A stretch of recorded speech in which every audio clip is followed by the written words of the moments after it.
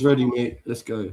And we are live. What's going on? Welcome to another edition of the Outside Station podcast, where I am joined with two starter panelists. All right, let's go ahead and get into it.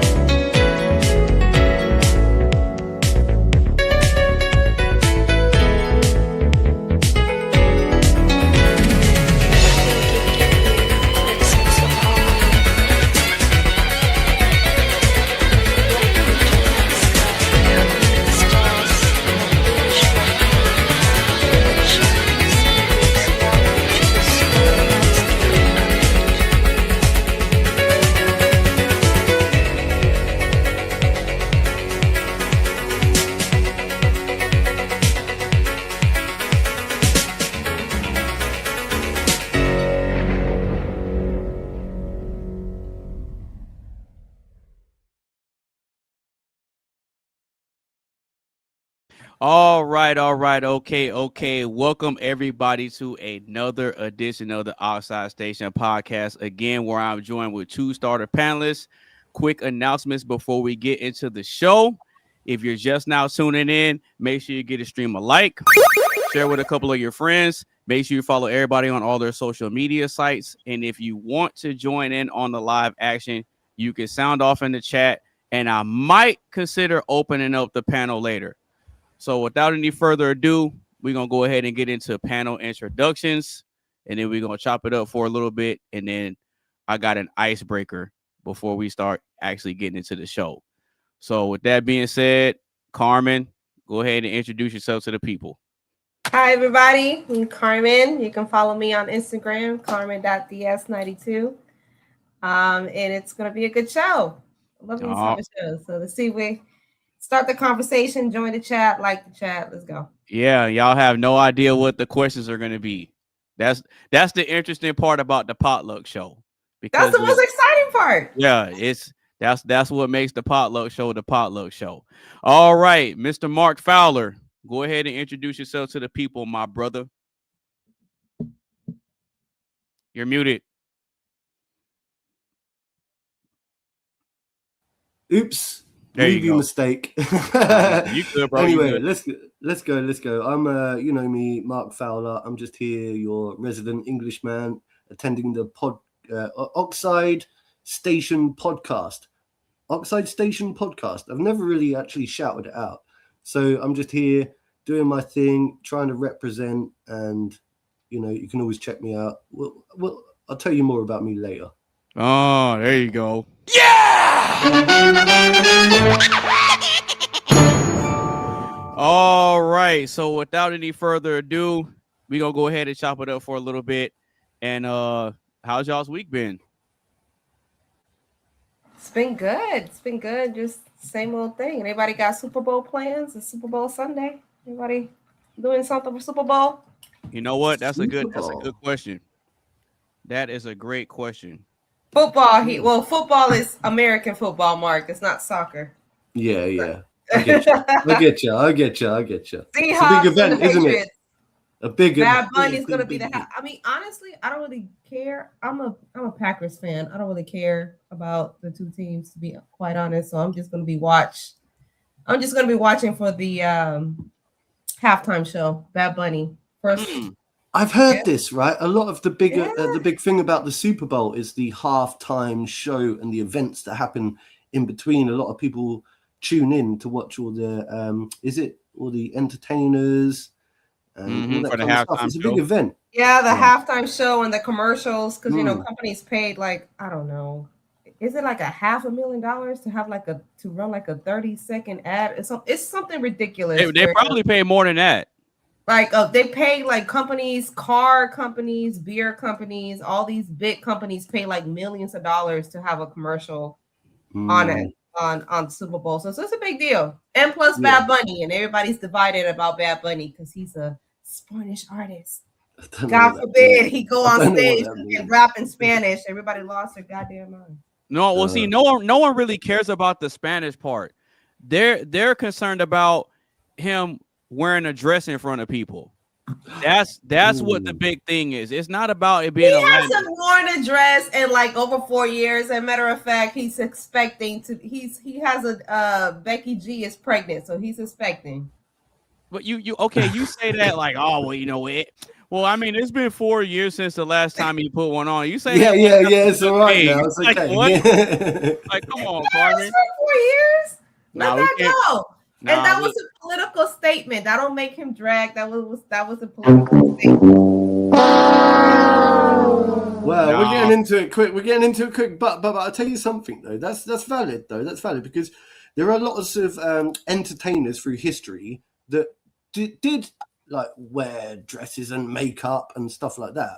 But that was before the age of what I would call like the modern day transgender era. Look, we're getting straight into it, aren't we? Right? But I'm just saying, like there have always been like actors. There's been lots of metrosexual entertainers. Look at Prince. Prince wore a dress. Hell, Yeah. Prince changed his name into a goddamn symbol. We don't say nothing about him. Look. I have never seen or heard of an example of Prince putting a dress on. Now, was he wearing blouses and tight pants and like shoes and the Queen? How about that? The back Freddie. straps, the backless. Freddie wore a dress. Freddie Queen made a whole video, and they were all on drag, and everybody was getting it. Yeah, but that's different because he was actually openly gay, though. That's true. That's true. That is true. Freddie Mercury. Freddie Mercury was, but the other band members weren't. Right, but they were probably doing it. I mean, this is just a speculation. They were probably doing it to stand in solidarity and show support for him because he was the front man. And at that time, it was still considered like a taboo for men to be openly gay like that. I mean, it's always been a thing. It's always been a thing. But for the most part of history and society, it's been kind of in the shadows and it's been considered a taboo. And it's still, I mean, I think it still kind of is today, but not as much. But as far as like the Bad Bunny thing is concerned, like he's not claiming to be anything other than, well, you know what? No, I think I heard about him saying that he was like bisexual or something like that. I mean, I could. Bisexual? No, that's what I'm saying. I think I might have heard that, but I'm not sure. I could be wrong. But if he's not claiming to be anything other than heterosexual, I don't necessarily see the point of him. Well, everybody's divided because it's the Super Bowl. Obviously, it's an American Super Bowl because it's American football, and everybody's like, "Oh, everybody's gonna be watching that." It's English speaking. He's gonna come out there rapping in Spanish. I'm like, well, God forbid they rap in Spanish. Oh. I mean, they don't really air the Super Bowl here in the UK as much as because I know it's such a big thing over there. I think we can tune in and watch it. Like, I'm sure we can tune in and watch it. It's just that the time. Y'all are gonna get messed up because of the time zone difference. Yeah. That's what's going to mess you guys up. I think we can tune in and we can always watch it on YouTube anyway now these days. Do you know what I mean? So I went ahead and pulled it up to see who's playing because I was completely unaware of who's playing. You weren't following Seahawks and the Patriots. Yep, and now that I see who's playing, I'm going for the Seahawks.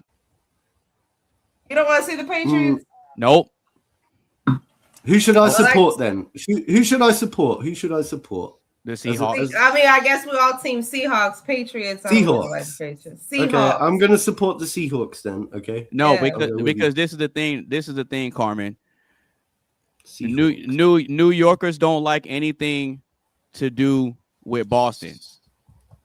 Is that why you? Yes. That's why I did. Yes. Seahawks. Not because Tom Brady left. Nope. It hasn't. I've never been a Patriots fan. I've never been a Patriots fan. Hang New- on, Patriots sounds New- like a nice Yeah, name New- though. New- Like it's New York. patriotic. New York has always been in a rivalry with Boston and anything associated with New England. You could look at the Yankees and the Red Sox. It's the same thing. Yeah. Yep, it's the same thing. And then even in New York, like the boroughs beef with each other too. I don't know. It's weird. Hang on, but are you Like are you like not Brooklyn and Queens don't like each other. That is the thing. Yeah, That is the thing. it is a thing. So it's like I'll listen to I listen to Queens rappers. Don't get me wrong. I listen to Queens rappers, but I'm always gonna side with Brooklyn, no matter what. What? I'm always gonna side with Brooklyn because that's where me and my mom's side of the family are from. Right in the middle of Brooklyn, Flatbush. Got family on Flatbush Avenue.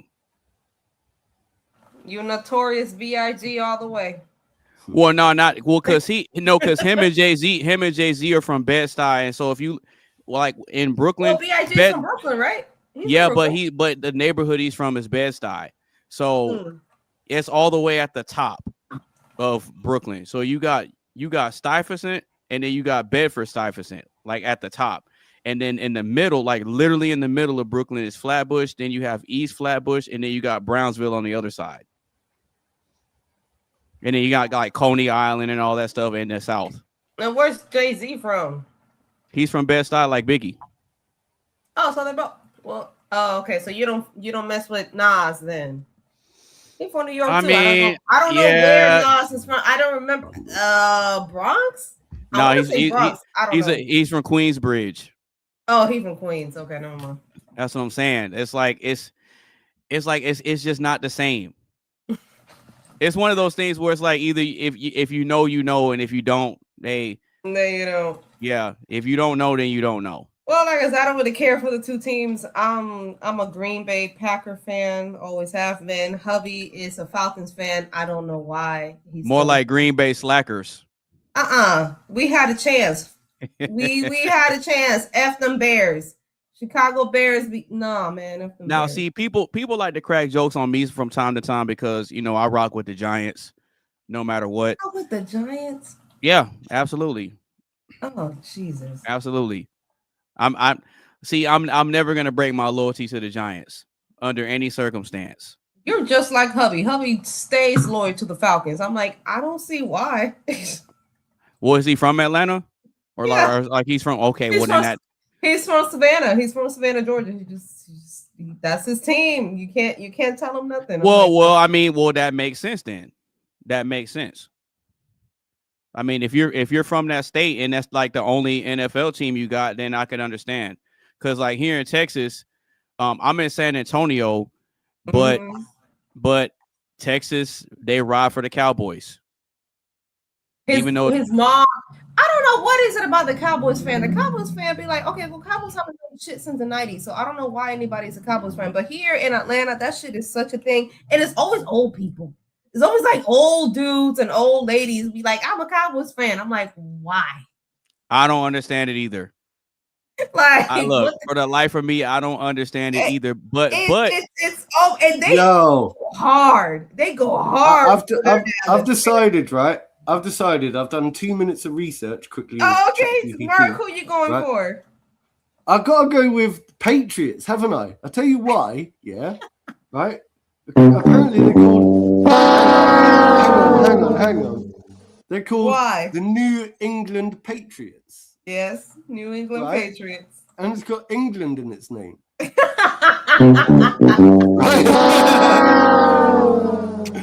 know what?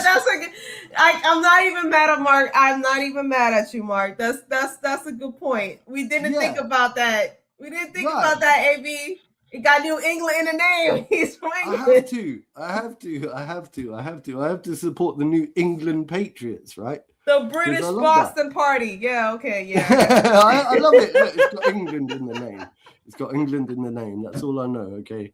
I ain't getting any deeper. What's your favorite football team, Mark? Do you follow sports?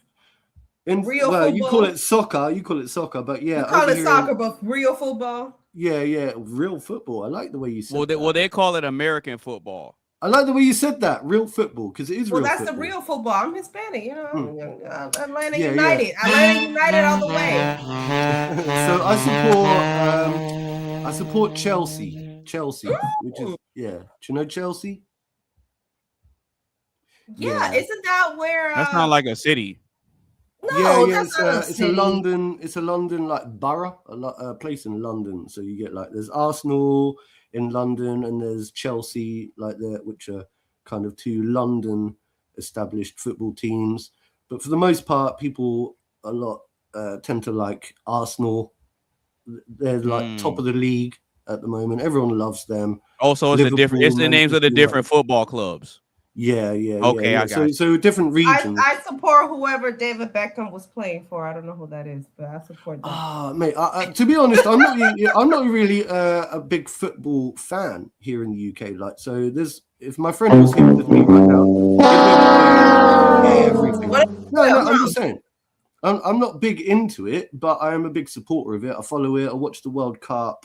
You know what I mean? I'm more really into supporting England in the World Manchester. Cup. The last thing was Manchester. He had a real big run with the Manchester. Okay, I'm a Manchester. Yeah, Man United, fan. Manchester United. Oh, no. I'm a Manchester fan. No. David Beckham played for them, sure. Everyone was a glory hunter back in the day, yeah. When it came to Manchester United, everyone was like called a glory hunter because everyone did that. You know what I'm saying? So then people would call them glory hunters. But in your case, I'll let you off because you just fancy David Beckham. You just think it's hot. I do. Yeah. I understand. He's a good-looking guy, I suppose.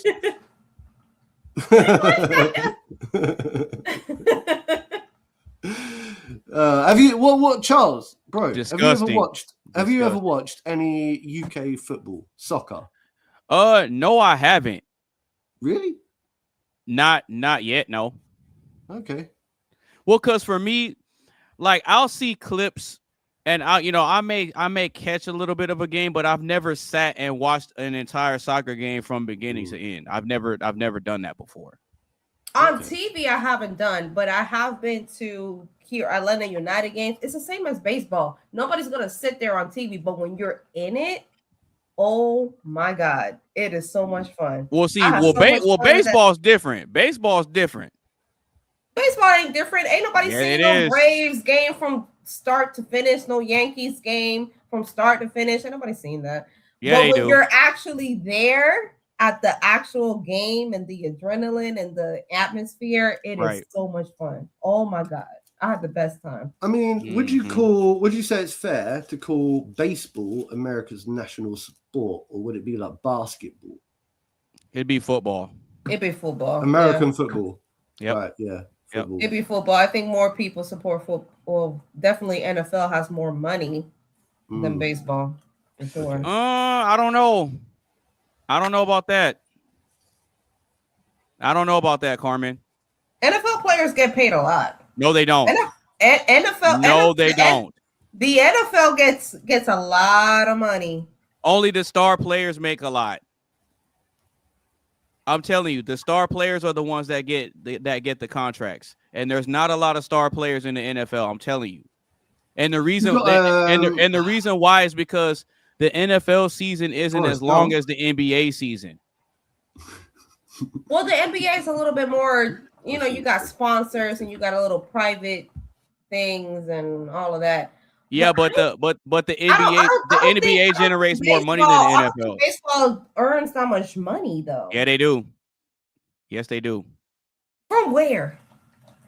I'm telling you. Because everywhere you talk to, anyone who asks, they don't know who your baseball. We've got like Babe Ruth. Babe Ruth. He was wasn't he like the most famous baseball player, American baseball player? African American baseball player, yeah. He was the National League. Black American.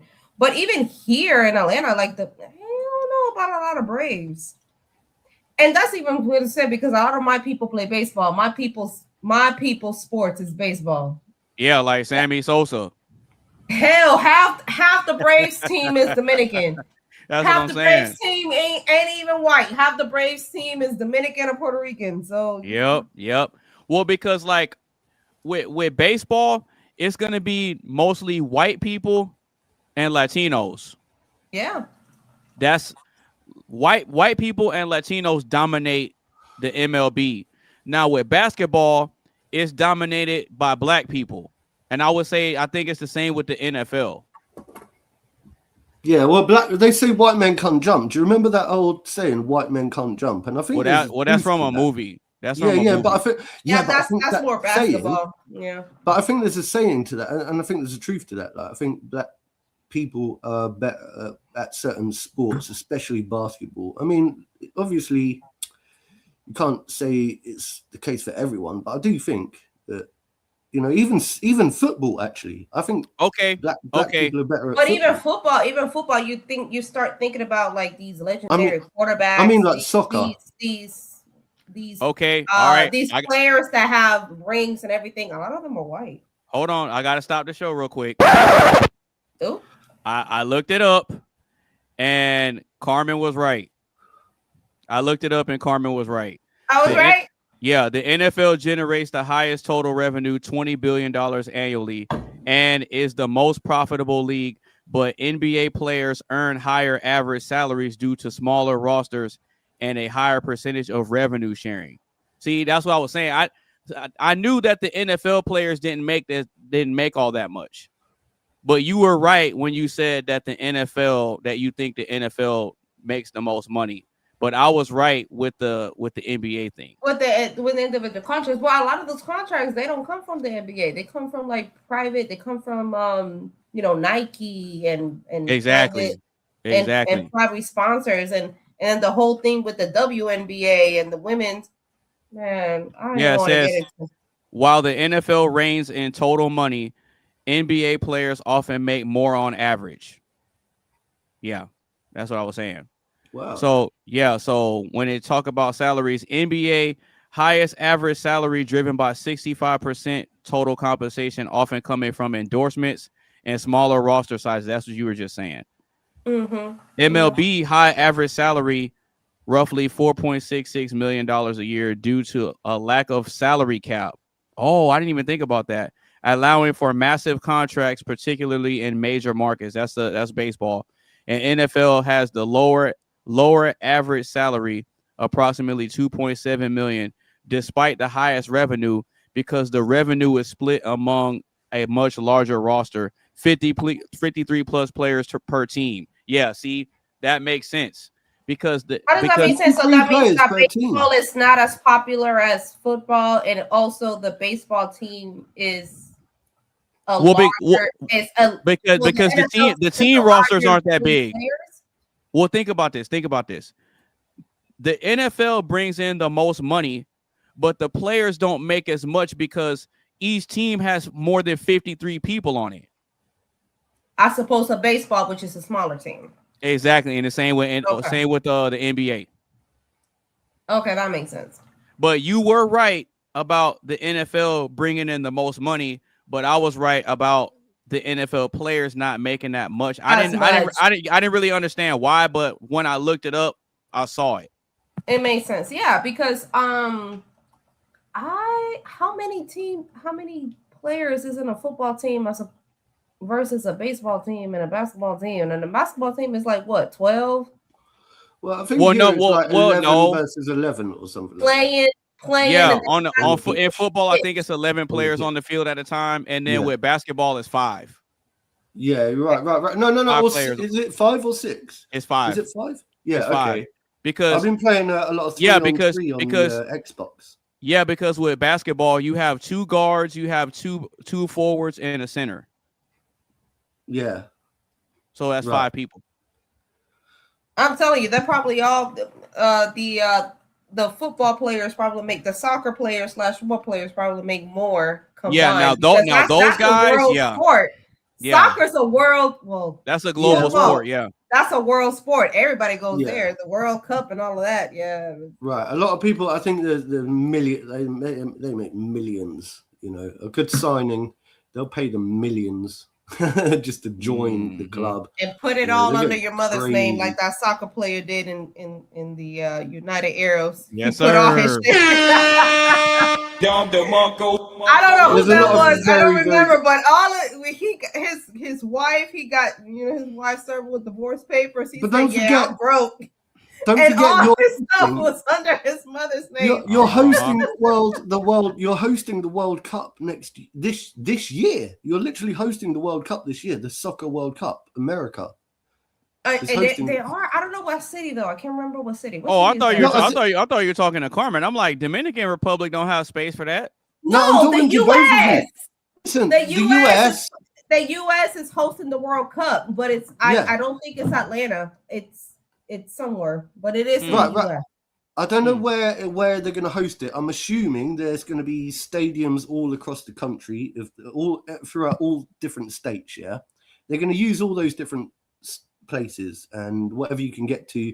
It's going to be regional, but it's not just the US that's hosting it. You're sharing the hosting with Canada and Mexico in as Mexico. well. So it's North American. Yeah, well, it's America, Canada, and Mexico. Yeah, that's North America. North America, yeah. Yeah, it's North America. Right. Oh, is it? Do Yeah. you call Mexico North America?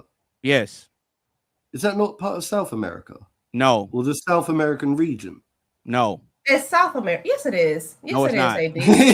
No, it's not. The Gulf of America. No. The Gulf of America. I see what you're Texas doing. I is see what North you're America, doing. but once you cross the border, you cross the border into South America. Nope. Wrong. Okay, enlighten me. No, listen. North America consists of 3 countries: Canada, the United States, and Mexico. Okay. Once you about the continent, then continent. Hold on. Exactly.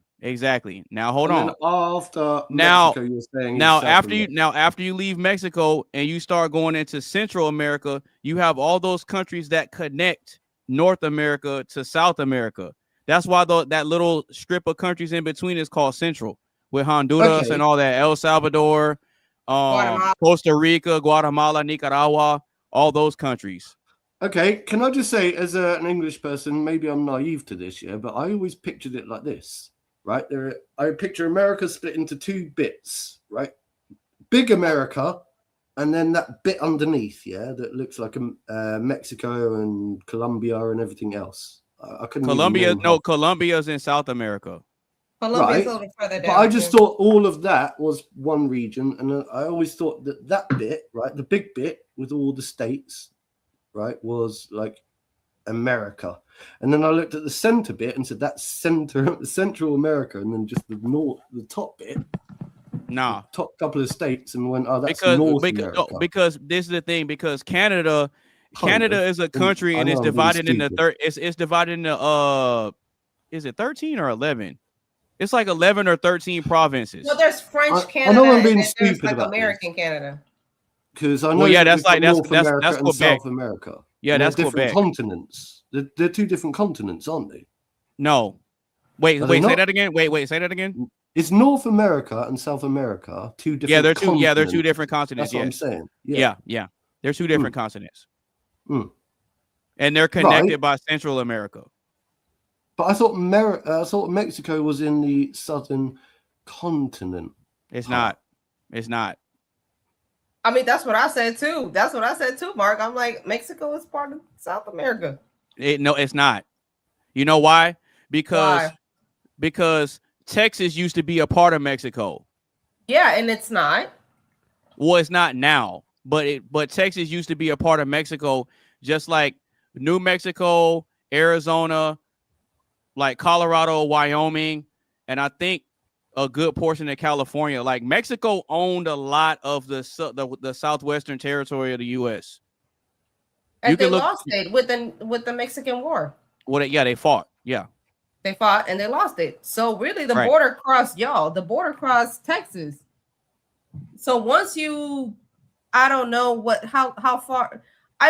Once you cross Tijuana, you in Mexico, bro. You're in Mexico.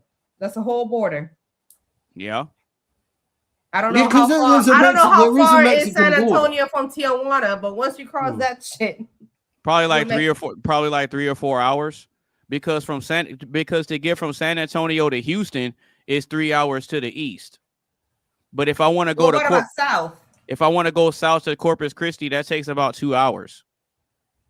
And now you're going towards the beach, to the Gulf of America. Have you ever been? Oh to yeah, the it's the Gulf border? of America now. Have you ever been to Mexico? No, I haven't. It's so close to you though. No. Okay, I've been extremely close to Mexico because, if you drive through Texas and you head west on I-10, you go through El Paso. And El Paso is, I guess technically it's like a border town because there's a lot of desert and mountains over there. And when you're going along the highway on I-10 going towards Arizona, if you look to your left, you'll see this long brown fence that's going along the highway, and on the other side of it's Mexico. Mm-hmm. But you can't just walk over there, can you, without no passport? Well, because the way they have it set up is when you're driving through El Paso and you look off into the distance, Mexico starts to get closer and closer to you. Because if you look at the shape of Texas, there's a flat part and then there's like a curved part at the bottom. And so when you're starting to go towards that western area, that's where El Paso is. And so El Paso is not even in the central time zone. It's in the mountain time zone. Where was Martin Lawrence? Everybody seen the movie Blue Street? Yeah. And Lawrence hopped the damn. What was that? He hopped that line and he was free. I don't know. Go to that town. I don't know. But yeah, they have this giant brown fence that's going along the border. And so when you're going through El Paso, you actually have to go through these border checkpoints. Can I ask Carmen, what about you? Do you have any Mexican in your blood or something like that? The only reason I ask Dominicana. I don't have any Mexican. My people, I'm from an island, so my people gotta literally get on a boat to get to my. Yep, 100% Dominicana. Yeah, I don't have any Mexican in me. I guess if I could trace it back, I might have some like Spaniard blood in me. That's the reason I asked, is because you speak Spanish, and I was like, oh, isn't that? Yeah, I speak Spanish and I speak English too, and my accent is not as thick as other people, but that's because I moved here when I was younger. My brother and my family have a very thick accent, but I think from my mother's side and my grandfather's side, if you can really trace it back, I have some Spaniard blood in me. So yeah, it's down in there somewhere. It's down in there somewhere. Maybe I have a great grandfather or uncle who's Spaniard or something. But really, I'm just native. And then I guess because I'm really light skinned, mm-hmm. I'm white skinned, so I'm very native. I'm from an island, so I'm very. What island? Dominican Republic. So it used to be. It used to be. No, you're from half an island. It's half an island. You know what?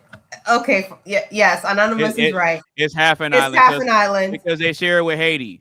They share with Haiti. Oh, it's shared with Haiti, because I've heard that Haiti is like a really dangerous place. Haitian, the other half is Dominican Republic. It used to be one island called Hispaniola, and no longer. There's a whole history in there. Oh, I get it, because I think that I know some Haitians. Yeah, I know a Haitian guy, and he like always says about like he hates the fact that his country was colonized, I think, or something like that. And I think, was it by the Spanish? It was colonized by the French, but the story behind Hispaniola, it used to be in all way back in centuries. It was Hispaniola. We were all one people. Well, what happened was the French came, the Spaniard came, and they conquered half of it. Yeah, they conquered half of it. The Spanish church, the actual church, the Vatican, got involved and said, "Hey, the French get this side meaning Haiti." Exactly. Oh, that's why Haitians know French. French and we speak Spanish. But Exactly. there's somewhere in between that makes treaty sense. that the Catholic signed, the Catholic Church, the Vatican, the Pope. Somewhere in between, we got to Russell and Tussin, and the Haitians enslaved the other half of the island. And then we gained Also, our independence. Dominican Republic and Haitians don't really get along with each other. No. Historically, no.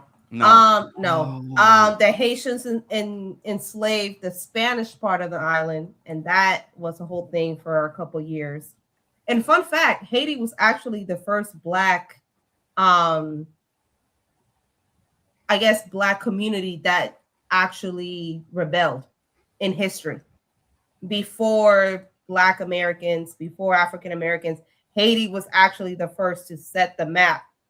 But it's a dodgy place. Like all I know is in modern times, it's a very dodgy place to go to. You don't want to go there. The Haitians were the first Black Americans. You know what year that? You know around what year that was? I don't remember. No, there's a reason I'm asking this. I don't know. I don't remember, but their fame and claim was that the Haitians rebelled even before the American slaves did. But anyway, the Haitians, enslaved us. Then the Spanish part of the island. Then the Spanish part of the island enslaved the Haitians, and then that's when we went. You should be a teacher, Carmen. You should be a teacher. You should go and teach stuff. My mother is a teacher. She's a third grade teacher. So you know what's funny? You know what's funny? It's funny that you say Carmen should be a teacher. Why? What is that? It's AI. Oh, he did that. Oh, that's actually good. That's actually good. Shout out to me. Española con Carmen. I like that. You know what? I actually did one. I love that. I actually did one. I even put the Instagram on there too. Hell yeah! Follow me.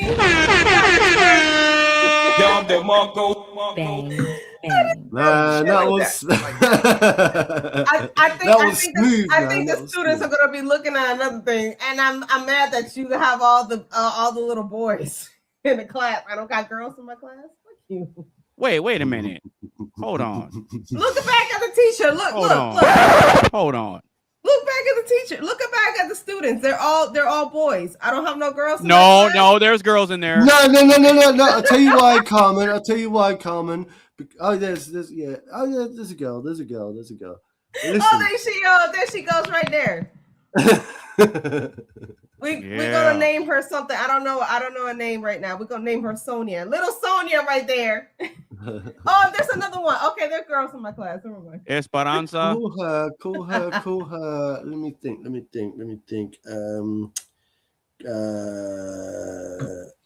Yeah, I thought that was funny. Yeah, I thought that was kind of funny that you said that.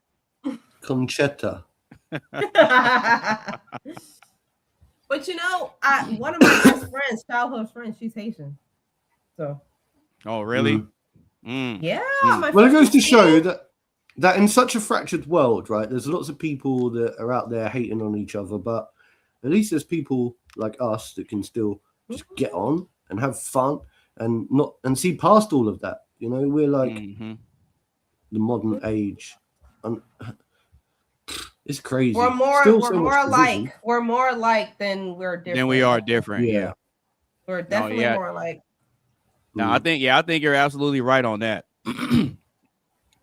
Yeah, but Mark, how's your week been, brother? It's been good, man. It's been good. I've been working steady. Had plenty of time to relax. Done some cleaning around the flat. But I've just found out recently, actually, that I'm due to be relocated. They're doing a redevelopment project in my local region. So they're going to just demolish my flat and relocate me somewhere. So, really? What? Yeah, I know, right? So I'm a bit like, what?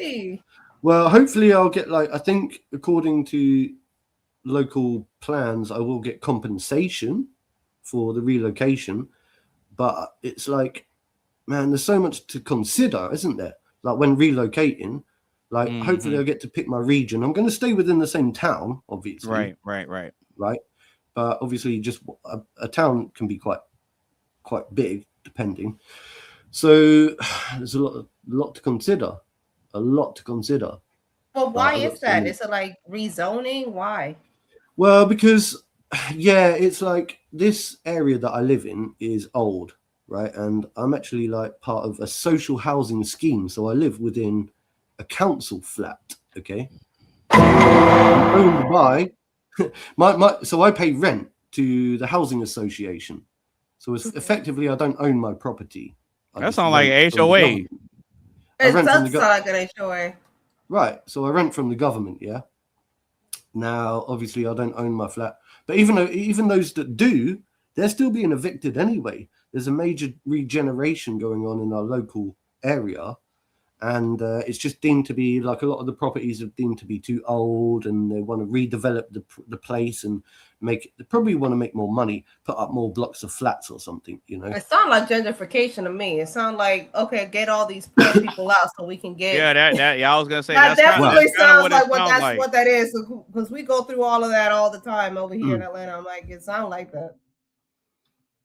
Get all the poor people out so we can. Well, the thing is, I wouldn't call myself poor. This is the thing. I just utilize the social housing place. Stop the cap.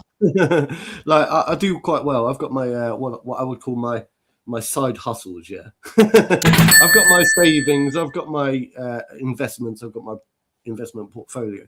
I just happen to live in a very poor area of the region. I do live in a poor area, but I'm not particularly like, and to be honest, I'm looking forward to it because I think I'm going to get relocated and I'm going to get to pick my region and I'm going to get to go back to my roots. And I think I can go back to the countryside area that I loved growing up in. And I think that so long as I've got local amenities and so long as I don't put me in a shitty like property that's just going to fall apart after 5 minutes, then I'll be okay. But I think I can benefit from this. I think I can benefit from it. So it's like a lot of people are apprehensive. That's why I was a bit late here because I was talking to my neighbor next door, you know? Oh, no, you good, bro. You good, bro.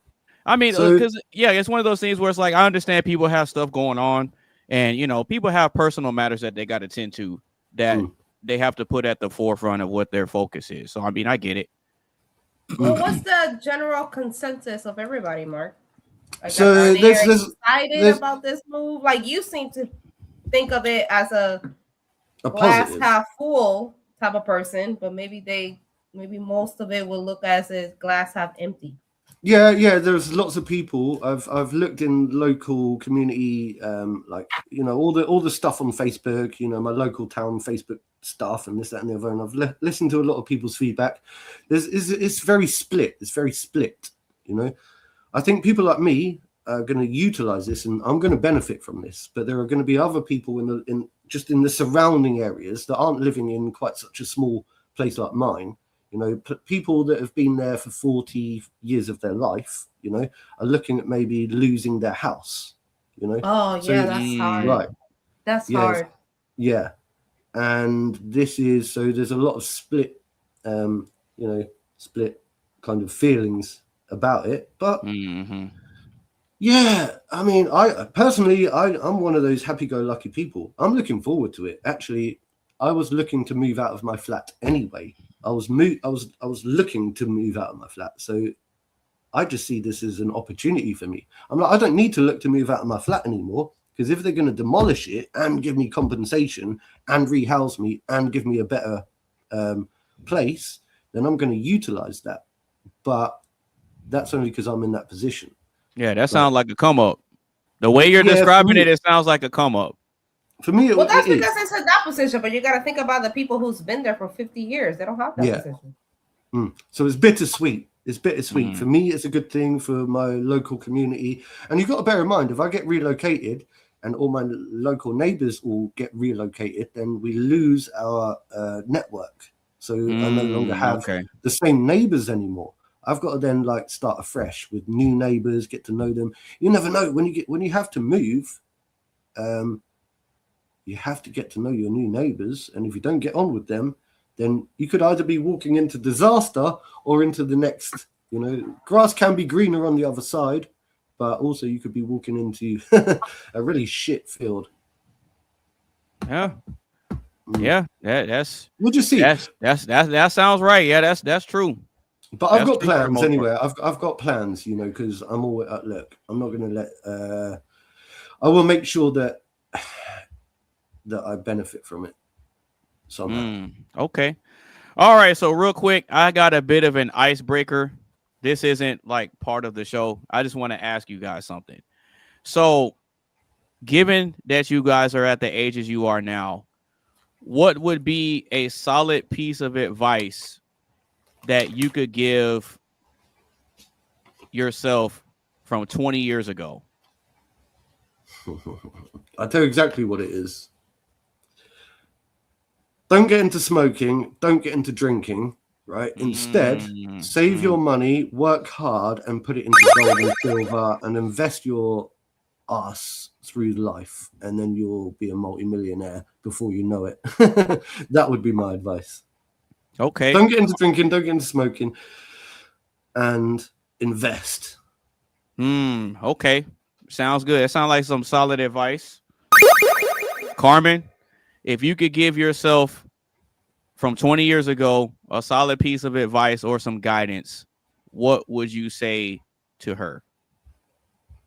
Oh man, 20 years ago, Carmen was a bartender at a bar. And I would say for relationship, I would say, girl, play the sidelines a little bit. Put that box on ice. You ain't gotta be out here all the time. You ain't gotta be out here. Don't be out here. Exercise some discipline. The right man will come. The right man will come. This gets me thinking. And definitely don't listen to your single girlfriends that be like, girl, 20 years ago, Carmen wasted a lot of time listening to her single girlfriend. So don't listen to that. Fix yourself, fix your trauma, put that box on ice. That's it. Well, we got somebody in the chat saying Carmen really pretty. Okay. Carmen really pretty.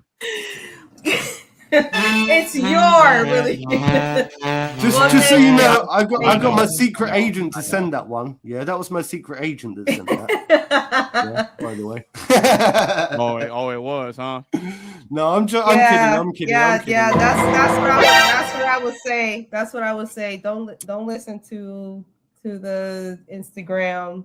Just show back, girl. But can I? You got me thinking. Yeah. Go ahead. If we were to go back and teach ourselves and tell ourselves to do something different, then we wouldn't be here today and doing what we are right now. So, surely we shouldn't be looking back in the past and saying, I wish that I could have changed this, or I wish I could change that. Because if we do, then we wouldn't be right here, right now, exactly where we are. And to be honest, I value this time so much that I wouldn't change anything for the world. Boom. I don't know about that. I think what about your partner as well? If my partner, I found my husband, but I don't think I could have saved myself a lot of heartbreak. I could have saved myself a lot of time, and I could have definitely learned a lot and saved myself a lot of trouble. And what doesn't kill us? And I feel like I would still be in the same place without the baggage. If I know what I know today, I wouldn't have done half the shit that I did. So you reckon? Because I think this sometimes. I think I look back at myself, at my life, and sometimes I think, do you know what? I wish I didn't do this. I wish I didn't have to experience that. I wish I didn't, go through that heartbreak or that trauma at that time. But then the more I think about it, the more I realize that I had to. That's what makes me who I am today. I had to go through all of that. And, you know, like I know that the best people I know in this world are the people that have been through some of the hardest times, because what didn't kill them made them into the person, made them stronger. It made them into the people they are today. Made them stronger, but why do I have to fall down and scrape my knees when I don't have to? And still learn the same lesson. So that's what I said. I was like, I don't have to. She does have a good point. I don't have a point. I don't have to fall down and scrape my knee to learn the lesson. I could have listened to somebody else, but I didn't. Sure. Yeah. I mean, yeah, I guess so. To some people, you'd be like, well, shit. I guess you gotta fall down until you learn. But I don't think we need to do all of that. I think we can. No, I don't agree, and I'll tell you why. I'll tell you why. Is because like if you think about like upper class people, politicians, people that run the world, right? They lead because they think that they know how other people are experiencing their lives, you know. But they don't really understand it because they've never experienced it before. And you think to yourself sometimes, look, all you need is to come to the school of hard knocks, right, and be taught a hard lesson at times. You know. Come into the ring, get punched in the face, and then you learn something called humble pie. You learn something like whatever it is. You know, there are certain life lessons that we have to go through these hard times, these hardships, to make us the person that we are today. I don't know. I'm not necessarily 100% disagreeing. I'm just saying that there are certain things that you do need to fall over and scrape your knee, I think, at times, to be able to learn to go, do you know what? I will toughen up. Next time I fall over and scrape my knee, I'll go, I'm not going to cry next time, perhaps, or something like that. I don't know. I don't want to be too argumentative with you, Carmen, but I'm just putting my here we go. Here we go. Oh my God, bro. Oh, hell no, man. Everybody knows about Bill. Get your ass on, man. Get your goddamn ass. You and your side effects, I swear to God. You mean sound effects? Yes. You said side effects. I did say side effects. You and your stupid. Hey, same difference, man. Same difference. No, okay. So if I could give myself a piece of solid advice to myself from 20 years ago, if I rewind the clock 20 years, I would have been 17. So this is in 2005 when I first started making music. Now, and I was still doing. Now that I'm looking back, I was doing a lot. Why are you looking back like that? You just realized it. What, you weren't doing it? No, because I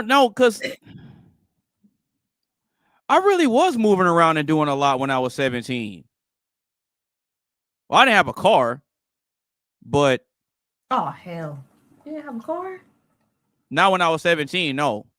Because I had the self-awareness and know that I wasn't responsible enough to handle a vehicle. Because I didn't get my driver's license until I was 18 for that reason.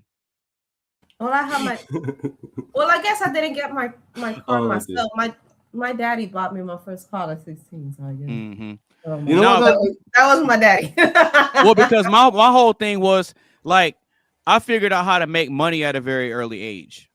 So by the time I was 17, like I was making a lot of moves in high school. Like I was selling candy, I was selling video games, I was selling magazines, and I had a job.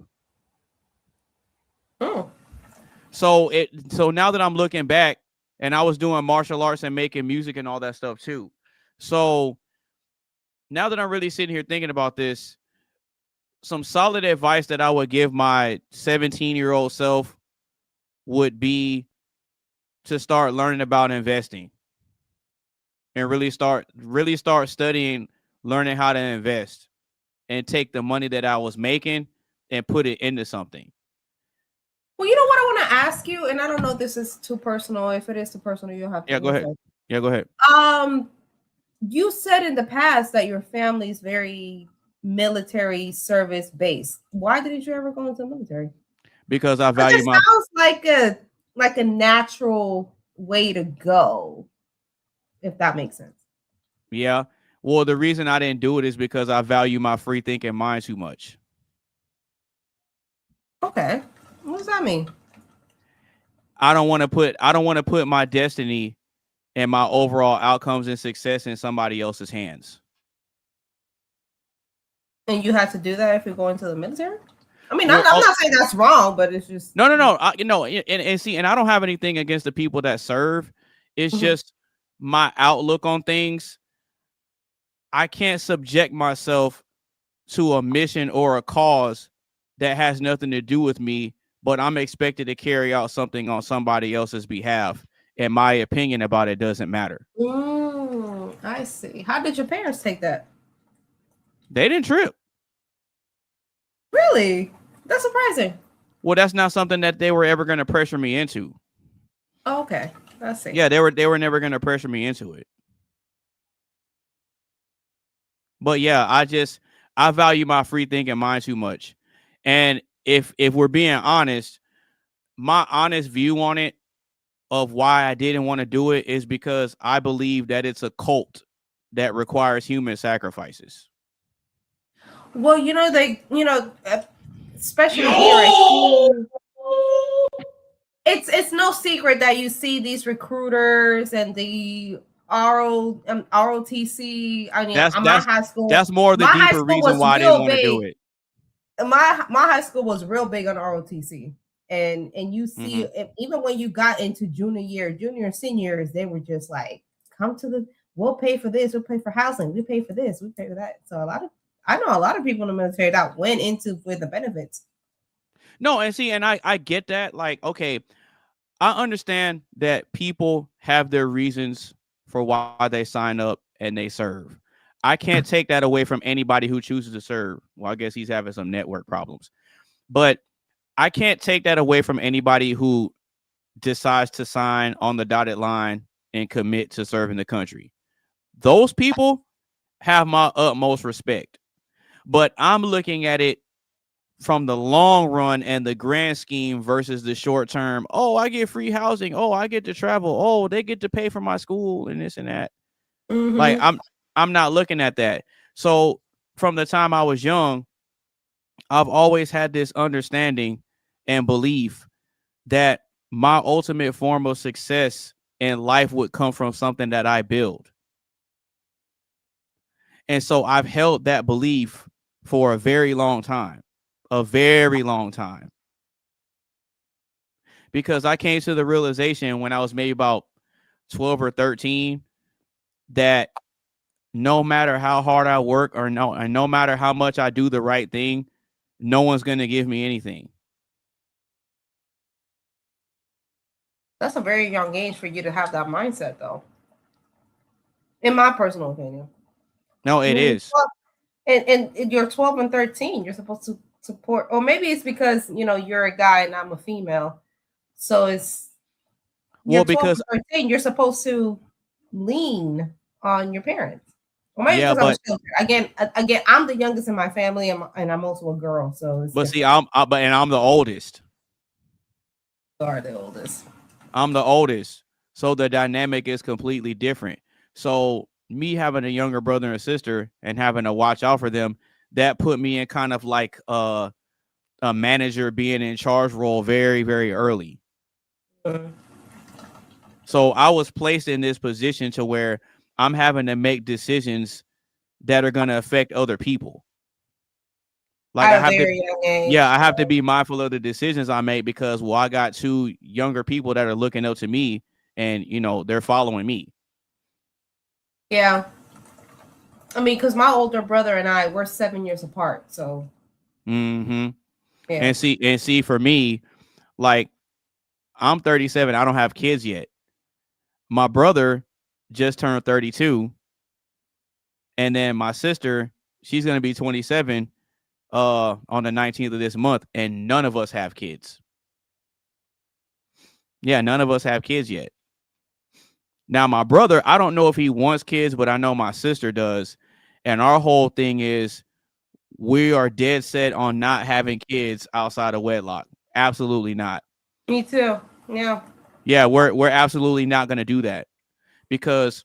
Yeah, I'm 33, and isn't that so rare? It's so crazy. You get the crazy eyes too, because everybody's like, "Oh my God, you must not like kids." I'm like, I love kids, which is why I chose to wait. Mm-hmm. Yeah. We'll see for me, I get it a lot because of my age. So I kind of get flack from the guys like, oh, you don't think you're waiting too long? And I'm like, it ain't like you think it's the same on both sides or what? Like, no, it's not the same. It's just, by this time, most people have at least 2 kids by now. But then when I break down why I don't, then they understand. They're like, oh, okay, that makes sense. Because I'm prioritizing setting up an impenetrable foundation as far as me having networks and systems working for me, to where if I decide that I want to have a family as a primary focal point, I don't have to take time away from them to focus on this. In other I get what you're words, saying. Like you're setting up a foundation, a foundation, so that by the time you settle down and get your partner, you don't need to be stressing and worrying. You've got everything there set. That's kind of a bit like me. But here's the problem with that. I'm going to say, before you know it, you get to 40, and then the next thing you know, you're still doing it at the age of 50. And then it's like, whoa, hang on, I'm middle-aged now, and I've been prioritizing all my life on setting up my foundation. Whereas a lot of people I know, they rush into relationships the other way round. I'm not saying that either way is better, but otherwise you end up someone like me, a 42-year-old man who's been trying to set up his foundation all of his life. I've managed to set one up. I'm comfortable. But now I've got to try and equate to bringing somebody else into my life. And now because I've become so comfortable being single, right, it's like, it's a bit late now. It feels a little bit late for me to start bringing somebody else into my life. That's not true, though. That's not true. For men, it's different. For men, for us, it's different because what we're expected. Yeah, okay, because what we're expected to contribute to a relationship and a household is completely different. We have our whole lives to build, and there's a reason for that. And see, I find myself in these Bible debates with people sometimes, right? And what's interesting about it is that the Bible tells you why the man is supposed to be the provider, and it tells you why the man is the worker and the woman isn't. It's very clearly outlined in the Bible, in the very first book of the Bible. There's a reason why the women are the ones that carried the baby and they experience pain through childbirth, but then they still have a desire to be with their husbands. It doesn't take it doesn't take away the love and the desire for them to be intimate with their husbands, even though they just went through 9 months of pain and labor to bring forth a life. It's weird how we're wired, but then when you actually sit and have a conversation about it, it makes sense. And the reason why it's like that, the reason why us guys are the ones that are supposed to be the hard workers, and we're supposed to be going out here facing the world and building ourselves up, is actually a punishment. No, it is. Yeah, but we can suck it up. We can suck it up. It is. But we can suck it up. It's what men have to go through, of us having to work, and put our feelings and our pride aside and get this money and get our lives together. It's actually a punishment.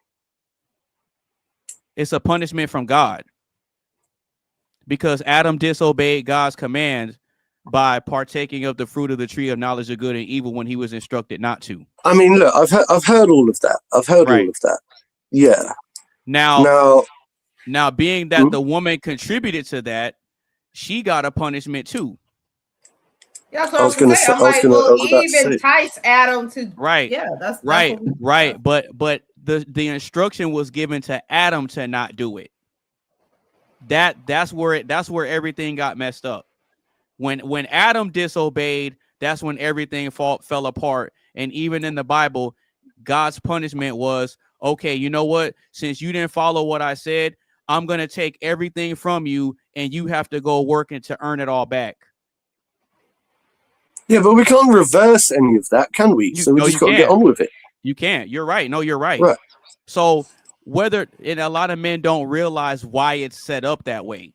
But I'm telling you why it's set up that way, that the men are the workers that have to go out here and build, and the women aren't. The women aren't. It's for a specific reason.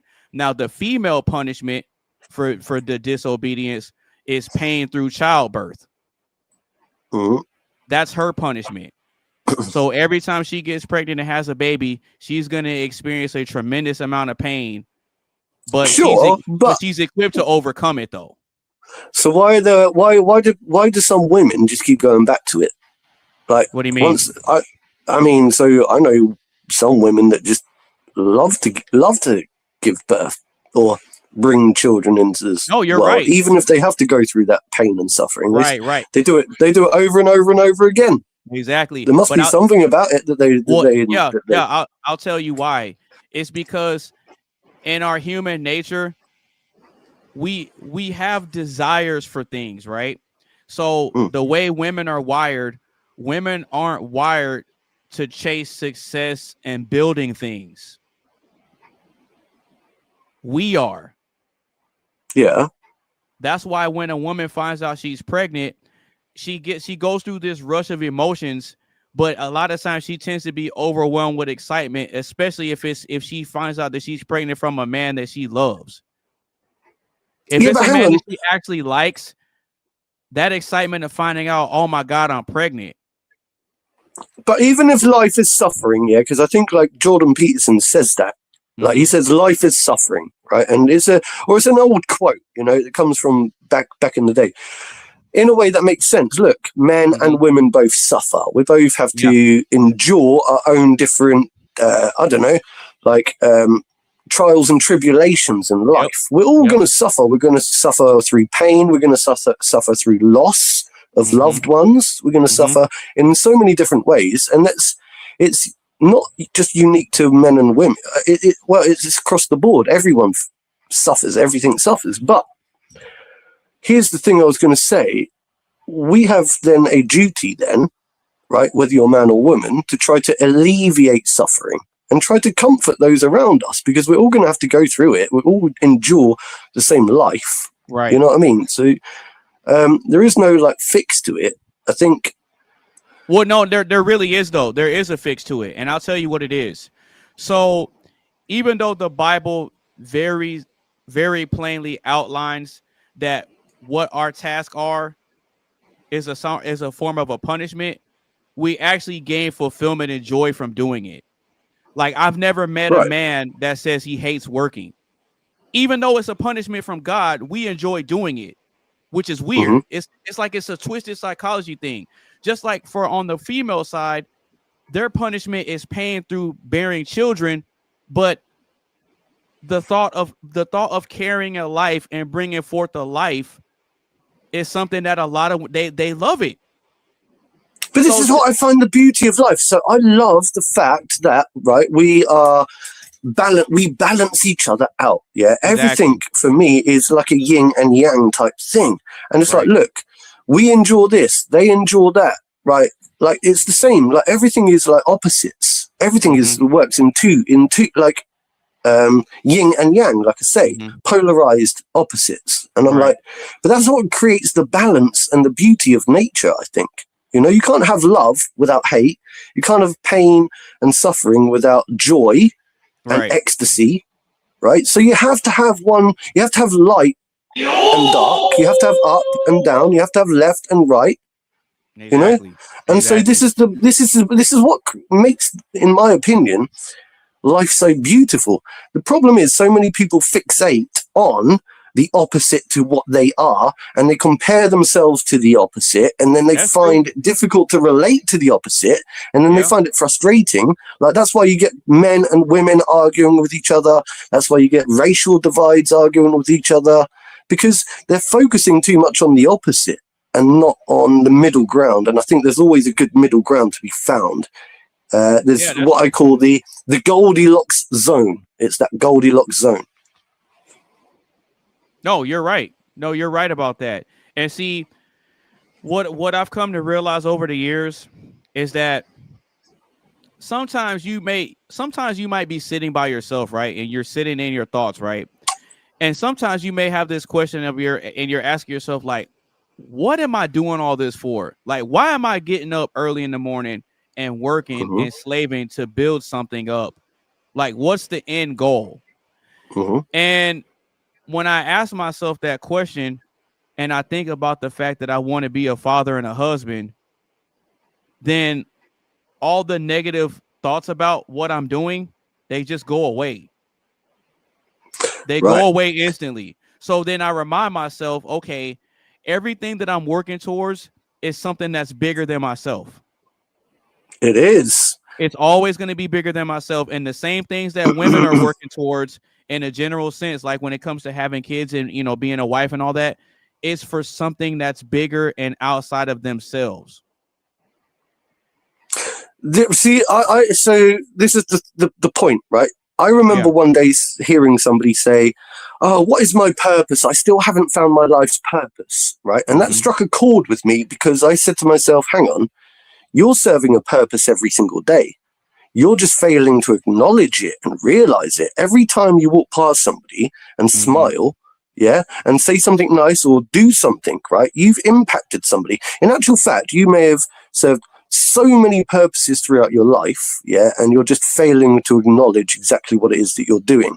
You know, you could have saved somebody's life without even realizing you've saved their life. You know, we serve multiple purposes. Every time we wake up and do something with our time, we're doing something. It's for the greater good. It's the ripple effect. If you throw a pebble in the water, right, it creates a ripple effect, and that ripple touches everything else around it, and that has a knock-on effect, the butterfly effect. We've spoken about this, I think, before, many podcasts back, but I did a whole... Look, I'm going to share with you a video on this later. I spoke about this, and it's, but I'm just saying that, of course we work, we get up and work because we feel as if we're doing something great. You know, people have this idea of legacy, leaving some kind of legacy. You don't want to be left behind, but at the end of the day, memories die. We're all going to die. And the memory of us will eventually die one day, but we would have touched many people, and we would have helped along the way, like a colony of ants or something. Facts. Hey, so real quick, Carmen, I'll be back in a sec. Which iPhone do you have? It's this one. Hold on, let me see. It's I think it's a 16 Pro actually. Hold on, well, let me confirm. Well, yeah, because when I saw the 3 cameras, I'm like, okay, she has a Pro or a Pro Max. iPhone 16 Pro. Okay. No, the reason I'm asking is because I have the 17 Pro Max. Oh, you got the orange one. Look at you. It's the orange color. Well, no, I got this case recently. It's still newer than mine. And you got the newest color. Because I got the rose gold one. Ah, okay. Yeah, because with this case that I have, like this part was separate, but you know, I stuck it on, and it's kind of like this little holder thing. So I can stand? Yeah, so I can hold it and do whatever with it, and it's made out of metal. But I like that. But the cool thing about this case though is that it has a camera lens cover. Yeah, mine had one of them, right? But guess what? The camera lens cover broke off in the end. Guess why? Because I dropped the phone. Yeah, I dropped the phone. Oh. It was protected. Scuffed. So like this lens right here, it's like scuffed right there. I drop my phone all the time. See, we all drop our phones all the time.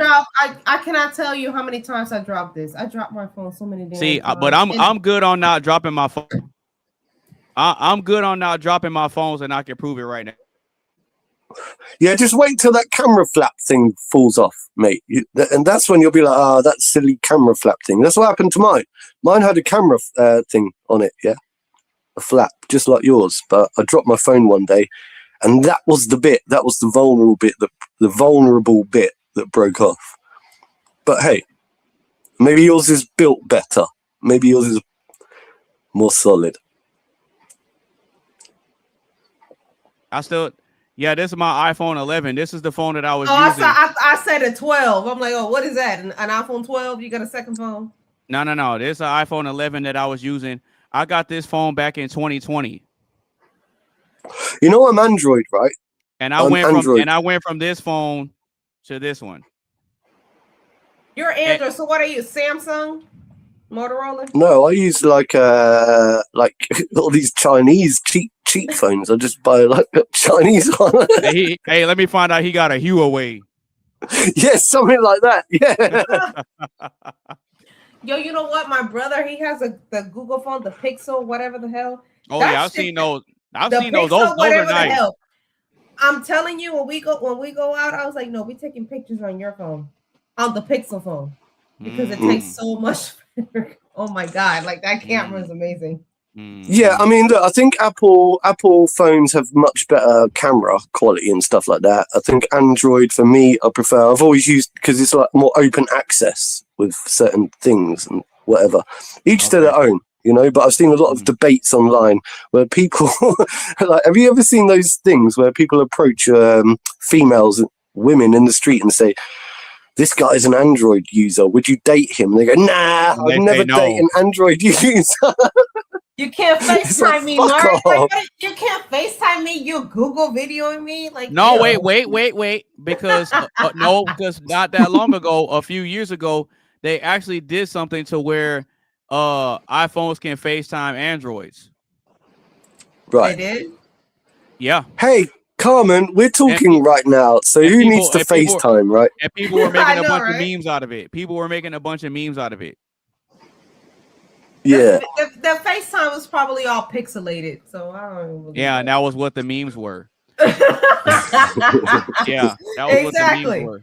Oh, pixelated and Roblox looking like ain't nobody. No, but Yeah, broadcast, you broadcast, bitch. Right. You with your Android. But your Android. You can't afford an Apple. But back to this chat. Coley said he's gonna be pulling up in a little while. He's getting something worked out with his internet. Fair play. When he rocks up, that'll be a perfect time because I want to go and cook some food as well whilst I'm doing this. All right. Well, with that being said, I'm gonna go ahead and get into the first question. Oh yeah, that's a good point. Are y'all ready? Yeah, let's go. Go on.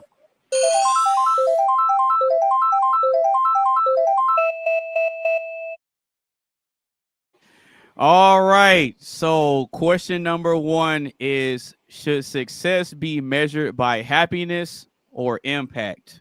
I'll read it one more time. Should success be measured by happiness or impact? I like that question. And I'm pretty sure you guys noticed that I redid the little roulette wheel. I made a way better one than the one I was using before. Yeah, this one is way better.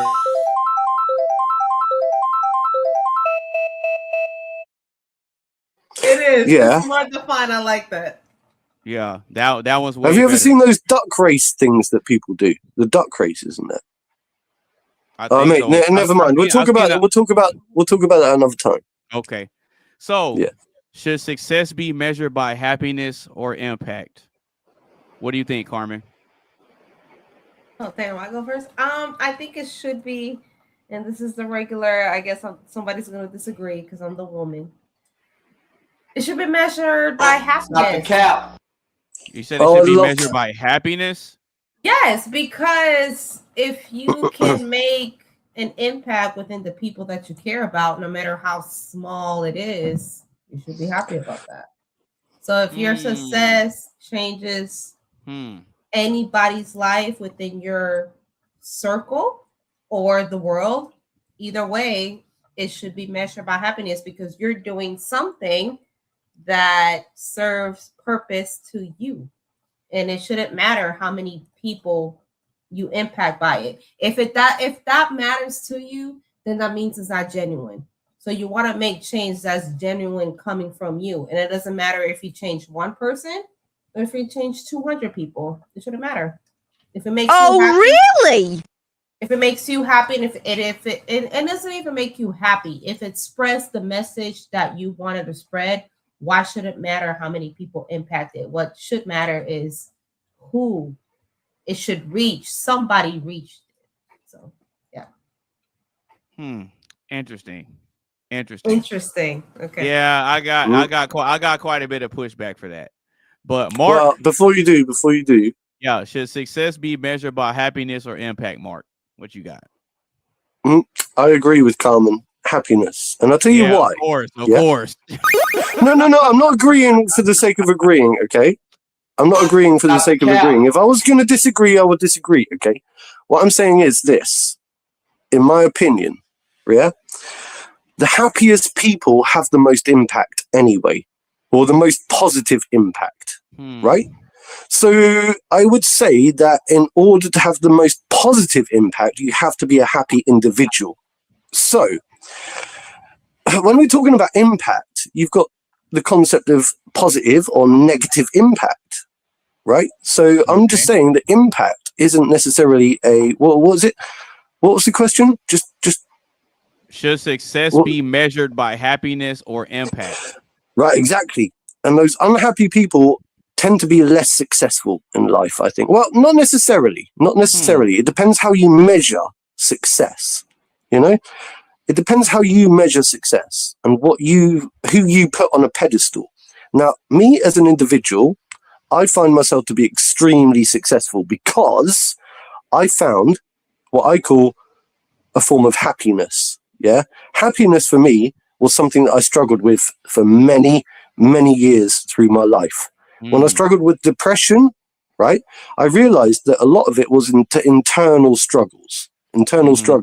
As soon as I found a way to alleviate my depression and this, that, and the other, and find ways of expressing myself and build, it works hand in hand. The happier I become, the more impact I create and the more successful I become. So you can't put one in front of the other, but I would say the happiest people in the world are probably the most successful people in the world.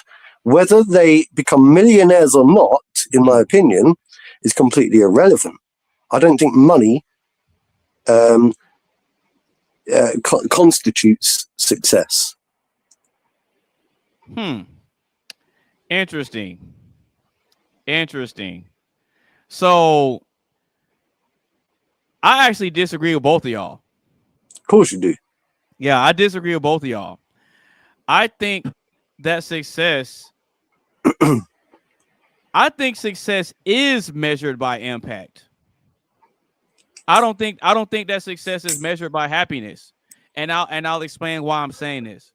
Because in my view, this is just my perspective. I'm not going to act like everybody else thinks the same way I do, because I know they don't. But from my perspective of how I see things, I tend to look at things from a very logical, analytical, and an unconventional way. And so I'm under the impression and firm belief that happiness isn't even a real thing. Nah, that's okay. Go on. See, and that's how I know other people don't think this way.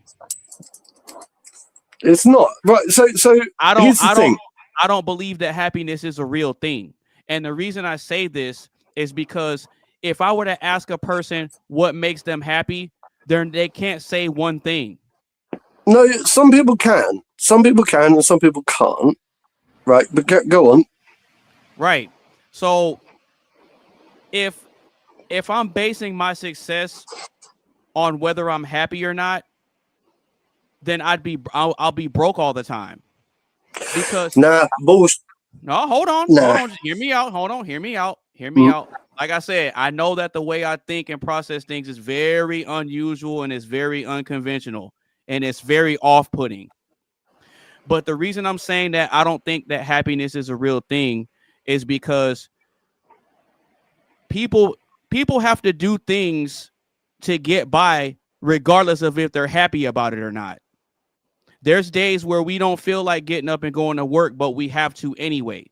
You may not be happy about the weather. You may not be happy that your boss is talking to you a certain type of way, depending on, like, if you're working in a restaurant, you might not be happy that you always show up to work on time, but there's always those one or two people that always show up late and mess everything up. You're not gonna be happy all the time.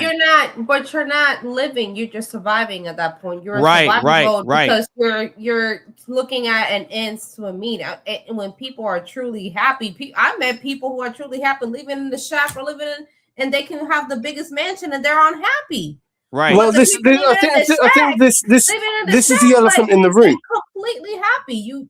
Happiness and joy. It is real because at that point, right. You're just living to survive. Okay, so Coley so when says, it comes to wait, real quick. So Coley is saying impact because your actions on what goals you achieve and what great advice you give to people will determine how much happiness will show. See. He's kind of along the lines of what I'm thinking. No, because you can make an impact even in a small community and the small people, and it will make you a greater person for it. You don't have to be nationally known. Right. You're right. But if you're if what you're doing is making a big impact on people, the people that you're impacting aren't thinking, well, I wonder if this person's happy or not. What they're doing is they're deriving pleasure from the impact and the investment that you made on their lives. Hang on. Charles, before we go to let me try to break this down. So first of all, right, when you're talking about not being such thing as happiness, I understand what you're saying. Now, how do we measure happiness in the first place? First of all, we got to look at things like, contentedness. Yeah. So when a person is content, yeah. Now, there was a study back in the day that they did on the Buddhism mentality. Yeah. Okay. So those that study Buddhism quite often give up. They sacrifice a lot of material items, such as relationships, money, clothing. They all just go and live in the mountains. And do you know what? They did a brain study on these people a long time ago, and they found that they were actually among the most happiest people on the planet, right? You could see through neural networking that these people that have a life of less materialistic tendencies tend to be the happiest people. Do they create the biggest impact in the world? Perhaps not. Are they more successful? Probably, possibly. What about the guy that goes and sits in the Tibetan mountain for 20 years and meditates? Do we say that he's unsuccessful? No. The point comes back to how do we measure success? And I think the problem is in today's era that people measure success through a materialistic lens point, a materialistic viewpoint, yeah? So they will say that person is successful. Why? Oh, because they drive a Mercedes-Benz and they've got like a really pretty woman on their arm. I don't actually constitute or consider that to be success. Do you know how I measure success in life? I measure it through life expectancy, yeah? So I say, life is like a game. And our job through the game that we're playing is to win the game. How do we win? We just keep living. Every day that you wake up, that is what I call success. If you wake up today, or if you die tonight, I would consider myself tomorrow to be poorer than you, but more successful because I've lived a day longer. And that's how I measure success. And I'll tell you another example of happiness. Look at Bob Marley. Look at what he did. Bob Marley lived his life. He was happy. He was happy. Exactly. And he said his happiness created a whole movement to set Jamaica free. Okay. Because every little thing is gonna be all right. Through his happiness, through his simpleness, through his I'll take life one day at a time. If I can change one life, it will change the world. And look at what he did. Yeah, but watch this. No, watch this though. That's a good point. But hold on. That last part of that statement you made, you were describing the impact he made on people. That's true. The impact that started with himself, and he wasn't thinking about changing the whole world and then starting a whole movement. He was just thinking about, I'm happy. This is what I believe. I believe that people can love each other, and it started that way. And because he felt happiness, because he indoctrinated that peace and that loveliness, it transformed into impact. Yeah. Armin. So yes, Positive impact. You can start as being happy with minimal stuff, and it can transcend into something bigger. But being happy with minimal stuff isn't what we're talking. That's not a form of success, though. Well, this is the point. Is how you measure success. That's important. Success is subjective. Well, because think about this. You can be a millionaire, and people think, oh, well, if I'm a millionaire, I can be successful. And then there's other people that think success is, well, if I can pay all my bills and to have something left over, that's success to me. Success is subjective. Like that's not even. Yeah. But if you really think about this, though, okay. I'm gonna go back to something that I said earlier. I was saying earlier that I understand that the things that I do and the things that I'm working towards are bigger than myself.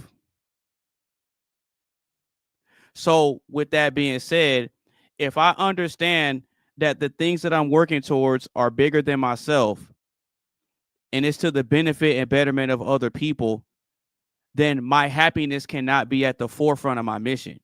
It can't be. It can't be.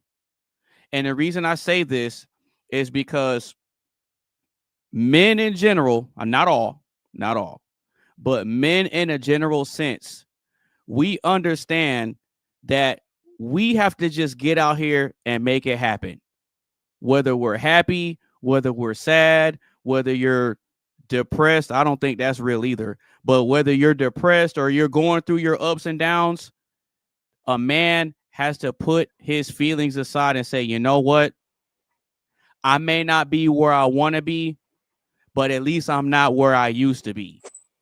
So I understand what Mark and you are saying when it comes to the day-to-day battles and victories that we get.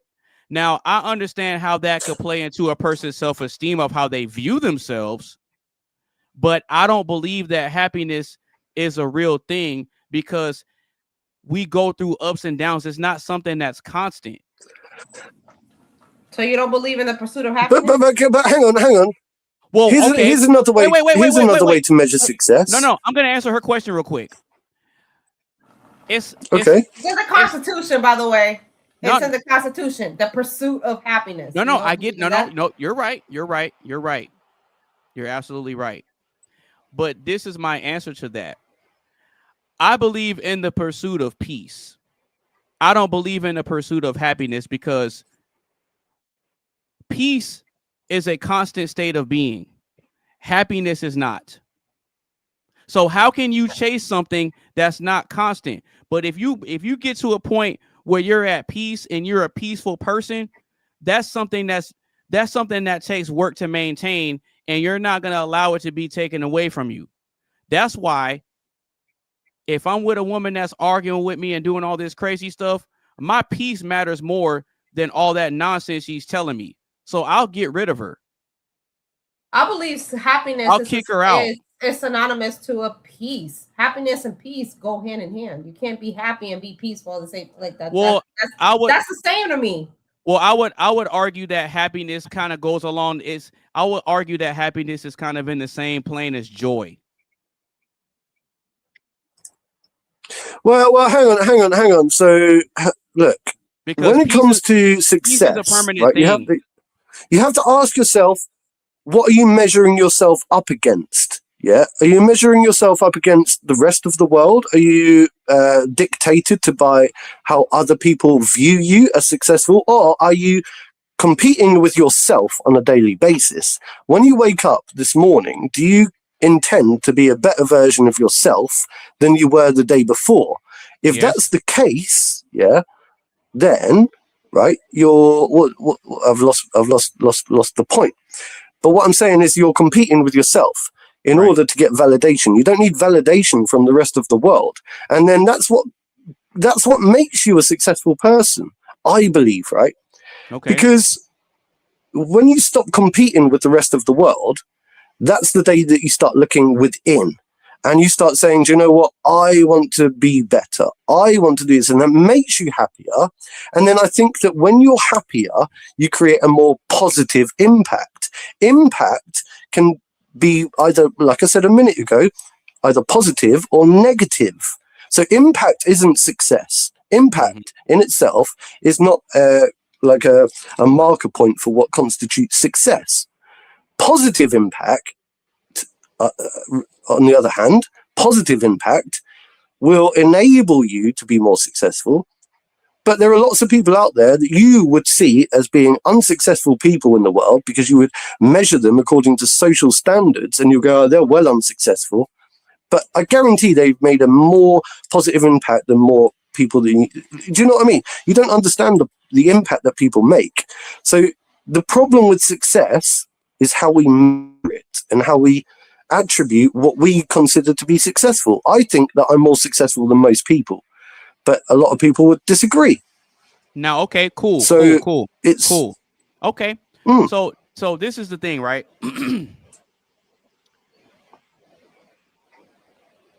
When it comes to the idea of success, I'm still going to stand 10 toes down on it's the impact.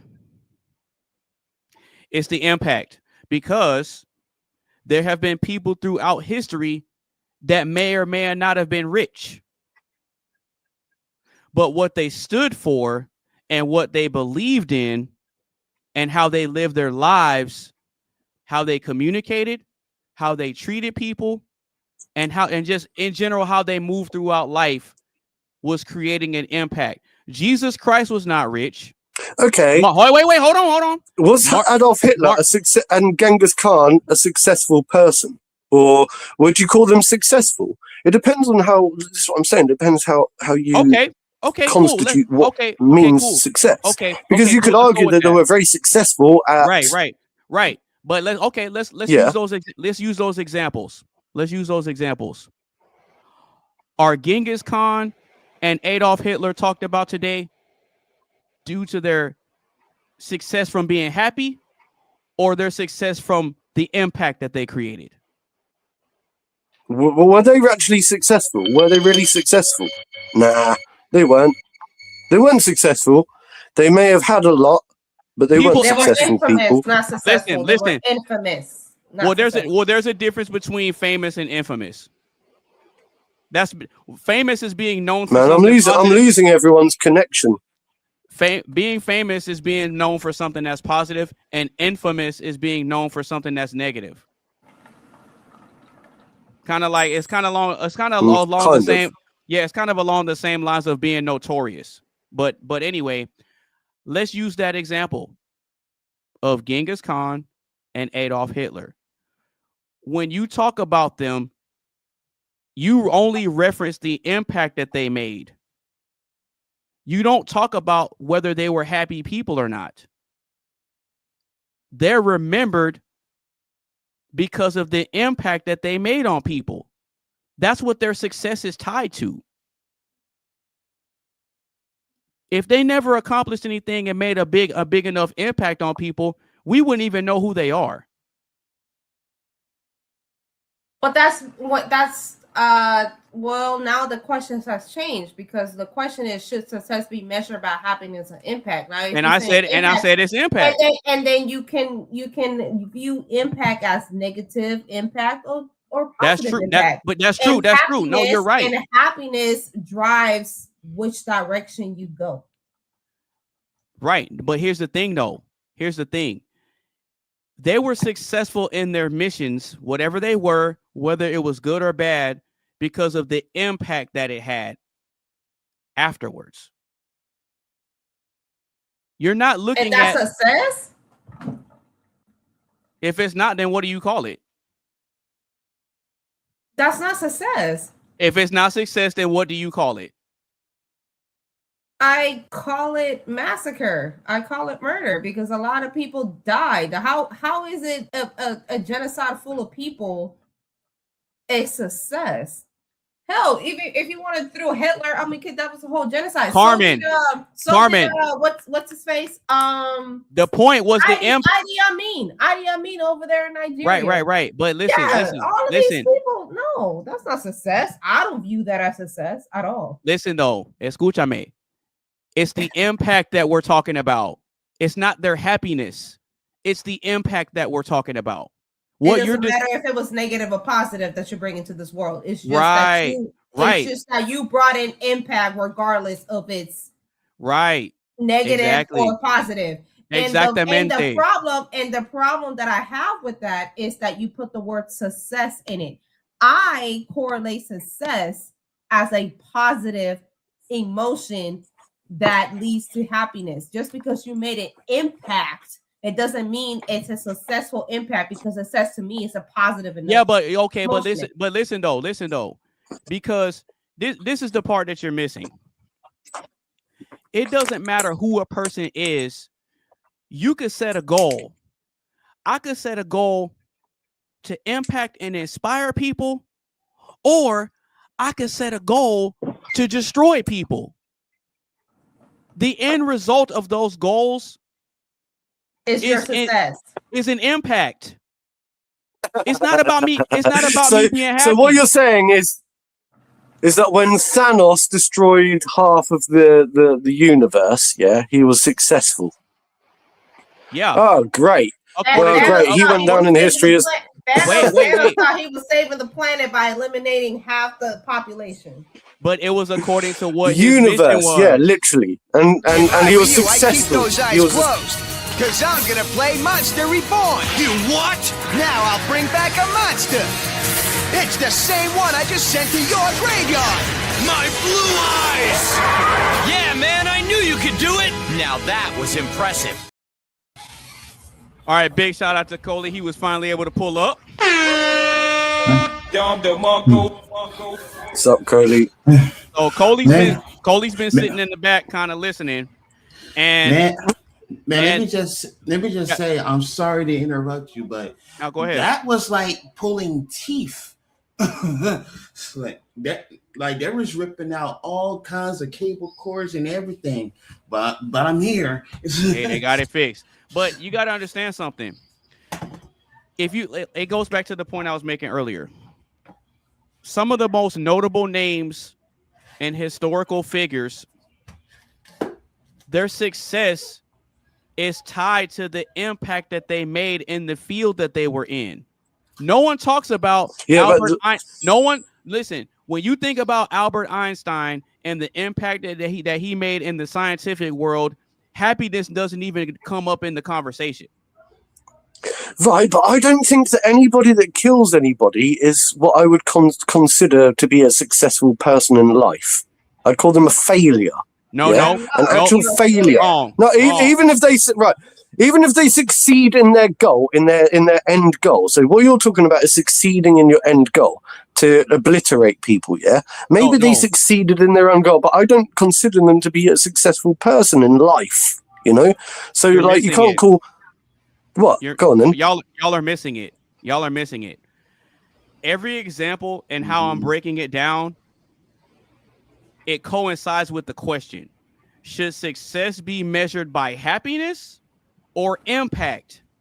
Every example that I'm describing is something that had an impact on people, and they were successful in their mission because of the impact that it had on people. Now to your point about to your point about the killing people,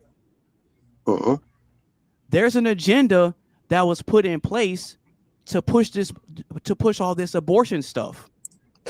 Right. Wait, hold on. So with that mission has had a very huge impact on the Western world. Right. So whoever's behind the scenes pushing this agenda of abortion, I would argue that they were successful in their mission, because look at how many women and societies that is impacted. And to be more specific, I know who's behind it. But once again, I think you measure success differently to me. You measure success completely differently to me. So you measure success based on they're able to succeed on, they set a target, yeah, and they succeed on that target. That's what you're saying is what you consider to be a success, right? Whether it's a good form of success or a bad form of success. Now, I completely disagree with my way of viewing success. I view people and I judge people actually, and I shouldn't be the arbiter of judging people, but hear me out. I would say Carmen is one of the most successful people I know because she's able to smile when she wakes up, yeah? And when she smiles, that is what I constitute to being successful. She's managed to succeed, right, being happy, and now she impacts other people around her, yeah? And so I actually believe... Thank you. But yeah, and I think, right, that the most successful person in the world is that person that can wake up with a smile on their face every day and look forward to the life ahead of them. If they can't, and they're going around there succeeding in different attributes and succeeding in different areas, whether it be a target-driven area or whatever, I don't think of that as life ultimate success, like the ultimate success when it comes to life. I think ultimately, right, I would much rather live, die young and happy than old and miserable. Because old, miserable people, in my opinion, are just unsuccessful idiots that go around and the only reason they succeed, if you want to call it succeed, right, when it comes to targets, is because they're able to manipulate society, right, to get their own way in a psychopathic way. I don't call them successful. I think they're miserable arseholes that rule the world, want to tell everybody else what to do in the world. They're not successful. They can't even smile. They can't even... I'd rather die young and happy at 40 years old than at old and miserable and filled with regrets at 95 years old or 100 years old. Yeah. But the point that you guys are missing about my argument is that successful people go out and focus on their mission regardless of whether they're... I am a successful person. Listen, do you know what my mission is? Do you not happy? Then what is the point of your goal? So okay, you said my goal is... You said it, and by your definition, you were successfully in accomplishing your goal. How about this? Nope. How about this? Wrong. My goal is to outlive you, right, and watch you burn yourself away through targets, competition. Yeah. How about this? Right. My life revolves around this. I wake up. Let me have a lovely cup of coffee and put a smile on my face, do some press-ups, yeah? Let me get up and go out to work, yeah, with a smile on my face, come back, relax, smoke a doobie, drink a beer, be really successful, watch everybody else around me go, like a busy bee with their head up their own bum, yeah, working themselves down to the ground, trying to succeed, right, and constantly watching everybody fall sick, right, through stress, heart attacks, stroke, right, and in the meantime, I'm sat there with a doobie in my hand and a beer going, there goes another one bites the dust. Oh, look how successful they were. They drove a BMW for 5 minutes of their life. Oh, look at them. They had 5 minutes of fame. Oh, look at me. I'm still alive and kicking. That is my goal. That is my target, is to watch everybody else fail around me and fall because they're trying so hard to be so successful that they're running themselves down to the ground. Meanwhile, I'm sat there with my legs kicked up going, poor old soul. Another one's bit the dust because they're trying too hard to be this Mr. Successful person. They want to be the next celebrity, the next Billie Eilish. Look at Billie Eilish, you know what I mean, with a freaking stupid $1 million mansion telling people that they live in stolen land and shit. People have no idea, bro, what success means, okay? She's not successful. She's a dick. Okay. So, you and Carmen I'm more are wrong. successful. You and No, we're not wrong. I mean, I guess it's a difference of opinions. Perspective. Hold on. It's perspective. I think you should lead with happiness. I That's could not even true. go even further with that. With Thanos, we're talking about that. How about Alice in Wonderland? The Red Queen, the evil Red Queen. She had everything, and she was still goddamn miserable. That's what she had, that big ass head. But the White Queen over there, she was happy, and everybody else was happy. Now She was putting on air, and everybody else was happy, and everybody else in her kingdom was happy. Hold on, though. And here we go, the Red Queen, the evil Red Queen, had everybody at her mercy, and she was still unhappy. Now, getting them to paint the roses red. Do you think she was that successful? I don't think so. Okay. Try to paint So the damn roses okay. red because Okay. That sounds good. That sounds good. Mm. Now. Let me jump in and say this. Yeah, go ahead, Coley. With the two examples that y'all just freaking said, I just want to point something out, and y'all probably gonna give me the old hee ho, but I don't give a fuck. One of them was a dictator. The other one was a salty bitch because she couldn't get a man.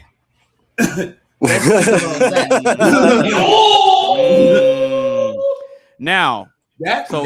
Carmen. I failed to see how the White Queen was a dictator, but sure, go ahead. Okay, so Carmen, I got the perfect example to illustrate that success comes from impact and not happiness.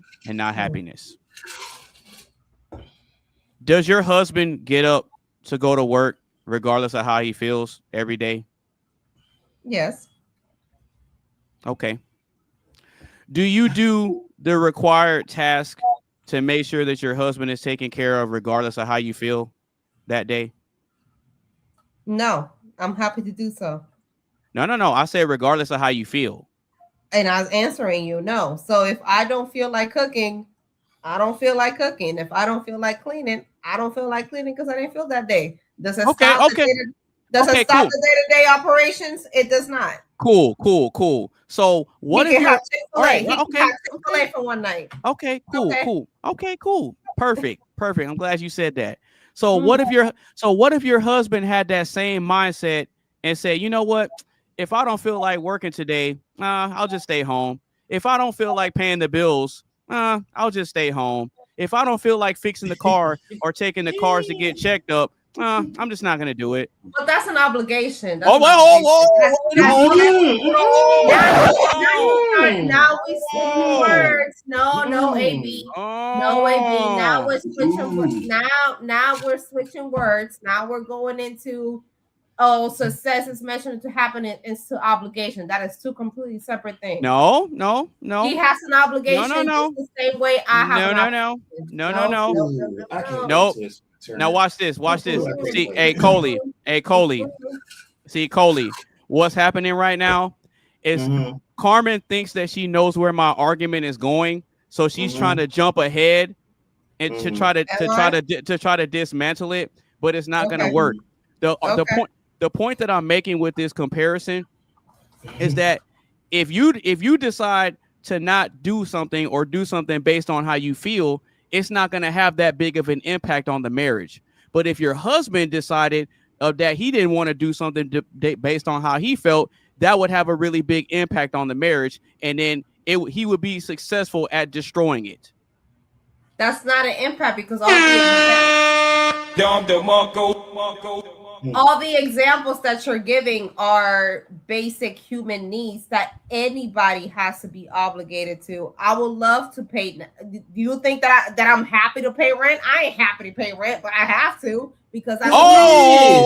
You got to do it regardless of how you feel. You got to do it regardless because if you don't pay the rent, shut up a second. Shut up a second and listen. You have to pay the rent because if you don't pay the rent, you will be homeless. So you have to pay it whether you like it or not. Exactly. No, I don't care how many side effects you have. Those are I wish right now because I would have hit you up with all of them right now. Okay, Coley, we're gonna give you the floor because you just got here. But I'm just trying to say. Oh yeah, please do. The question that was asked is completely separate from responsibilities and obligations. Responsibilities and obligations do not need to be linked to your feelings because you're a fucking adult. No, but you listen. I agree. No, you missed the entire argument. You missed the entire argument. I didn't miss the entire argument. Anything you trying to change the argument to fit your narrative? No. See.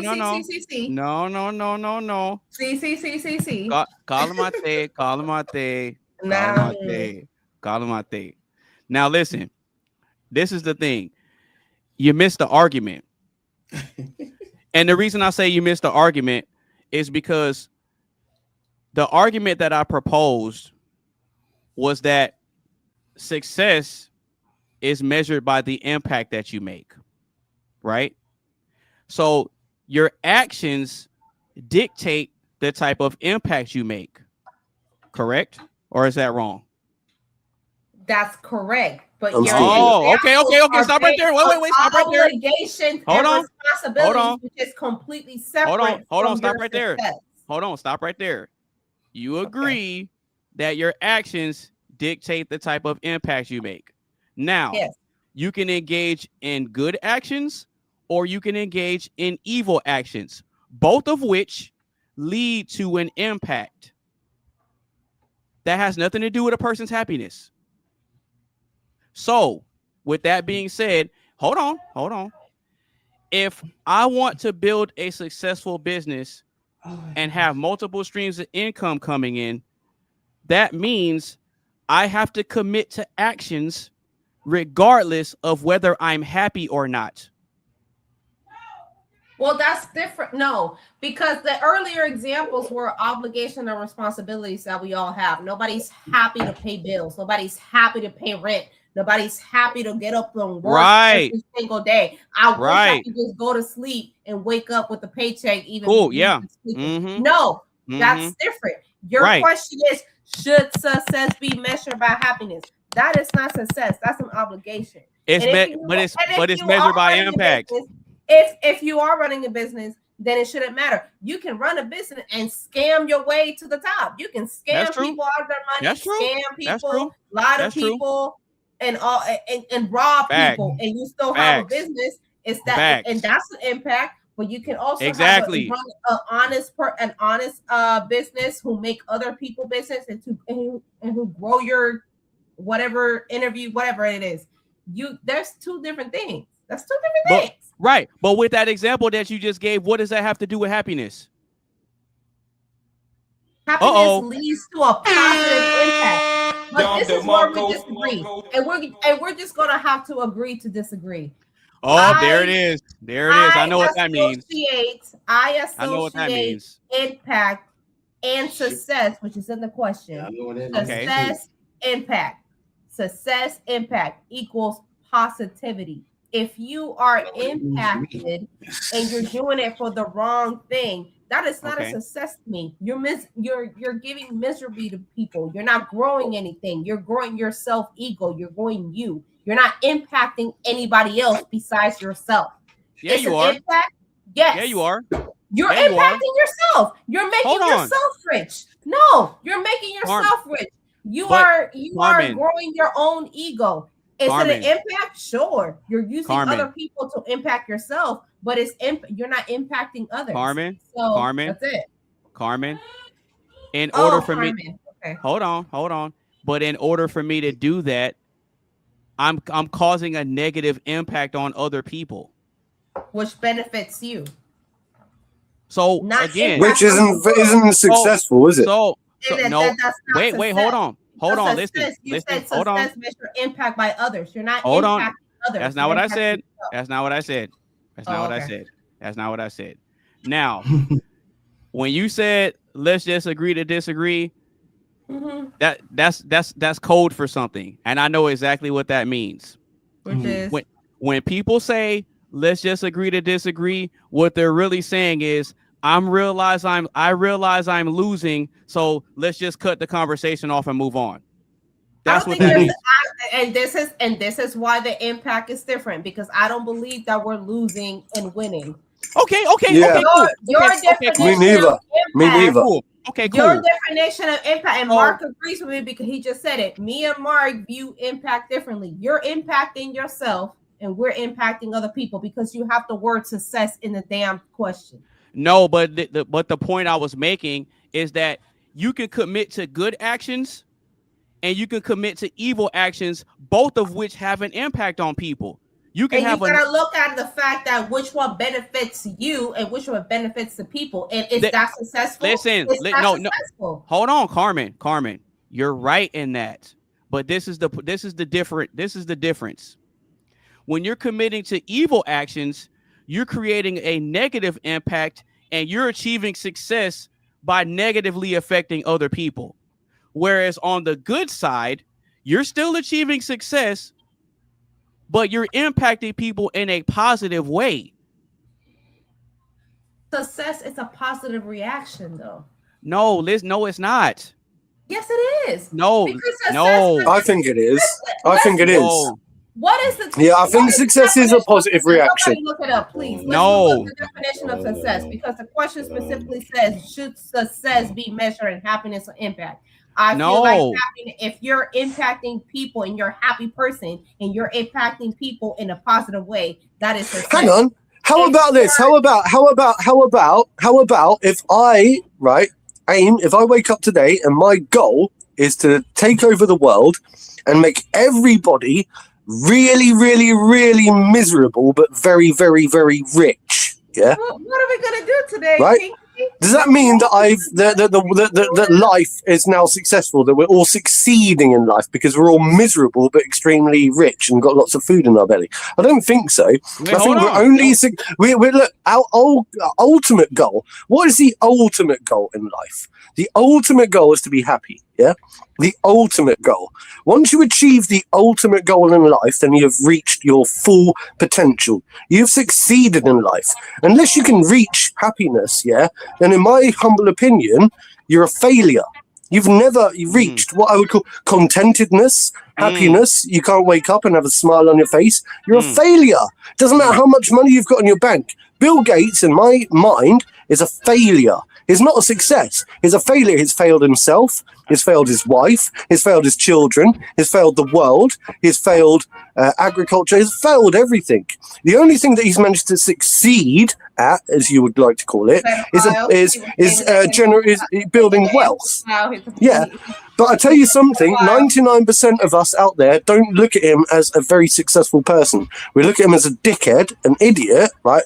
A failure, a weak man, an idiot, and we don't admire him because he drives around in a decent car. So I don't think it's successful. And I think it's, like we're saying, how we measure the success. And I think that the most successful people in the world are the ones that make me smile every day. I can see it in their eyes, and they bring a glimmer of hope, and they're the diamonds in the rough. They're the ones that are going to fix the world. Okay. All I'm saying is Mr. Rogers makes me smile every single day. Mr. Rogers changed the world. But that was hold on, wait. I will take. I will take Mr. Rogers any given Tuesday over a politician. Watch this though.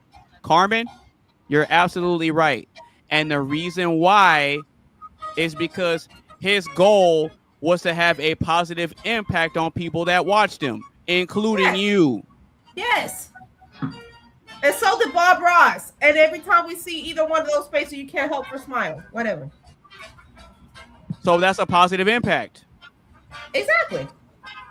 And that is a successful impact because it's a positive impact, is it not? Right. And the way you're right. You said the example of Hitler and all of them, and what does Genghis Khan. Yo. Yeah. I want to agree. What do you feel? What do you feel when you hear those names? I want to agree to disagree as well. I don't feel anything. You feel hatred. You feel sadness. You feel No, I don't. No, I don't. No, I don't. No. Who the hell was that with the Kim Possible? I don't know.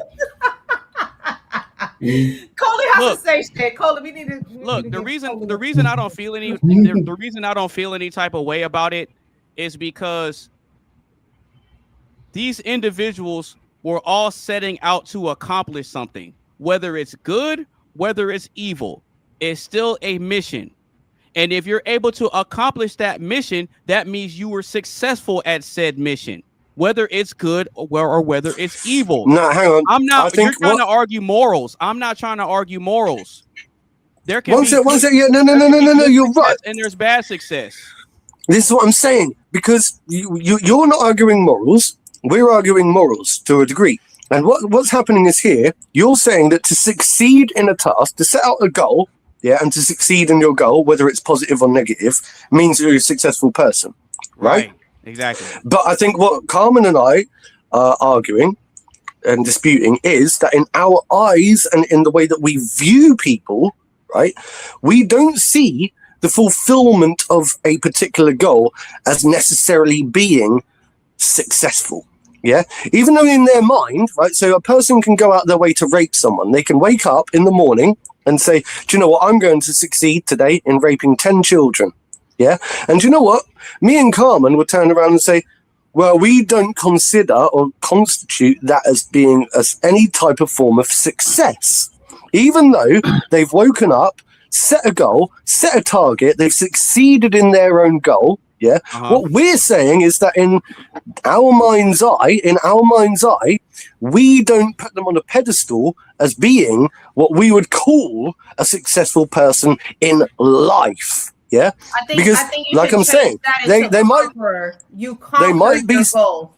Yeah, they might be successful. They might you didn't successfully achieve your goal. You conquered your goal. That's But they haven't succeeded in life. In fact, they failed in life. They failed everything around them. They failed the children around them. They failed the family members of their children that they've raped. You see what I'm saying? When we take it to the extreme, you can understand how setting a goal and fulfilling a goal and accomplishing a goal doesn't constitute being successful when it comes to the eyes of other people around them. Yeah. You know why you're saying satanic that? People. You know why you're saying that? Is because I know exactly why I'm saying that, because I'm trying to make a point. But the reason y'all are so fixated on the good versus bad, you're missing the point. We're not. Listen, you're focused on the moral aspect of it. No, we just explained that. You're focused on the unmoral aspect of it. No, we're focused on the moral aspect of it. What we're saying is that we constitute a different form of success when it comes to life. You're talking about goals. Fulfilling a goal and achieving a goal constitutes success. And I'm saying quite clearly that you might have succeeded your goal. You might feel that you're successful because you're talking pragmatically about it and taking the morality out of the situation. But I'm saying that when me as an individual looks at life and looks at people, I don't look at people in that eye, in that mind. I see idiots. I see busybodies doing stuff, right, unnecessarily, right? They achieve goals, they achieve their targets, they achieve their goals. I don't call them successful. They are in their mind, like I say, a rapist that wants to go out there or a murderer that wants to go out there, yeah, and they set a goal today, I'm going to murder 20 people. They're not successful. We're taking the morality out of it for your behalf now. I'm doing it for your sake. Well, if they get it, okay, but if they accomplish what they set out to do, then how is that not success? That's because not success. Because mission accomplished. Because what we're saying here is quite simple. They were successful at what they set their mind to do. What we're doing is we're adding a layer of complexity. We're adding a layer of morality. So what you're doing is I am. You're taking away the layer of morality. You're the one that's saying that there is no layer of morality involved in success. And what I'm saying is there is a layer of morality involved in what I would constitute being a successful person in life. So what I'm talking about when it comes to success, a small target, if I achieve 100,000 targets today, I don't necessarily call myself successful. I will only call myself successful once I've reached my ultimate goal. My ultimate goal is to live longer and healthier and happier, and to make other people happy around me. There is no target around that. And do you know what about that? Is there is no end goal. There is no actual end goal. That's what makes me successful, is because I can keep working and I know there is no end goal. I can never achieve what I'm trying to achieve. But I can, and that's what makes me different. And this is the point. And I agree. And I think Mark, because given what he, Mark worked with a lot of senior citizens. I mean, in their end of life care, what did you, in your experience, did they care about how many success they had or how happiness they had? Do you know what they cared about most? What? Their family, their loved ones, everything else around them. They didn't care. A lot of them used to love to share about their life history. Some were more achieved more than others throughout life. But everyone, do you know what? Once they get to that age, all of that goes out the window. It all goes out the window. All they care about that matters is the memories and the happiness that they have. Yeah, and having someone for them, and just having friends and just their friends and family. It really comes down to that. I would argue that the memories we hold are rooted in the impact that people have on us. Of course you would, because you think happiness is a fake feeling. But Coley's been quiet all this time. It is. Yeah. I'm gonna eat anyway and shut up. We gotta shut up and let Coley talk. All right, so Coley, what are your thoughts on what you've been hearing? First, finally.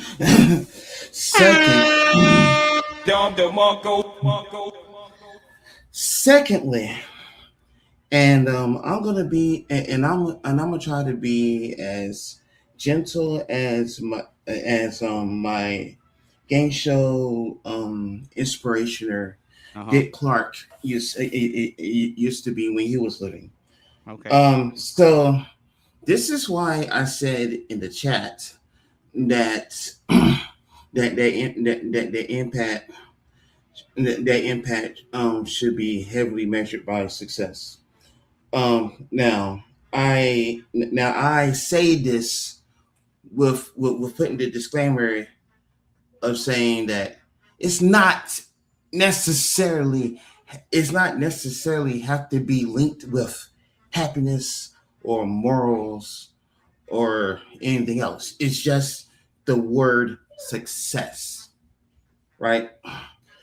So with that said, there's two parts to this. Obviously the positive and negative thing. Oh wait, let me down this shot. Right. Oh, by the way, just in case you're wondering why I just drunk. But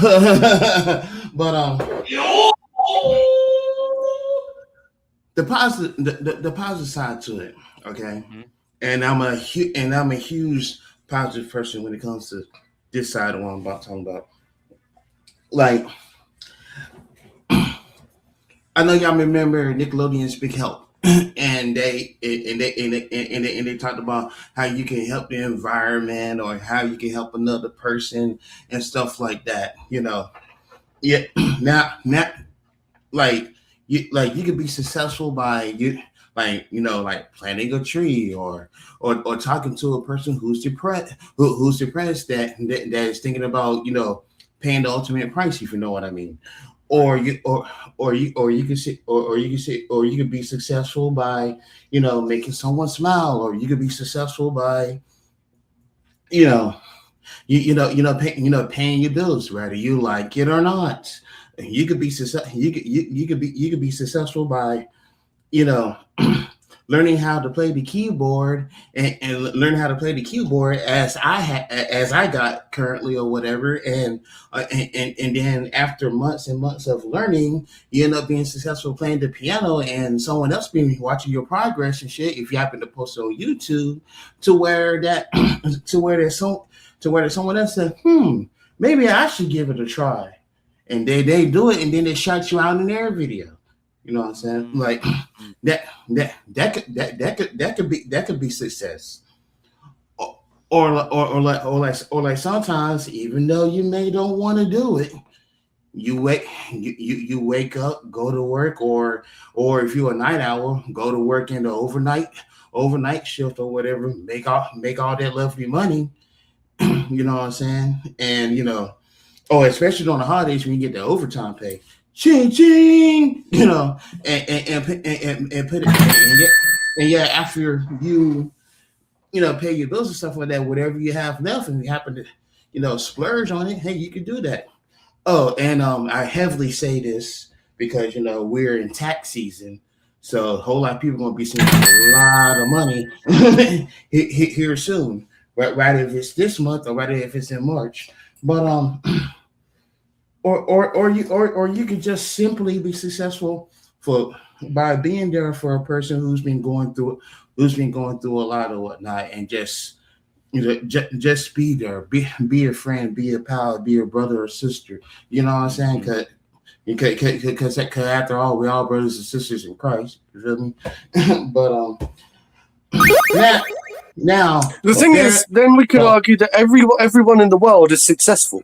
We could argue, realistically, then what you're saying is everyone in the world is successful, because even if the first time you managed to take your first step, yeah, you already were successful. I mean, you could argue that we're all succeeders in life to a degree, but I think that the thing is that Carmen and I were coming from a different angle. We're saying that we measure people's success throughout life differently, yeah? It's not whether you can achieve a particular goal, because we're all succeeders. Nobody in the world is really what I would call a proper failure. Nobody's a failed project. Even if they only were born into this world for 2 minutes, you know?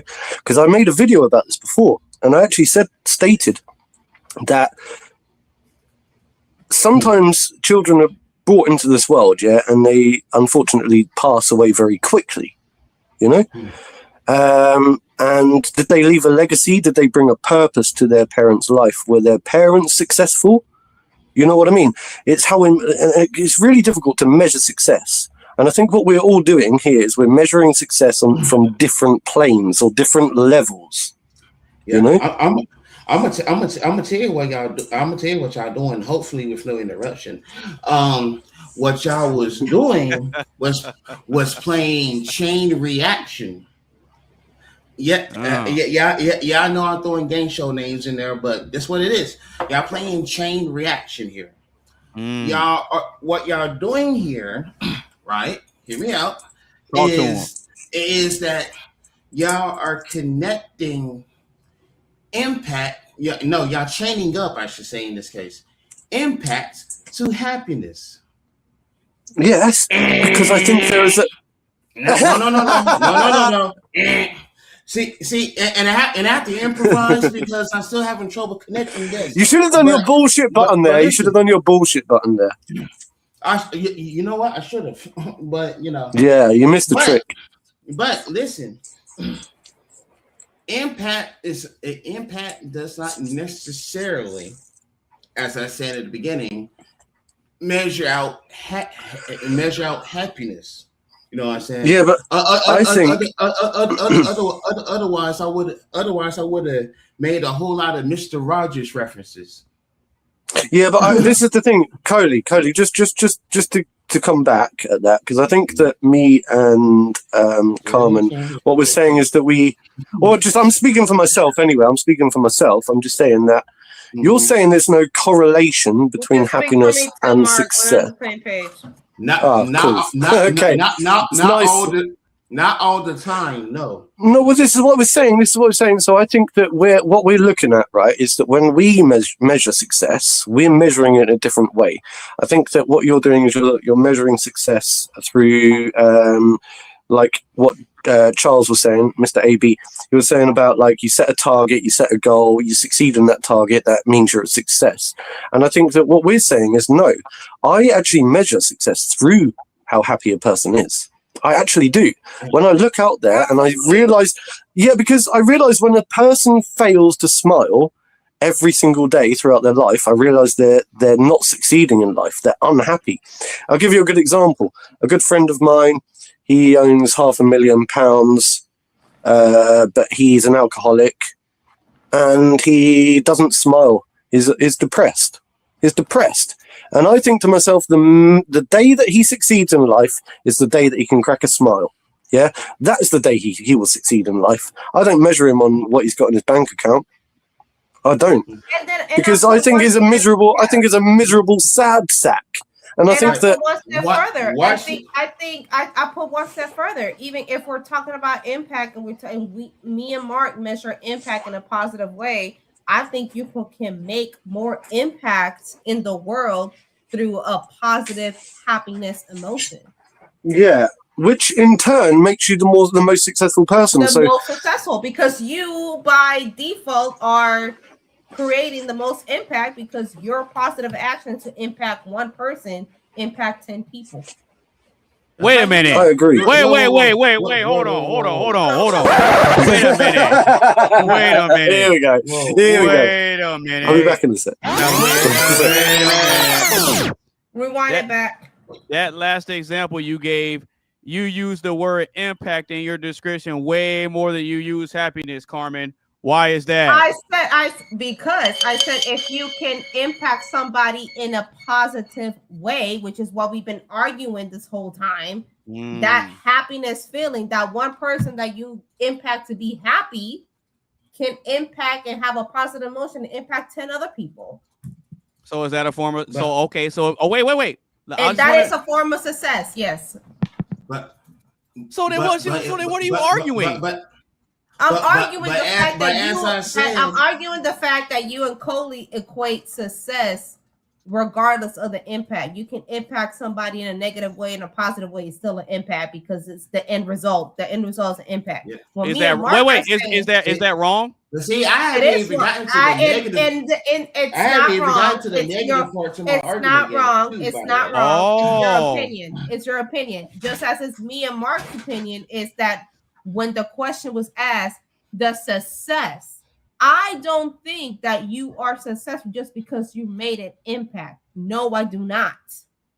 Just because you made an impact does not make you successful. And that's what you and Coley seem to be grabbing onto. But it made an impact anyway. No, it made an impact, but you're not helping anybody. You're not making anybody happy. Carmen, you're not making anybody successful. Carmen. What me and Mark are saying, but what you're not successful impact into successfully making someone's happy, and that one person that you made happy may impact 10 other people in the world. Okay, cool.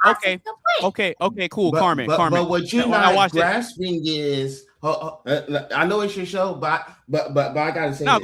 Go ahead.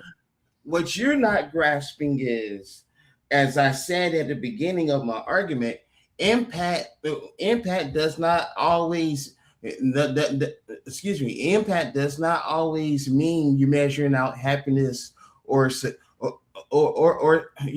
happiness or success at this point. You know what I'm saying? Like impact is what you do. And impact is what you do, right? If it's positive or negative. Exactly. That's a change. Hold on. Impact to change. Hold on a second. Change the word success to conquer, because that's what you're saying. You're conquering your goal to change something. You're not successfully measuring anything. But if I knew this would happen, right from the beginning of this whole show. I knew this would happen because I know it all comes down to definitions. Yeah, what it comes down to is how we as individuals measure success as an individual. So I think that your view on measuring success in people may differ from the way that I view success in other people. You know, like some people might look out there and go, Mr. Beast or Elon Musk or Donald Trump, they're very successful people in the world. But then again, they might say, well, Adolf Hitler was equally successful, Genghis Khan was equally successful. Whereas Carmen, people like me and Carmen don't see it that way. I think that's what it is. It's the lens that we see it through. We don't measure their achievements in life and their conquering as actually being successful, because what we see is maybe from a personal point of view, and maybe for their followers, they would have achieved a goal and they would have succeeded in their goal, but we don't see that as actually constituting as what we would call successful in life. Like I said earlier, it's what I call successful in life. It's not successful in target or successful in goal or successful in the 5 minutes that you're doing a particular job.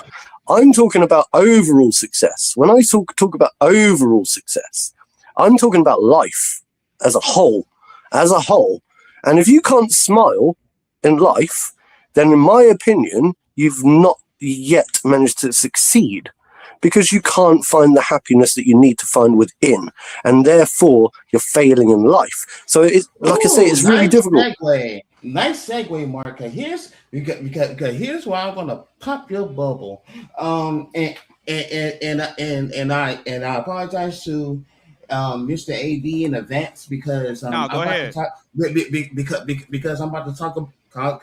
talk about his bromance here. So you mentioned Donald Trump earlier. Well, he said Bill Gates.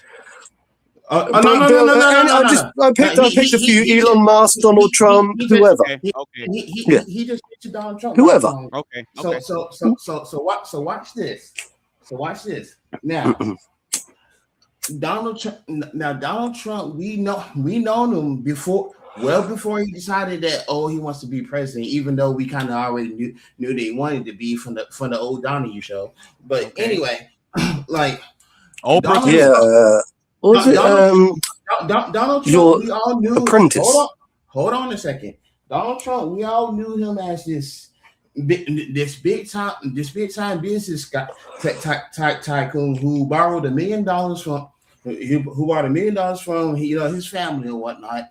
And from that $1 million, he ended up making all kinds of successful business decisions with it and stuff like that. Had a Trump Tower and all this other stuff. Even had a short-lived game show behind it or whatnot. But he made all this. He made all this money. Became a billionaire. Within a short period of time or whatever. Even came up with The Apprentice or whatever. Firing people. That's not his fault. Yeah. So he had resources. No, wait. Hold on, one mic. I'm not there to the point yet.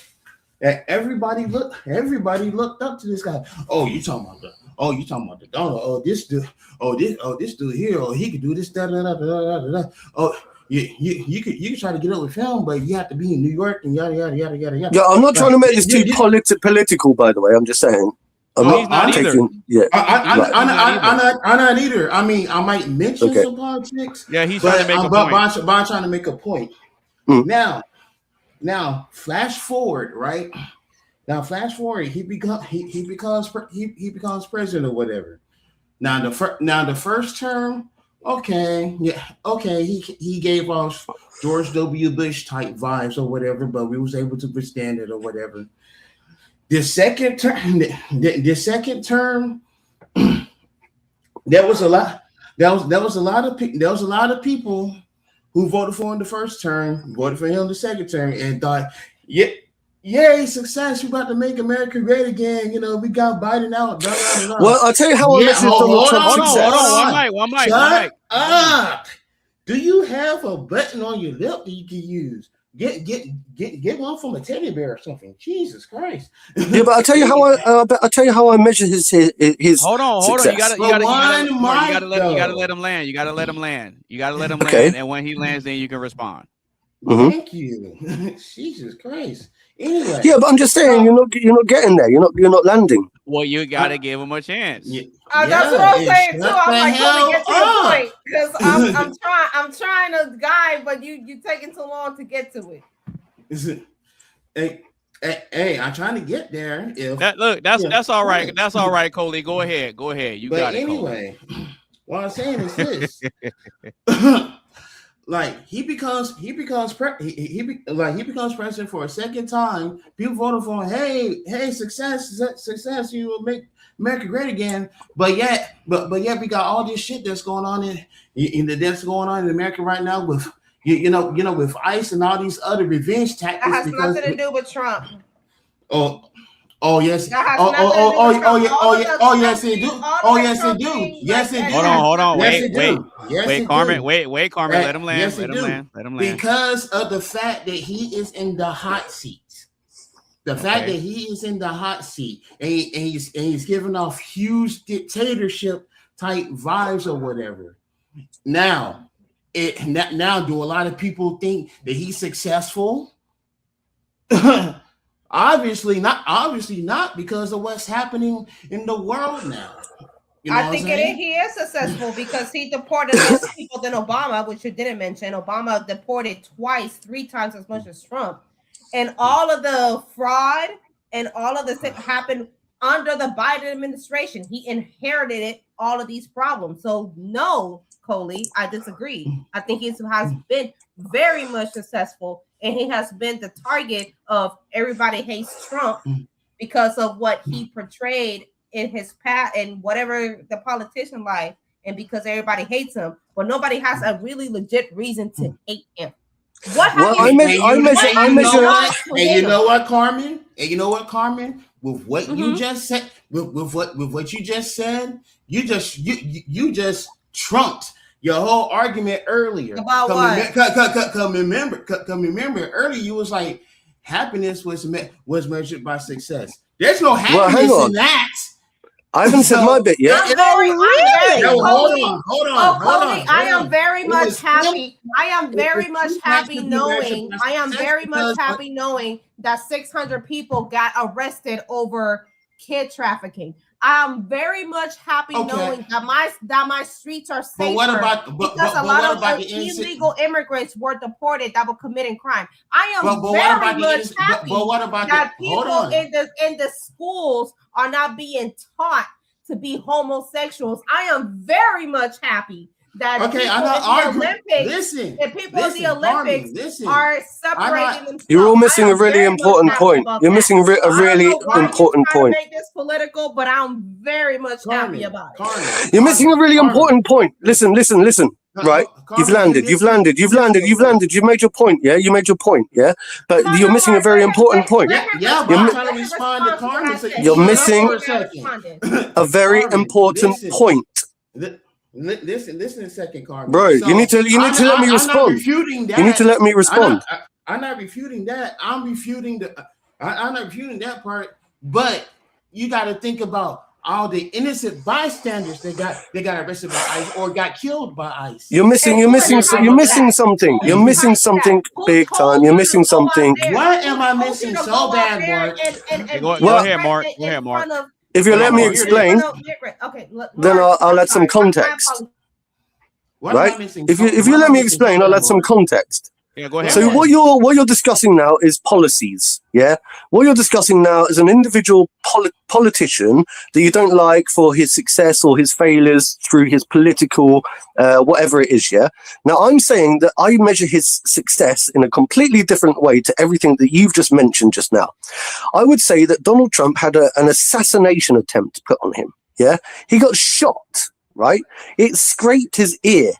Yeah, and do you know what he did? He got up and went fight with a smile on his face. And do you know what? That is what I would call the epitome of success, right? If you can ever get to the stage in your life, yeah, where the whole world wants to kill you, yeah, but you keep refusing to get put down, yeah, and you stand up and you keep fighting with a smile on your face, then I would say you as an individual are a very successful person, regardless of your policies and procedures. But what we're saying here is so long as you're doing it for the right reasons and so long as you're inspiring people around you, he's got a wife, he's got a family. And this is the thing, when we talk about success, right, and we start muddying the waters with political viewpoints, what we're doing is we're dehumanizing people. We're dehumanizing people for who they are and what constitutes really being successful in life, And like we're saying before, if you can inspire people around you, if you can inspire people to be the best version of themselves and you can lift people up and you can make people feel good about themselves and you can make people smile, then as far as I'm concerned, you're a very successful person. Now, obviously, it goes back to, mate, it's very difficult. You might like Donald Trump, you might dislike Donald Trump. We're not talking about his policies here. We're not talking about his policies. What we're talking about is what constitutes being successful in life. Whether you're a millionaire or the poorest man on the street, I know some people, right, that are very poor on the street, that are homeless, and they still find it in their hearts to smile and be nice to people. They find it in their hearts to be nice to people. And I consider them to be more successful than the richest man in the world who's an asshole. So that's why I'm saying that you're missing a point, because we're conflating a few things. Don't you think the current commander in chief is a bit of an asshole? You know what I'm saying? But no, I think they're all assholes, mate. They're all assholes. But also remember, going back to chain reaction, y'all was connecting impact to happiness. Y'all was measuring because y'all was saying, wait. Actually, let me repeat what I just said and start again. Y'all was measuring success with happiness. By how much a person. Do you think that Donald Trump seems happy though? Hold on. You gotta let him get it out. Let him get you, it out. you was y'all two were basically saying happiness is what makes success or whatever. Which sometimes yes, that is true, but not all the but not all the time. It's not a constant. It's the impact. So yes. So yes, in the Donald Trump example that I was saying, rather if it's positive or negative, and God knows there's a lot of negative. Still made an impact. Did he make an impact, and was he successful? Yeah, that's true. That's true. That's true. That's true.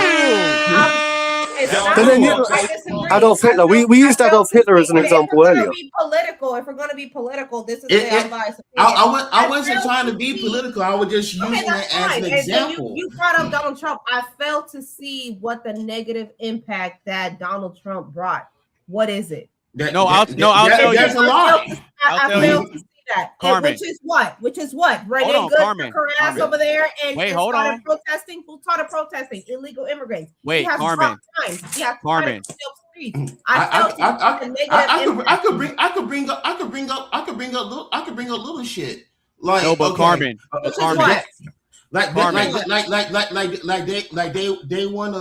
Day one of his term 2 inauguration day when you're talking about he was gonna bring gas prices down, he was gonna bring grocery prices down or whatever, and it's still high as hell. The cost of living they ain't went down. He's been in the presidency for what? And so what?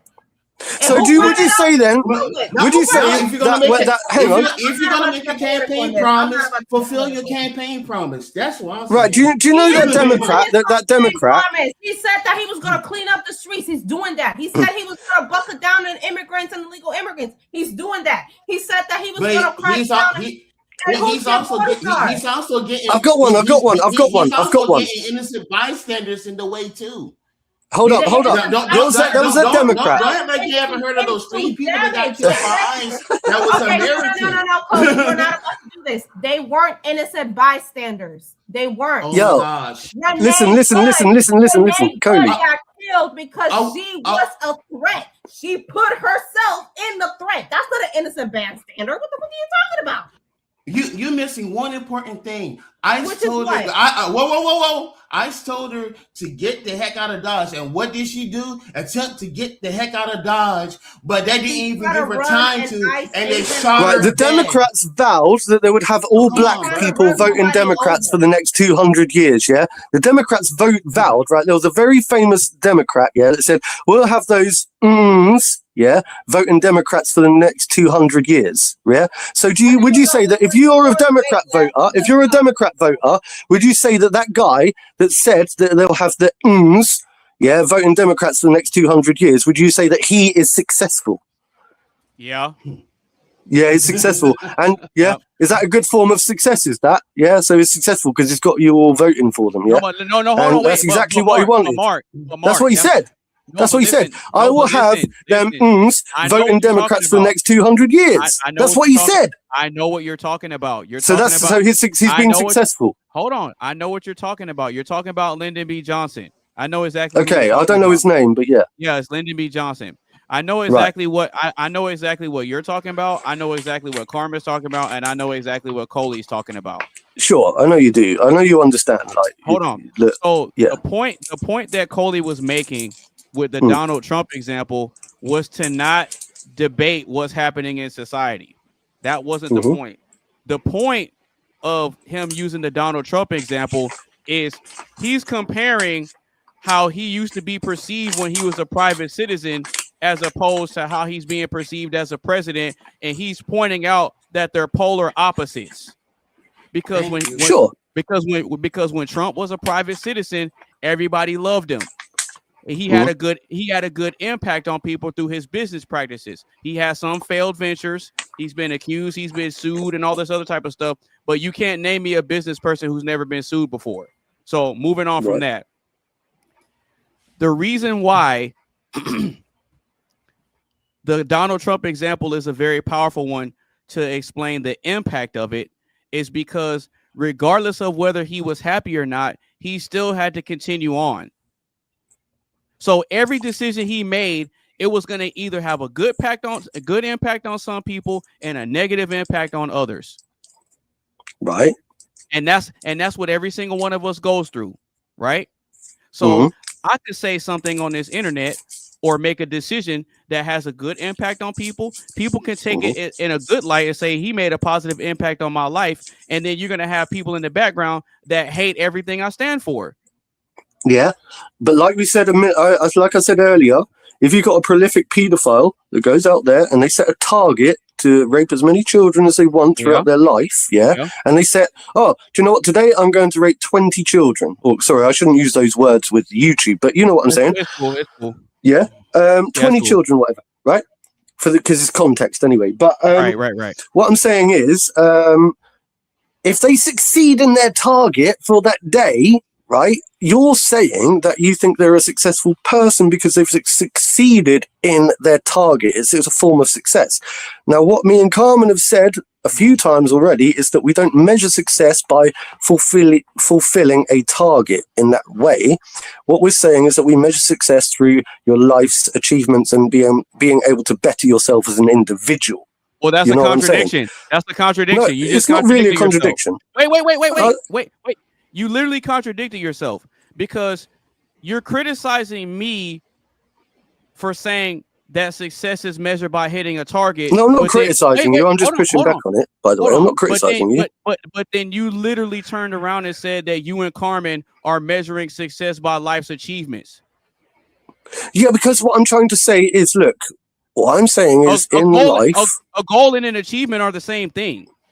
Right, but I think you're missing the point, aren't you? You said I was wrong, but when you say no, I've never actually said you're wrong. Right. Hang on. You have to understand. We've never actually said that you're wrong. We've never actually disagreed with what you've said.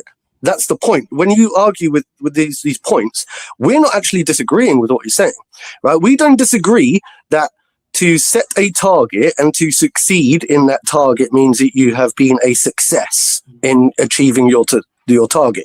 That's not what we've not disputed that at all once, have we? What we said is we've added an extra layer of nuance. We've said that we view success in a different lens, through a different lens. We view people's life success, their overall life success, through the way that they manifest their life and the way that they are in general. And a lot of it comes down to internal work. Like I said before, a sad and depressed person, right, that is able to turn their lives around and put a smile on their face, in my opinion, is a lot more successful in life, than somebody who is a multimillionaire who is never able to smile throughout their life. Because I believe that what makes a person successful is internal work. It's the way that they are in society. And if you're an arsehole, it doesn't matter how much money you've got or how many targets or goals you achieve. It just means that we're just measuring success in a different way. So we're not disagreeing with you. This is the point. You have to understand that. We're not actually disagreeing. We're just adding a different proponent. We're saying that we measure success in people differently. And I don't think there is any right or wrong. And I've looked at this before. You do realize that the only reason I'm so confident when I debate these things is because I've done a lot of looking into this stuff, a lot of soul searching. I get it. A lot. So I know where I'm coming from. And I speak it with confidence. And what I'm saying is that when I've looked at this before and I've understood that it depends on how an individual measures success. It's the same as saying the beauty is in the eye of the beholder. So my idea of success is different to yours, completely different, and everyone's is going to be unique to themselves. So, but no matter how we define success, there's an impact at the end of it. Well, there's always an impact, and that was my point. Sure. So the impact. So if we're measuring success based on happiness, well, that means whatever I do, if I'm not happy after I do it, then I'm not successful. That doesn't make sense. No, it does. What I'm saying is that, like I've said, I can't keep repeating it. Like I've just said it. I've said it like 4 or 5 times. So I've already said my bit.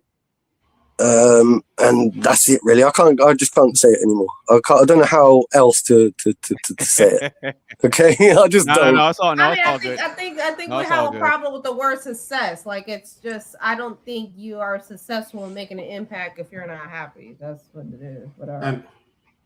Okay, well, I mean, I look at Whose it. question was this, by the way? I look at it. Yeah, whose question was this? I want to know. I just being nosy. It's not mine. That's for sure. Now watch this. Watch this. I bet it was I bet it was Mr. AB's. No, it wasn't. No. No, when I tell you whose question this is, y'all are gonna flip. Who was it? Go on. Try us. It was from Athena. Oh! Yeah, it was from Athena. Okay. Fair play to Athena. She got us talking. Athena, I'm gonna say a phrase that many British gang shows say, and I'm gonna say it like 100,000 times. Well played. Whoa. I'm mad she's not here to answer her own question.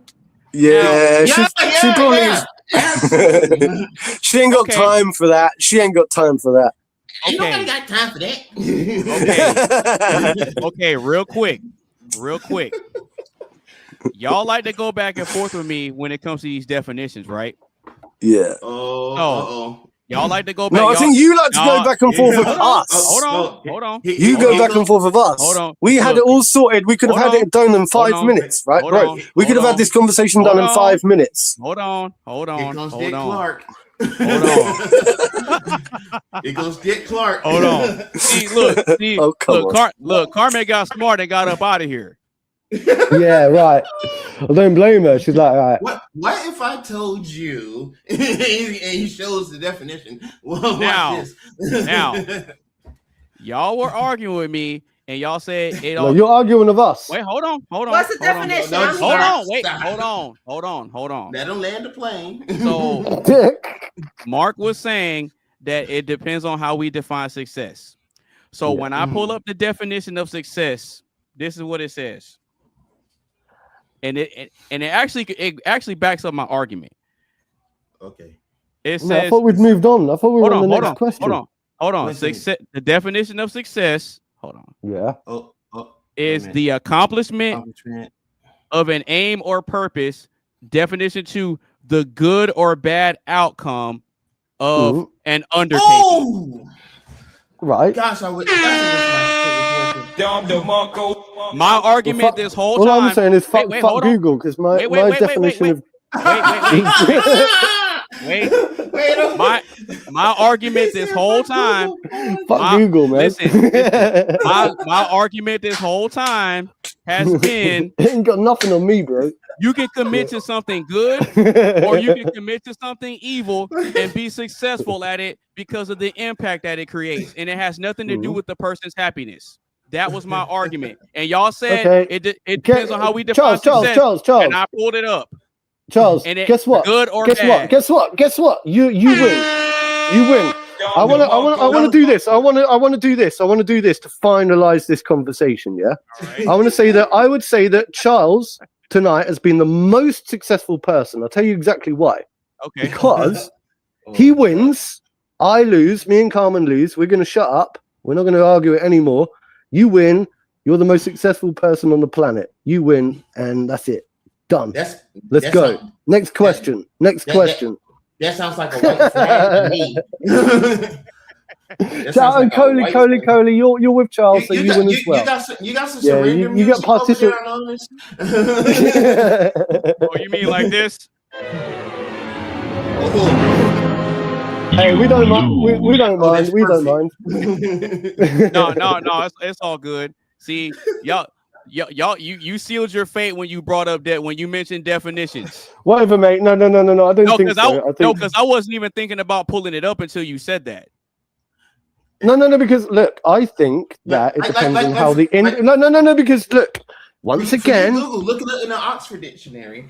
No. Because here's the thing. Like once again, I bet you any money if I went on to ChatGPT and I said, when you look at the definition of success, does an individual's interpretation of success matter? Yeah, and I guarantee you, an individual's interpretation of success does matter. Sometimes definitions can give us like a bulletproof answer. Like if you're looking from a statistic, depending on the context. And this is the point. Right. Yeah, and this is the point. Me and Carmen were trying to add context. We were trying to say that some people view success through a different lens. Yeah. Oh yeah. I know that might be a point blank definition. And I won't because, like we said, we didn't actually disagree, did we? We didn't disagree with that definition. Well, if y'all didn't, but what we said is that we were adding context, and we were saying that we view successful people through a different lens. No, watch this. No, that's exactly what we said. Now hold on. It is. Hold on, because you contradicted yourself again. You said that you. Can we just move on to the next question? Yeah. No, we will. You literally just said that you and Carmen weren't disagreeing with me, but earlier in this debate, Carmen said, "Let's agree to disagree," and you also said, "Let's agree to disagree." Yeah, because what we were agreeing with, we were agreeing with that bit, but we were disagreeing with the additional context. That's what AB's doing. He wants to have half the conversation. That's what it is. No, I like. No. I like to have the whole thing. I like to have the whole. I like to have the whole thing, baby. Yeah. The whole thing. He's an optimist, man. He's an optimist. Just the tip. Yeah. If it's any consolation, I would say that I find every single person that's attended this panel, the Oxide Station podcast so far, I would call them all very successful people. Oh, okay? Absolutely. Let's go. You're all successful. Yeah, you get up in the morning. Absolutely. Yeah, that's it. Absolutely. All right. So if no one else has anything on that, that was no. That was a really good debate. So if you just now tuning in to the live stream, make sure you give the stream a like, share with a couple of your friends, make sure you follow us on all our social media sites, and make sure you stay tuned because we are getting ready to move on. Oh, and Coley, I think you were watching. I don't know if you saw that I made drastic changes and updates to the roulette. Yeah, I did see. That is better. That is better than the last one you had. It's way better. Way better. Okay, so y'all ready to go on to the next question? Oh yeah, let's do it.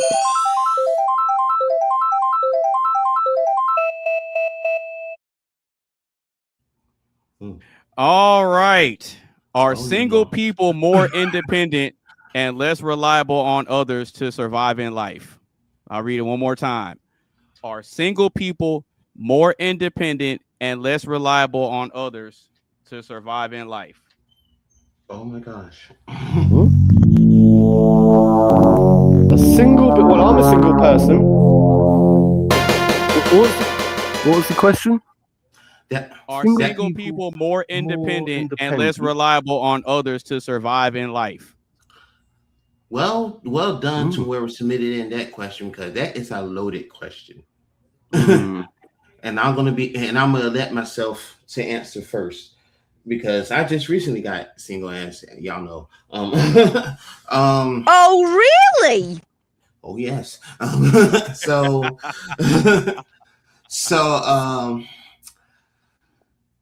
I would say yes, because Carmen over there looking worn out. Even though I can't do it in real life, I would offer.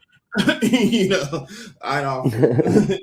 But, just text it to her. Yeah. But all seriousness though, me with the bad jokes. Bad jokes or dad jokes? No, bad. Both. Bad. Oh, okay. Yeah, I'm coming through with the bad jokes. My bad.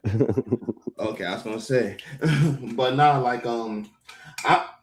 would say yes, because, and I'm gonna use myself as an example. When I was in a relationship or whatnot, I mean, yeah, I did survive to a degree, but it was more so you had to. It was more so I had to shoot, I know I'm gonna use this term the wrong way, but fuck it. It's kind of like it was kind of like me doing 40 acres and a mule in that relationship when it should be when it should be two people splitting the property, if that makes sense. Like what I was basically doing all the work and everything like that, and was depending on my significant other to help out with some of the decisions that we was making together as a team. But in all actuality, it was me doing all the work versus when I got single. Like I didn't really depend on anybody. Like if I needed help, I only asked for a lifeline only when I needed it or whatnot. Because like and my sister would tell you, and sometimes she gets irritated by this. Even my mom gets irritated with me about this sometimes. Like I'm like the most independent person there is. Like I would like if there's a way, I will try to figure it out, and I'll try to make it happen. Right, if it's the hard way or the easy way. But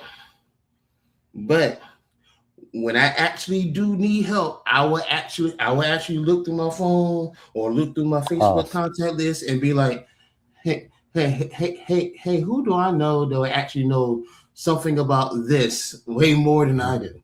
And then and then I'll think about it, and I'll go to that person, and then they'll actually help me in that. Once I get that helpful advice I need, I'll take that and continue on, and things will be more smoother. And then I come back and thank my lifeline, maybe even give them some money or whatever, you know what I'm saying?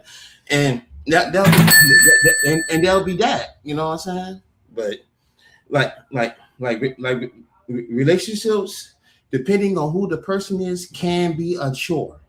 But sometimes relationships can actually be a wonderful thing if it's the right person. So it's all about the person that you pick in a relationship. But from my standpoint, me being single, yeah. I mean, it's a lot of work, but at the same time, it's more smooth sailing because you're not actually depending on someone else. You feel me? So that's my bit on it. Okay, that's solid. Carmen, are single people more independent and less reliable on others to survive in life? What you got? I want to say, well, the single people on the panel got to go first. So go ahead, Mark, and then I'll go out. Oh, okay. Ooh. Okay, no, that's fair. That's fair. She calling an audible. No, that makes sense. My trap card. I think that makes sense. Tomorrow. I was thinking about this. So I was thinking that I think it depends on the individual. So like there are some people I think that are single but they don't. I think some people are single by choice because they become so independent, or by living like.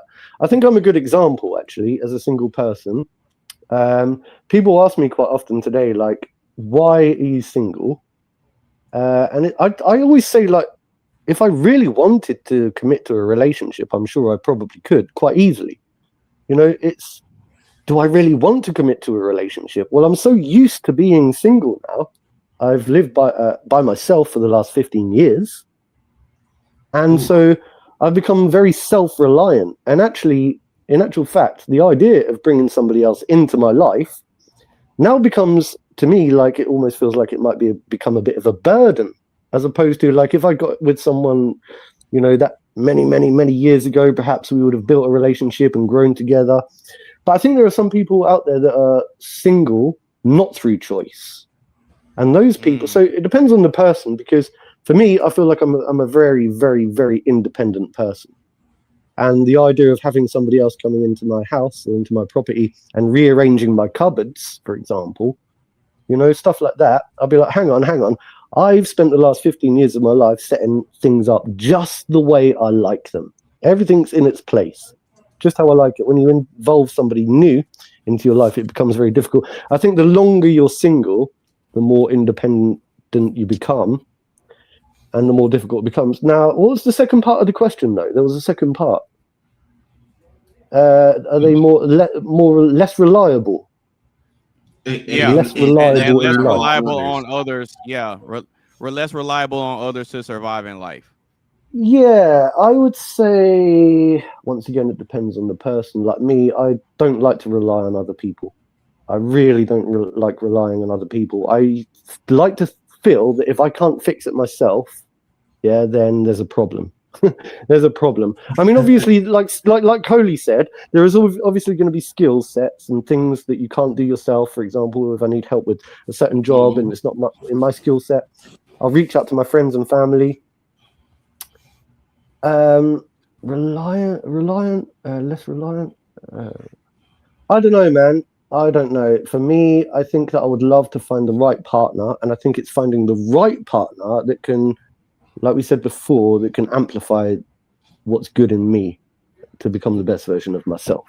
Hey, I gotta say, you said you've been single for the past 15 years. Well, I've lived alone by myself for the last 15 years. I've had like girlfriends and flings in between, but nothing. I've never really like settled down and had a proper full-time relationship.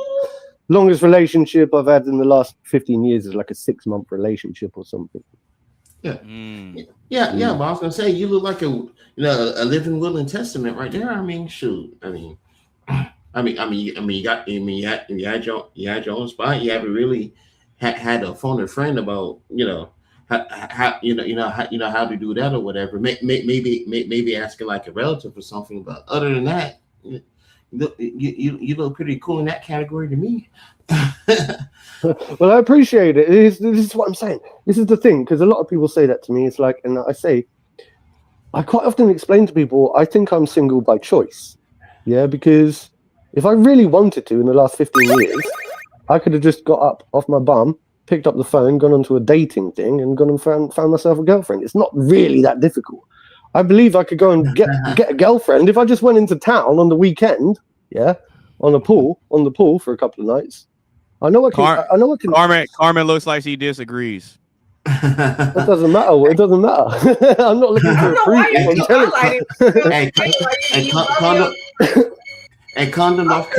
Condon, North Carolina. And I'm gonna tell you, and I'm gonna tell you specifically. Charlotte,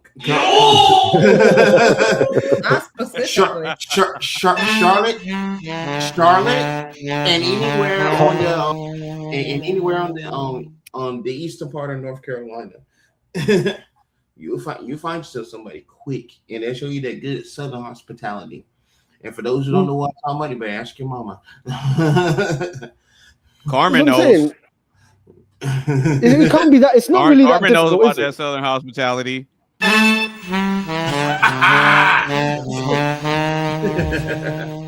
That's a less. Yeah. That wasn't even funny, bro. That's your favorite button. Zinga just zinged me. But she'll be fine. Oh no, I got a better one. That's the same one. No, it's not. Hold on. Oh. Oh, he brought up that music. But she'll be fat. If she gets Eastern North Carolina. Yeah, that's facts. Absolutely right. Absolutely. Yeah, fact. I'll have to change it. Look, if he comes up on the panel, I have to change his name on StreamYard to Gordito Fowler. Ooh. Hermano. No. Hermano Fowler. Yeah. No, Gordo Fowler. Guapo Fowler. Yes. I don't know about all that. Oh, calm down with all that. He's definitely guapo. Yeah, calm down. Thanks, Carmen. Thank you. Carmen, we Carmen, don't snuffy, but we don't. Carmen, he's definitely guapo. Carmen, don't lie to him. I love it. Guapa, bonita, guapa. Carmen, don't be on this internet lying. Here we go. Keep stroking my ego, please. I love it. And for those who don't know what that means, you better ask your mama.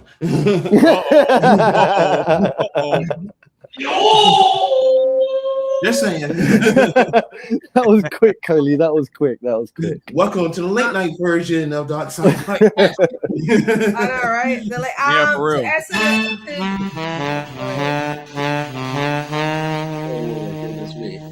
After hours. Yeah, after dark. After dark. After dark. Yeah, after dark. So do you have anything else on this, Mark? Are you good? No. I think I'm good, really. Okay. I don't really have much to say. All right. Yeah. Are single people more independent and less reliable on others to survive in life? I'm actually excited for this answer. Yeah, I actually have to say yes. And I actually have to say yes. And the reason I say yes is because if a person takes time to develop themselves, whether they have a support system or not, I think what ends up happening is they develop themselves in a number of ways to where they can actually be of use to other people. So instead of this person being the one that's relying on other people to have a support system, they end up being a tool in other people's lives to help them out because of all the different things that they're good at from being by themselves and developing themselves in a lot of different aspects. You see what I'm saying? So I think what ends up happening is you end up kind of switching the roles a little bit. So if you're a single person and you're super hyper independent, chances are you're going to be skilled in a lot of things in order to maintain that independence and move through life with a high degree of efficiency, right? And so people that aren't as independent as you, they're going to tend to gravitate towards you, and they're going to be seeking to learn how you think. They want to pick your brain. They want to try to adopt some of your ways so they can try to implement some of that independence in their lives. And so it kind of creates like this mutualistic relationship that you have with people. It's not that you're relying on them. They're looking to you as a source of leadership and guidance. And so now they kind of find themselves drawn to you, and they kind of just end up being around you kind of by default. Does that make sense, or am I tripping? Oh, no. You're not tripping. Yeah, kind of. I mean, does that mean that they think you're more successful? Oh my God, let's not go there. Let's not go there. Let's not go there. We already hashed that topic out. I mean, to me, yeah. AB said that I disagree. I do. Oh, you disagree with what I said? I disagree with the whole question. I disagree that no. And this is coming from, I guess, a more female perspective. Because when you look at it, and it's I'm assuming that the question is coming when it comes to a female being in a relationship. I think it's very dangerous for females to become too independent.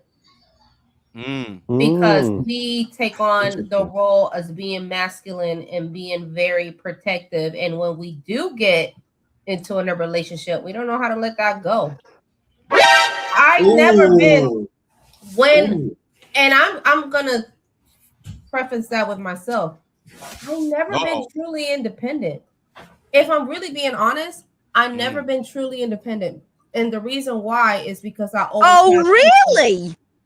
And the reason why is because I always, when I fell down and I came into hard times, I had always had a support system, whether that came from my dad, from my parents, from family members, I have been blessed in my life to never been faced in a situation where if I can't come up with rent, I can't come up with food, I can't come up with something, I was never just straight up SOL. Like, no, never.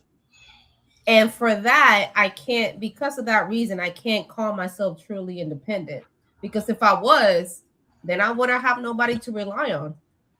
Well, this gets me wondering. And I think that's on purpose. I'm not supposed to be fully independent. All of this. So in other words, you've never been in dire straits. No, I never been in dire straits because I always had somebody to. I don't want to call it a safety net, but for lack of a better term, I always had a safety net. And maybe that's because I'm a woman. Maybe because that's. The I was going to ask that. So that's why it is. I don't think it's different for you all because you are men and men are faced with the situation. Men don't have that luxury. Men are faced with that obstacle, and y'all just sink or swim. You know what? I respect. I don't think women are designed to be that way. I don't. Even when I respect that. I respect that. Even when you say all this shit about, oh, it's you know, we're girl bosses and the shit. That's all bullshit because and you can see that with the pandemic. You can see that now when people in Tennessee are freezing to death and they don't have fucking. You always gonna look for a man. You know, I'm not in the oil rigs. I'm sure not. I'm not working the oil rigs. I'm not in Tennessee freezing my ass to death because, you know, the weather has changed and now we're like, well, shit, I'm looking for a handout because I ain't got no man. No, men are forced with that decision. Men are forced to either you are equipped, you are made to survive. So no, I disagree with the question. To wrap it all up, as a woman, that got me thinking, Carmen. That got me thinking because you've now like touched on a very important point. Yeah. A very important point about the two different genders. Obviously, like you're saying from a female point of view, you disagree with it, but it's different for men. It is. Then, so if we were just to apply that question then just to men, right? Would you change your Would I agree? stance? Yes, I do. I think that I think this question differs from gender to gender. But if I were just apply it just to men, I think God designed men can survive without a woman. They can't. I mean, you can drop men and women into a deserted island and men will make it work. I don't think women could, and I might be biased. And you're right. You're right. There's already proof I'm of this. going to be a traitor. Yeah, they did men versus women survival, right? Yep, they've already done it. I'm going to be a traitor to my own gender. I'm sorry. I apologize to all the girl bosses. And most of the women that were struggling are Mark's people. They were British. I apologize. I apologize in advance. Oh, shots fired! Shots fired! Yeah, I'm not even going to respond to that, man. I apologize to all my girl bosses, but yeah, no, I think genetically, biblically, I think men are designed to survive. Women, we cannot survive without men. I'm sorry. I'm a gender traitor. I excuse the hell out of me. Sorry, chat. No, it's your honest opinion. So yeah. I mean, I think there was a girl. I saw somebody. I saw like a video of this girl who I guess went on TikTok and went on a rant because I don't know, her boyfriend broke up with her or whatever. But she said all the women in the world should put their money together and buy an island, and we should just all have our own island. I'm like, bitch, we can't even go to Miami, bitch. It'll be a bloodbath. We can't go to Miami and come back as best friends. We can all have a girl trip for Miami and we come back as enemies and hate each other. How the hell island by myself? We ain't check gonna this do out. that. Hey, but check this out, Carmen. That's actually been done recently. Yeah.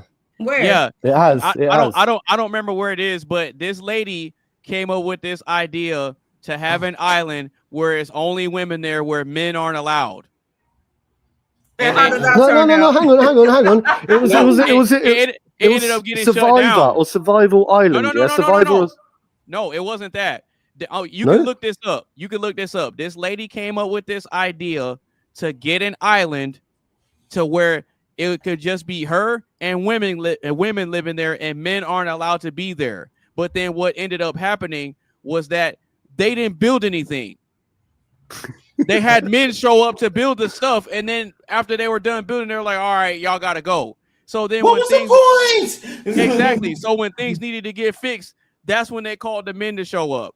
But then that's what I'm saying. When it truly comes to independent, like you can look it up. What's it called? Hold on. It's like She Island. There it is. It's something called She Island.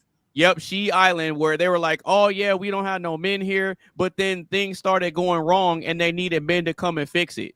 And then ultimately, it ended up collapsing because the women were fighting each other too much. They were too catty. And I think I've seen it. I think I'm thinking of the same thing, but maybe women are. When it comes to this question, I think it has. You can't have it. You can't answer it without the gender. Like I really can't. I'm like I said.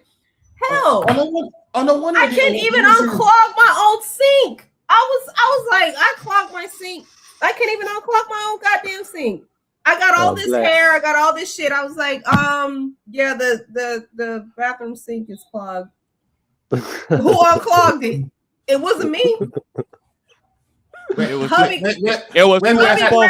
grabbed the damn wire hanger and unclogged the shit. I don't know how he did it. I just know he grabbed I just know that he grabbed a wire hanger. I know how he did it. I know how he did it. And he's like, yeah, it's unclogged. It was all of your hair. I know exactly how he did it. I was like, okay, cool. I'm not doing that. But, and wait a minute, I got. Can I call myself independent? No, I can't. I got to do a quick sports interruption real quick. Shout out to UNC for beating Duke. Look at fair play. Look at this buzzer beater. Boom. Shout out to the Tar Heels. Shout out to the Tar Heels.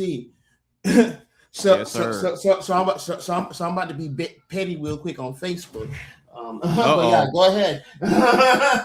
All right. So I mean, everybody pretty much gave their take. I mean, does anybody have any further thoughts on this one before we move on?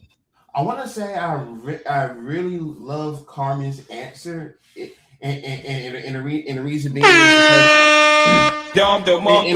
is because of the fact that like I had when I was homeless, I had a lifeline. I had lifelines. Like I had a good support system, which by the way, it's very important to have very good support systems and stuff like that. Right. But however, it low key gets to the pride and stuff. It gets to the pride and stuff in men where they don't want to help, and where they don't want the help rather, or whatnot. Yeah, that's facts. That's 100% fact. I don't know what it is. It's just something. It's just something in man's nature that doesn't exist in women when it comes to like truly life or death decisions. It's just something that it clicks for men that doesn't really click for women. It's just true. I don't know if it's biological. I have no idea. Is it biblical? That's a whole different conversation. Right. But it's just something about men that says, be like, all right, well, I'm here. How am I gonna get here? Versus women, who's gonna come and help me get out of this? That's how that's how we think. I'm like, who's gonna come and help me get my shit together? And men don't think that way. Men be like, all right, this is what I gotta do to fix myself, and we just don't have it. And y'all love us because of it. We do. Yeah. But some show it better than others though. But real quick, I want to give a big shout out to everybody on the panel. And the reason why is because tonight's panel consists of all people that are wearing glasses.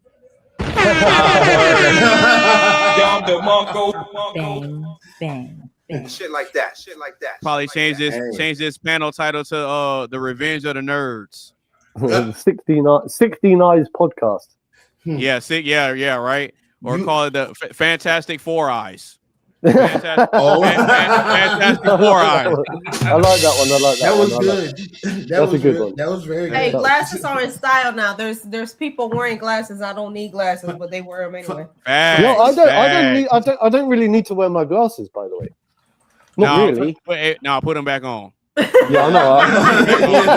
Put them back on, bro. Put them back on, Mark. Put them back on. Put it back on, Mark. It's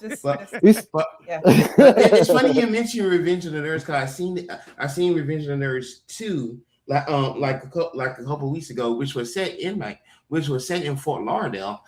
So that's a Revenge of the Nerds too. Mm-hmm. I think it was called Trouble in Paradise. It was set in Fort Lauderdale. Oh, okay. Well, I mean, if no one else has anything else on this question, let's do it. Well, I think we kind of need to reveal whose question this is. Oh yeah, Yes. which question Who was is it? Oh, it was It was Mark. Oh wow, that was an interesting question. And he played it too. He played it like he didn't ask it. He played it cool. He played it cool. Mhm. All right. So Nice before we poker move face. on, if you're just now tuning in to the live stream, or if you've been rocking with us the whole time, make sure you give the stream a like, share with a couple of your friends. Make sure you follow us on all our social media sites, and make sure you stay tuned in because we are about to get into the next question right about now.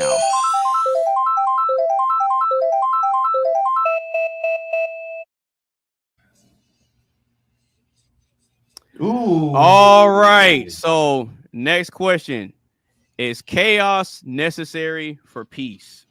Oh, I I'll missed read I it. missed that last bit. Did you tell him that was my question? Yeah, I did. Yeah. All right. So I'll read the question Rubbish one more question. time. Is chaos necessary for peace?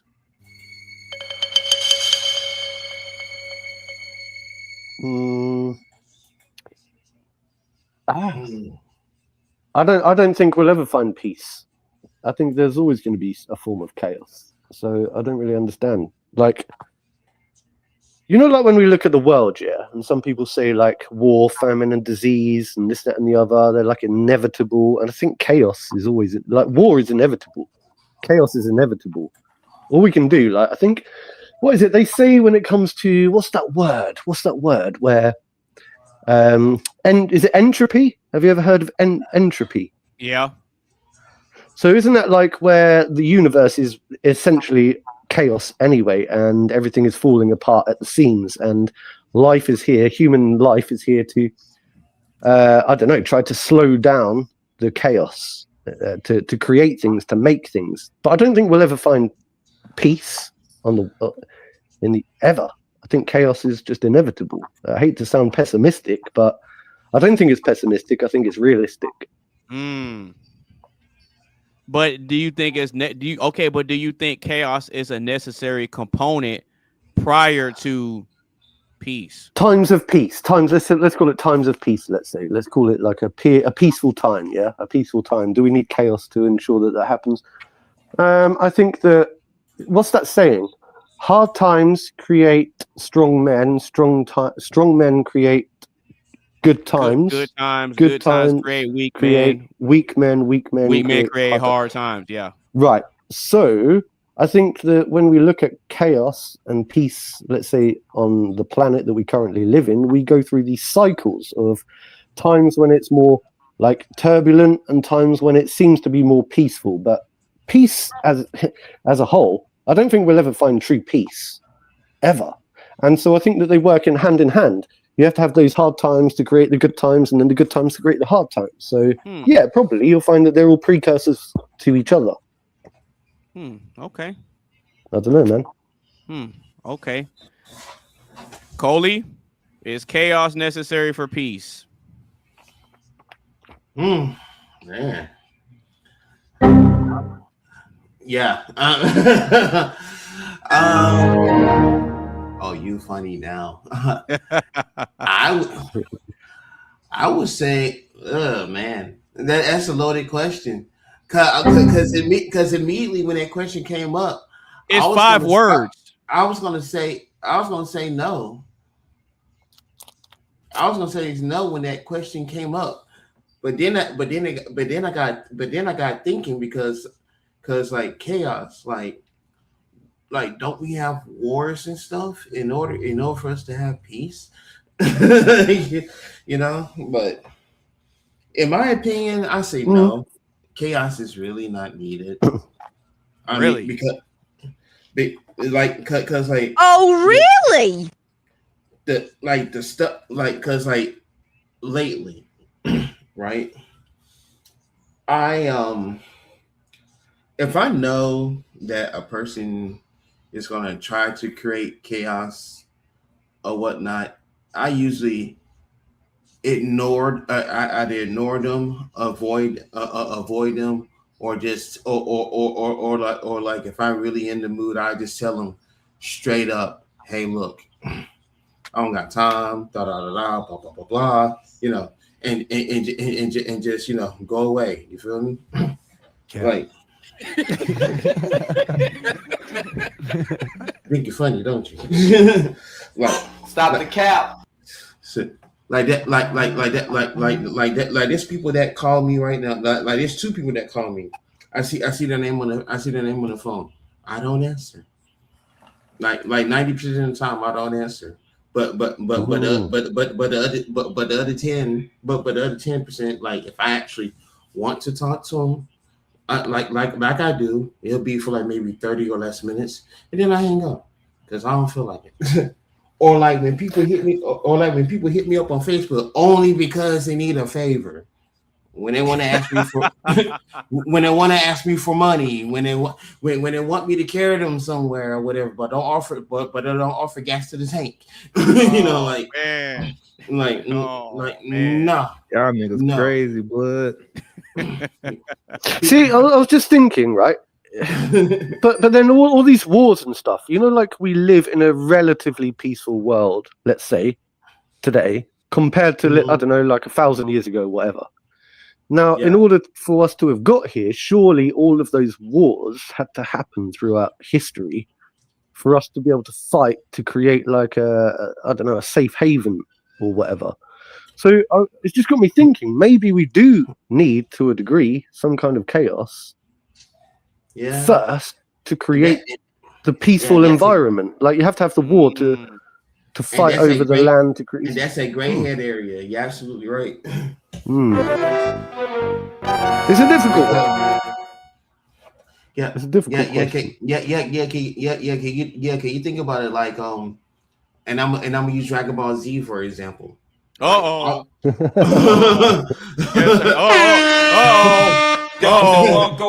man said, "Hey, that man said he about to use Dragon Ball Z." I got you. I got you. And I think I got a perfect part of the saga to use too. Like everybody who's a Z fan knows about the Cell saga when Goku died or whatnot, and sacrificed himself because he wanted to get Cell off the planet for blowing up the Earth or whatever. But he ultimately decided to stay on King Kai's planet, which King Kai wanted to fucking wring his neck. You know what I'm saying? But it was up to Gohan. But it was up to Gohan and the rest of the Z fighters to obliterate Cell. So but hang on.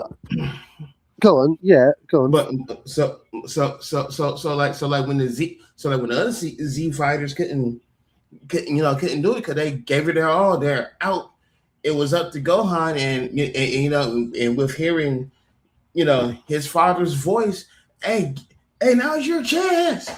And then he gave his all with one arm working, by the way, and he obliterated Cell and stuff like that. And now the whole Earth is back at peace for a long time, at least until Bobbity came up later on. But that's a whole nother season.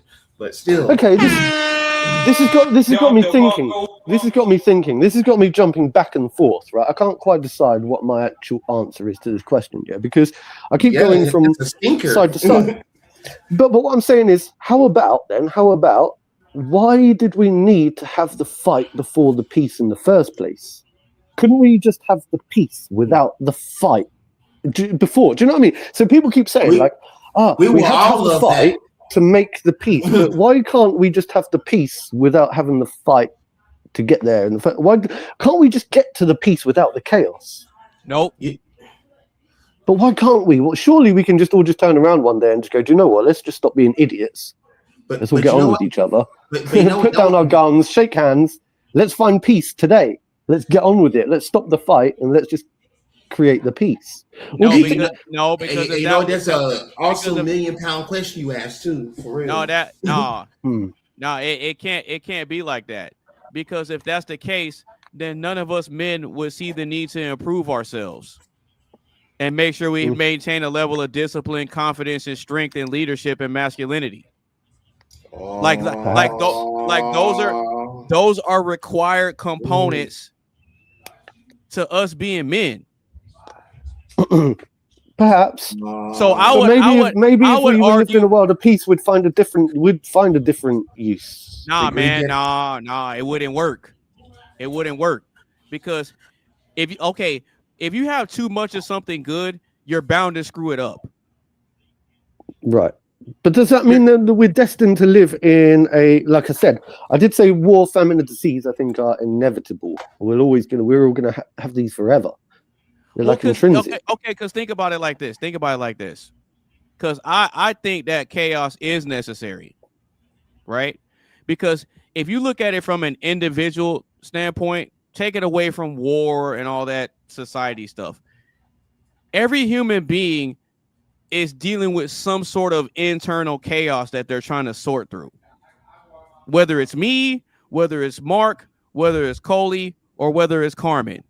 Every single one of us is dealing with some sort of internal chaos that we're trying to sort out and trying to understand deep within ourselves. So not only are we dealing with internal chaos, but then when we go out into the world, we see chaos all around us. And it makes us forget about the chaos that we're dealing with on the inside. So then it puts you in this position where you're like, you know what?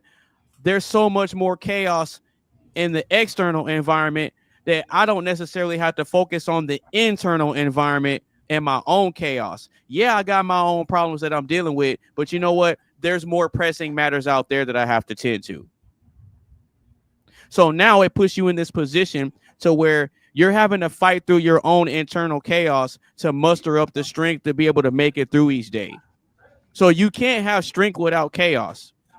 Just like you can't have strength without struggle. Yeah, exactly. And somebody who can overcome their struggles, I would call them very successful. But there you go. There you go. There you go. You know what, Mark? I like you, man. You are a real cool dude, man. You are real. Damn, son, where'd you find this? I had to stop doing research over there because every time we have one of these questions, it's linking. We're playing chain reaction again. Back to the first question. Yeah, man. I keep track of everything, and I always try to tie it back. I always try to do this. It's fun. It's fun. I love it. I mean, I gotta be honest. I came into this question and I said my initial impulse was no, because again, I'm like, well, we don't have to have chaos. There's peacemakers. We've seen in history, there's people that have changed the world and have impact, successful impact, using nonviolence. We have examples all the time. Now I'm kind of changing my answer a little bit because if there wasn't, and I'm looking at those leaders, impacting the world in a nonviolent way, which is nonviolence, I equivalent to peace. But there shouldn't be a chaos to begin with. They were fighting something, but the way that they went about it was in a peaceful, non-violent way. But there was already chaos to begin with. So I changed my answer to, yeah, I think one cannot exist without the other. Now, I think the way that is executed is it's different. I don't necessarily think that in order for you to cure chaos, you have to have violence and force to do it. I think you can. I don't think the opposite of to cure chaos or balance out chaos is violence, and you can't fight fire with fire. I think there's a non-violent way to go about it, but if you can't go there shouldn't be a chaos to begin with. So yeah, I changed my answer to yes, it is necessary because I think one cannot exist without the other. How you execute it, you can execute it in a non-violence, peaceful way to achieve peace. I don't think that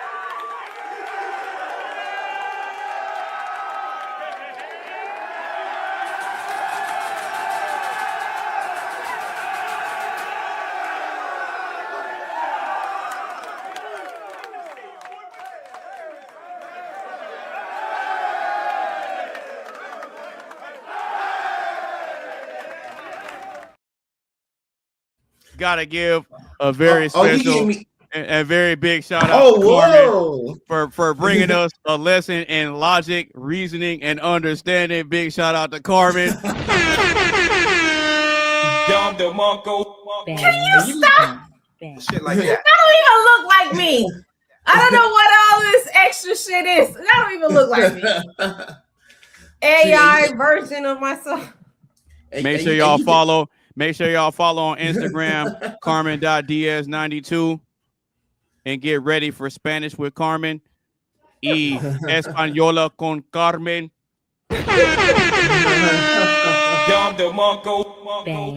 Bang, bang. Shit like that. Shit like that. Shit like that. And I ain't gonna lie, you got me hyped playing that video, being what just happened earlier. I know, right? But Carmen coming through with a better understanding, and she showed intellectual maturity, and she admitted, you know what? I thought this one thing, but then I realized, and I came into new information, and because of that, I'm mature enough to change my perspective. One more big shout out to Carmen. Bang, bang, bang. Shit like that. Shit like that. Shit like that. Yeah, I ain't gonna lie. This question kind of got me thinking about the Roman and Greek empires. You know what I'm saying? And I also thought about how how Anonymous brought it. I was like, yeah, we all come into trauma in any relationship. When it comes down, let's take it down to a more nuclear level. When it comes, we all have trauma. We all can use improvement. So yeah, I guess it can't be. My gosh. All right. So absolutely. Yeah, I'm gonna have to get off. I'm gonna have to get off soon because it's 2:00 in the morning. Now, normally I stay a little bit later than this, but I've got a busy day ahead of me tomorrow, so I don't want to stay up too late tonight. Right. So Well, I'll give it maybe 30 more minutes. Okay, cool. I mean, does anybody else have anything on this one? Oh no, that was well.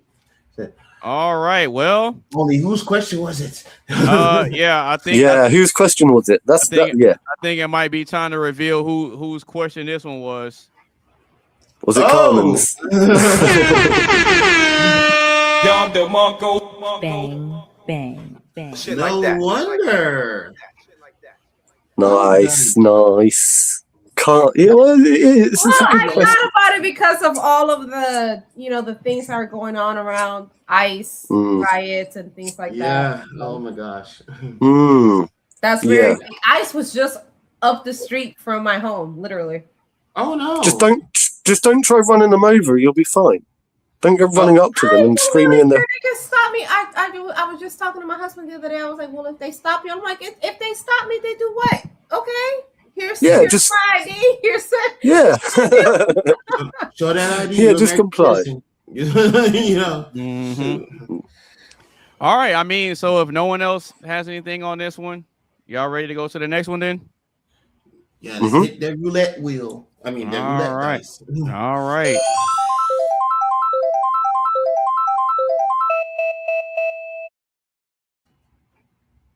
All right. If you were a talk show host, what type of show would you have? Breakfast talk, afternoon trash, or late night talk? I'll ask it one more time. If you were a talk show host, what type of show would you have? Breakfast talk, afternoon trash, or late night talk? What y'all got? Oh, I like this question. No brainer.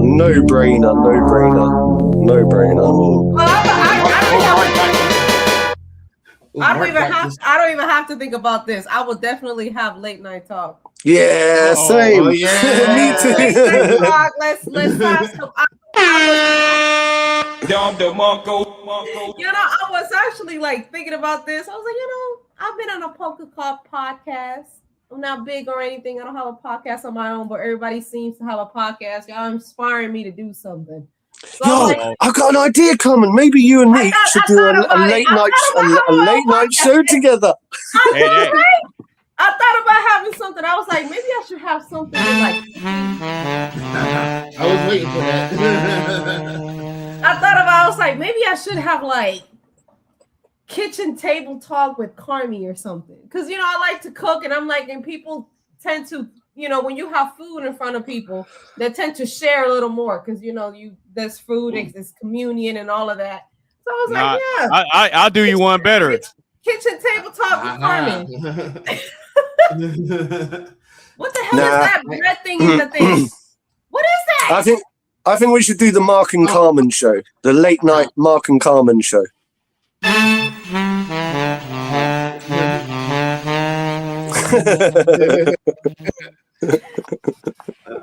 don't even know what that is.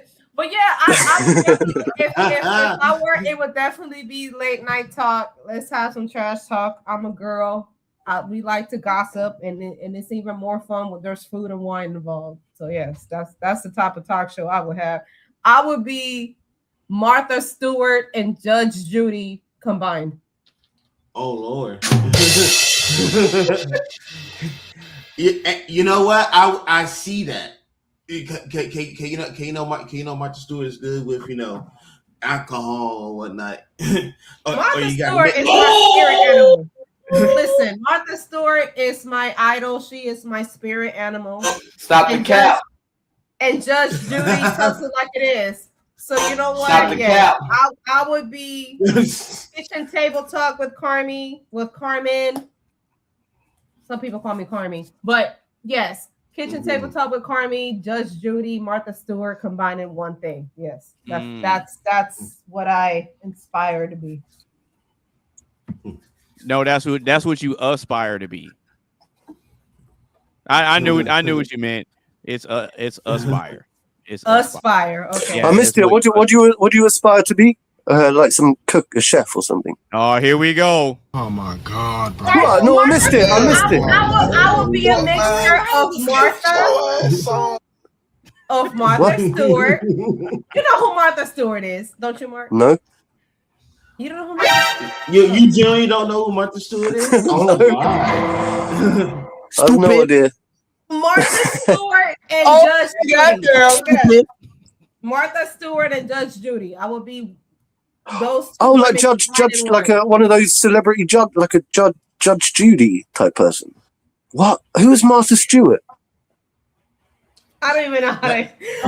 She is a Oh, you know what? She's not a chef, but she's a cook and a homemaker.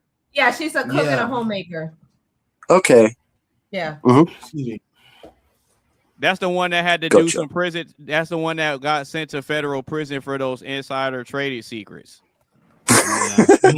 Right. Just be careful. Don't be like her. Just do it your own way. Yeah. She got arrested for a whole bunch of white men. They were been doing that forever. She got Snoop Dogg backing her up. She good. Martha Stewart. Oh gosh, I hate to be the sore thumb in this. I love your answers a late night talk, but I'll have to. But for me, it has to be afternoon trash. Really? Oh, that's boring, man. That's boring. Come on. You gonna do an afternoon? You gonna do an afternoon trash show while people are at work? I mean, with today's technology, they can go on nosy. Yeah. You can always log on and check watch it later. But not hear me out though, right? Okay. All right, we hearing you out.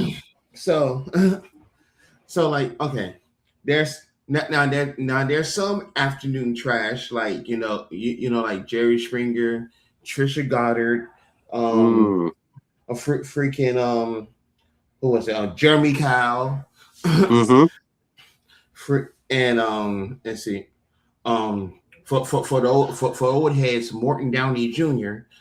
Like they talk to people, but they never really resolve anything. Versus you got those afternoon trash type people like Karamo and Maury. Yeah. No, Maury came on in the morning. Well, Maury came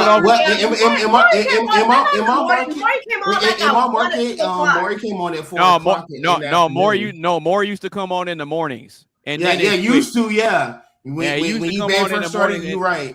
And then it got switched to a later time, like around 2 o'clock.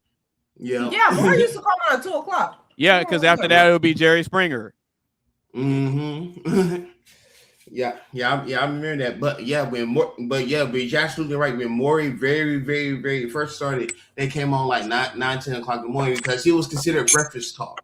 But then when Universal took over, oh shit. but yeah, I would like to want to solve people's problems. What in the world's going on back there?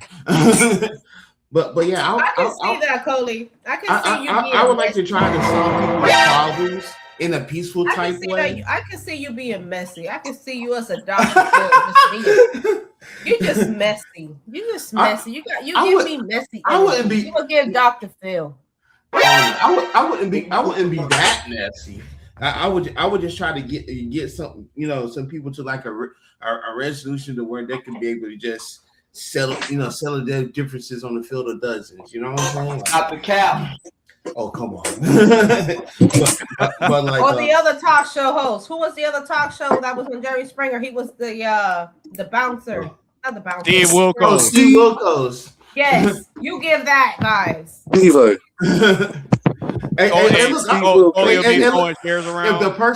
If the person is that despicable, I will freaking throw him off my stage real quick.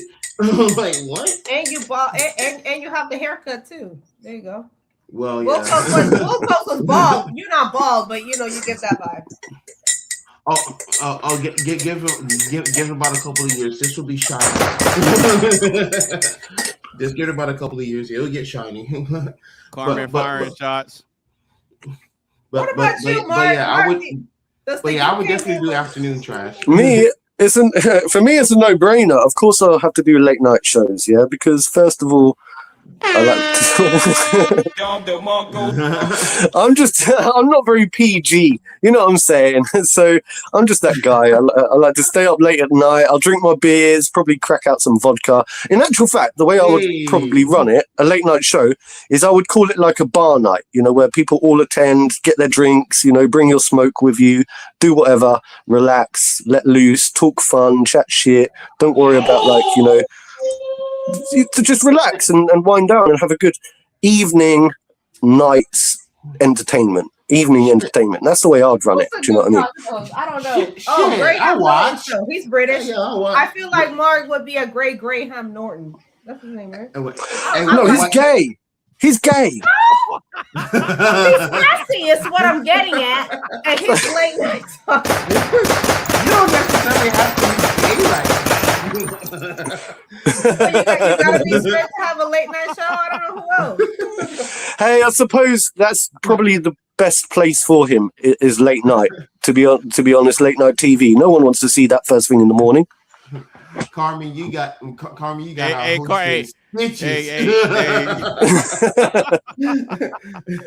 Hey, Carmen's on fire tonight with the jokes, man. Good job. I got thick skin. No, Mark. Real shit, Mark. And I'll well, do you know what? I challenge you. It's write that shit down on pen and pad, right? And then pitch that shit to the fine people at ITV. I bet they go for it. Either ITV or Channel 5 over there. Bro, I'd get cancelled in the first 5 minutes of being on the show. I'd do something. I'd get cancelled, man. Yeah. So no, it'd be good. Mark will get canceled on the first episode, and they'll be doing this. This isn't good for your back. I brought this on myself.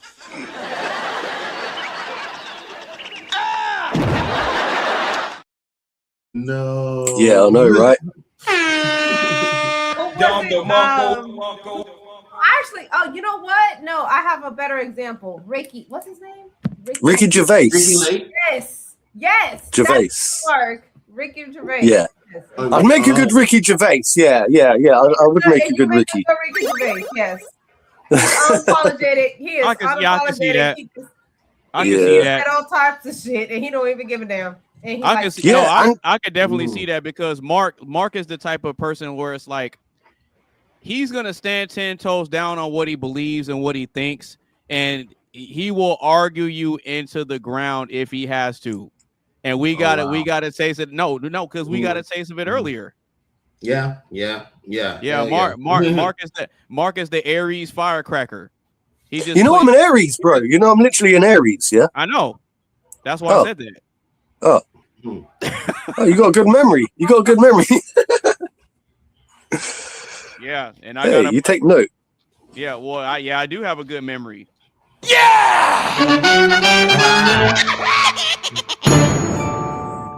No, but I think that if Mark were to come up with a late night talk show where you're just being blunt and brutally honest and raw and uncensored, it would be called Fowler with Fowler.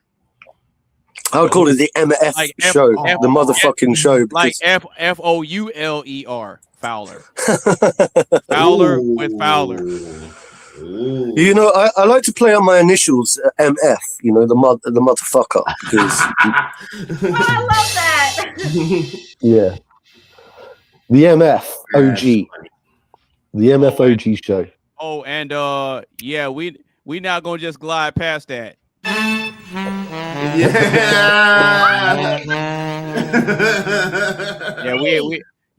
ain't gonna glide past that. Yeah, we ain't gonna glide past that. No, shout out to you and hubby, man. Shout out to y'all. I think as far as this question is concerned, y'all already know what my answer is. We on it right now. You're doing it. Yeah. we on it right now. Yeah, we doing it right now. You wake up early. I would figure breakfast talk. You wake up early as hell, don't you? You wake up like at 5 a.m. or 6 a.m. No, I wake up earlier than that. See, there you go. Breakfast, right? Breakfast time with AB. Yeah, but if you really think about it, Carmen, most people, if they are getting up early, it's because they're getting ready for work. Mm-hmm. And so I'm running a show where you can watch it. Yeah. Now, if I'm doing radio or like audio, then you can listen to it anytime. But I'm running a show where you can sit down and watch and pay attention to what's going on and actually put a face to a voice. Yeah. And plus, you want to do a Steve Harvey type of thing? Steve Harvey in the morning show. You want to do that? No, you know why? No. Oh. Because I believe. I feel like you could actually. I feel like that's very on brand. No, because you know what would happen? They would treat me like they did Kevin Samuels. Ooh. They would do me just like how they did Kevin Samuels. Kevin Samuels came on like at 10 o'clock at night. Yeah, but the point that I'm making is that I don't believe in lying and pandering to women and telling them what they want to hear. Got a point. Oh, okay. Are you sure about that? No, actually, you're right. You don't. I don't. You're right. Yeah. No, because it's like I don't necessarily get any type of fulfillment from doing that, because in my mind, if I know I'm doing that, I'm leading you down a dark path. I'm lying to you and I'm setting you up for failure if I do that. So I'd rather keep it real with you and you be mad at me and not want to deal with me for a couple of days than for me to just be feeding you lie after lie after lie to appease your ego, and then you end up crashing and burning and you don't even know how it happened. Ooh. And then when you realize that I've been lying to you the whole time, then that's just going to amplify it. Because you're gonna feel betrayed, because you're like, man, I poured all this trust into this guy and he really lied to me. Have you ever thought of doing the independent journalism type stuff, or what do you call it? When you see the news reports from the days, whatever that's going on, you wake up early in the morning, review it, do your thing, and then get up on camera. There's people that do news reports. Have you ever thought of doing something like that? I know what you're talking about. There's a couple of people who do that actually. I've thought about it. But the issue that I would run into if I were to go down that route is I know a lot about a lot of stuff that's going on, and people that are pulling the strings behind the scenes as far as like all these events and stuff that are taking place in society and manipulating a bunch of stuff to get us all like a Nick Shirley. I can see you doing that, like a Nick Shirley to cause division and have us fighting against each other. And if you know, you know. Yeah. There's that dude, there's American guy, Asmon Gold or something like that. I think is the name of his channel, Asmon Gold. He's American and he's always doing that, like evaluating what's going on in the world, and he's doing quite well. I think he's got a lot of followers now. You know what I mean? Like some people do make a name for themselves. I think he was even mentioned in the BBC. Well, because I know myself, and I know that once I start researching things and I start understanding things, I know myself as a person who's going to want to share the information regardless of how people feel. And I'm going to want to expose things and not necessarily be concerned with the outcome of what happens to me. You see what I'm saying? Basically, that's what I'm saying. Like basically say the word without saying the word. Yeah, that's what I'm saying. Because you said at the beginning earlier that you were a free thinker, so I really much put you at the, Nick Shirley type of. Yeah, no, you're right. No, thing. So I think that's very on brand for you. No. You're absolutely right in that assessment. It's just that I have a way better understanding of what's going on behind the scenes as far as like all these crazy events is concerned. Because you think you do, but that's what everyone thinks. Mark, I'm just saying. Mark, that's what everyone thinks. Everyone I talk to is like, Oh, Mark just text you. No, Mark. Okay, I'm just saying. Mark, I really could go into that.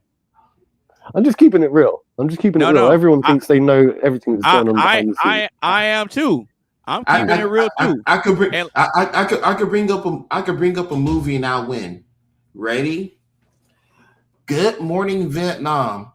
Oh, that's a good film. That was with Robbie. Remember how Robin Williams will always have to take the news headlines from those two from the twins or whatever, who look ugly by the way, and like whatever was red, whatever was crossed out, whatever he couldn't say. Yeah. But that was one time he took the headlines and didn't give it to the twins to approve it or whatever, and mentioned the one thing that they didn't want him to say over the radio, talking about a bomb blowing up or whatever, and he ended up getting canceled off the radio.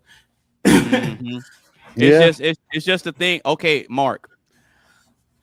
If I really could go into some deep topics about like the undertones of a lot of this stuff that's taking place and a certain group of people that's in charge of it, where we're being told one thing when in reality it's actually the opposite, without getting too deep into it. I think you know what I'm talking about if I play this sound. Do. Oh yeah, okay, I get you. Yeah, it's them. It's them. It's them. Okay, I understand that. I understand, bro. I understand. It's them. I get you. I get you. Yeah, you got to be careful. You got to be delicate in that realm. Man. Yeah. Yeah, you got to watch your head. Watch your head, bro. Just watch your head. Yeah, literally, right? Right. Because here's the thing, Mark. I have tons and tons of evidence of the things that I'm referring to in this device right here that I could pull up, and it's on my iCloud too. So sure. I think what I'm trying to say though is that like what I found with the emergence of the internet now, is that everyone goes down these little roads of like conspiratorial thinking and so on. Rabbit holes. They go down the rabbit holes. Right. And also, do you remember when Tizzle said, is it a hole for the rabbit? Is it a rabbit hole or a hole for the rabbits? I realized, we ain't rabbits. That's why. So his remark doesn't really count. Yeah. But anyway, yeah. Right. God, So I wish he going was down, here.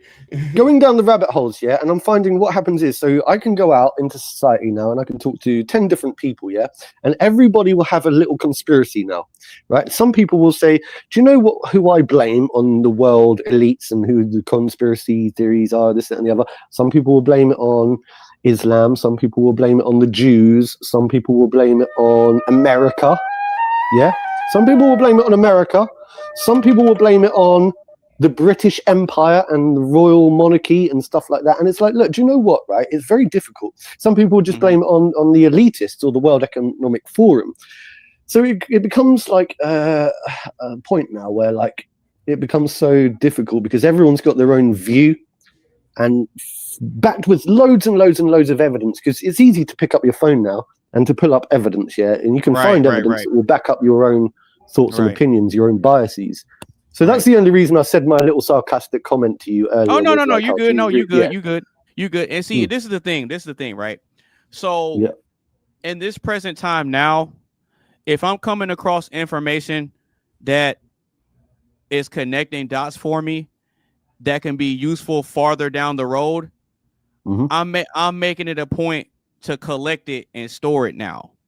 Because before I was coming across information and I wasn't thinking at the time to download it and store it because I didn't think anything of it. And I'll give you a perfect example. I'll give you a perfect example. So when you brought up the whole Lyndon B. Johnson, I'll have these niggers voting Democrat for the next 200 years, that actually happened. Right. And here's how I found out. My mom told me about it, but she misquoted it and said 400 years. But when I went and looked it up, it was sometime around like 2008, 2009 when I looked this up. I actually found the recorded phone call of him saying it, and that's how I found out that it was actually 200 years and not 400.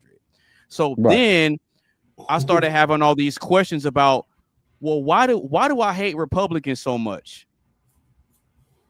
I never understood it. Yeah, because you were told. But again, I'm not. I'm not gonna get into the political rabbit holes and all. I'm just throwing that out there as an example of information I was coming across that was piquing my interest and got me thinking. Well, can I just say something? Do you remember I said to you on the last show that I was cancelled once and I lost my Facebook profile? Right. And alongside that, I lost contact with like thousands of friends that I'd accumulated over 12 years and so on and so forth. There was more to it than that. I was doing what you're talking about. I was actually gathering what I thought was credible evidence to back up everything because when I used to argue with people, I used to have everything on my Facebook. I used to be able to go back through and pull up some evidence here, pull up some evidence there. Of course, the thing is, what I didn't do is I didn't back everything up. So when my Facebook account was permanently suspended and closed down, I lost all of that evidence. And do you know something, right? I actually believe that there was a massive purge happening during the COVID pandemic time period where people like me, they were having their Facebook accounts closed deliberately because I think they were wiping history. They were wiping people's evidence and data gathering and information gathering. And I believe that I wasn't the only person, obviously. There was hundreds of thousands of people across the globe who were experiencing the same sort of purge. So I understand why you're doing what you're doing. So yeah, I would just say, look, I know we're going off on a side tangent, but just back up everything that you've got and just keep it on a hard drive, man, because you can't keep it on the social platform anymore. Well, anyway, that's that. Yeah, look, I got to get off anyway. I got 8 terabytes right here. Yeah, I got an 8 terabyte hard drive right here with plenty of space for me to store information. But real quick, so does anybody else have anything else on this one? All right. Well, I guess it's time to reveal whose question this was. Was that yours, Cody?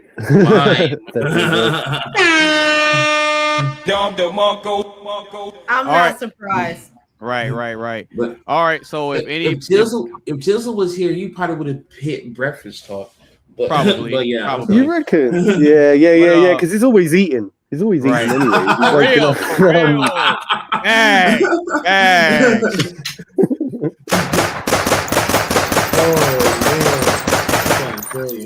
All right. So with that being said, we're gonna go ahead and get into the next question, and we're gonna do it right now.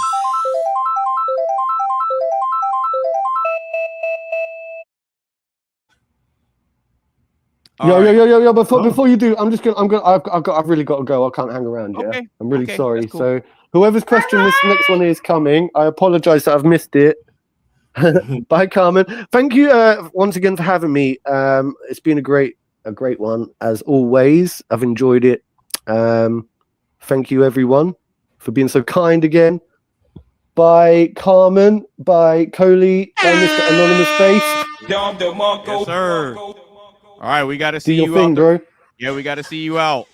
This isn't good for your back. I brought this on myself.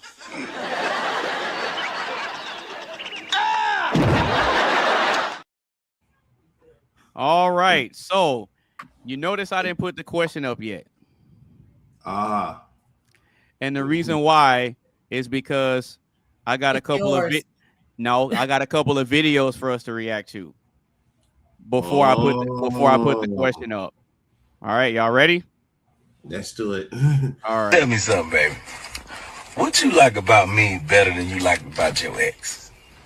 I'm not gonna lie, you know, like his thing was too big. I really couldn't take all that. That was just too much, tearing up my stomach and stretching me out and stuff. I ain't got time for all that.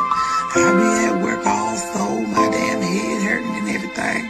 I just couldn't deal with it. I'm more comfortable with your size. Your size is okay, but him, hell no.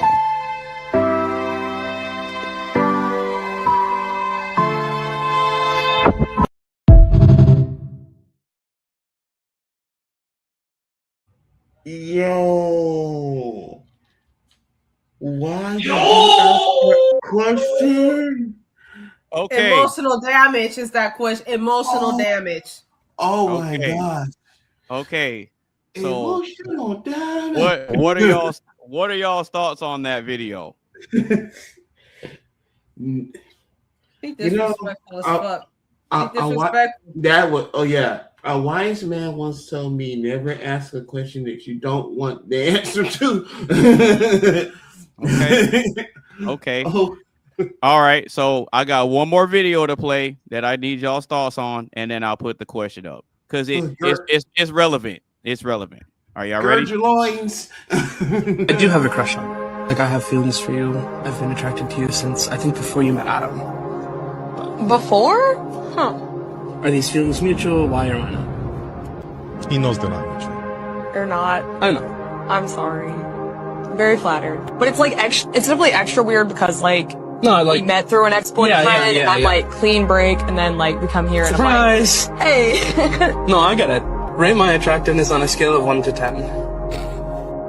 Attractiveness is subjective, but I don't want to hurt anyone's feelings. I'm a really big fan of getting girls out. I think it is super sexy when somebody is like very clearly having a great time and just squirming underneath you. And I don't think that anybody will ever complain about that. Laura Zorda thinks she might. Graphic word to use, but okay. That's wild.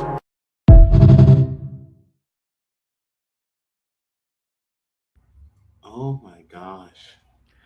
Okay. So after seeing that second video, where's Tizzle? What? She literally took a shot before she answered the question. Oh my god. She never answered it. I wouldn't either. Oh my gosh. So what's the question?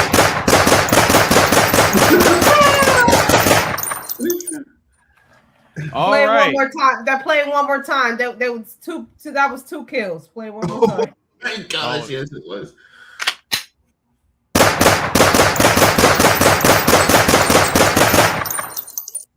Yeah, that was 2. That was 2 All right. kills. So after seeing the second video, what are y'all's thoughts? First off, awkward. Second off, you would know a type, and I speak from experience.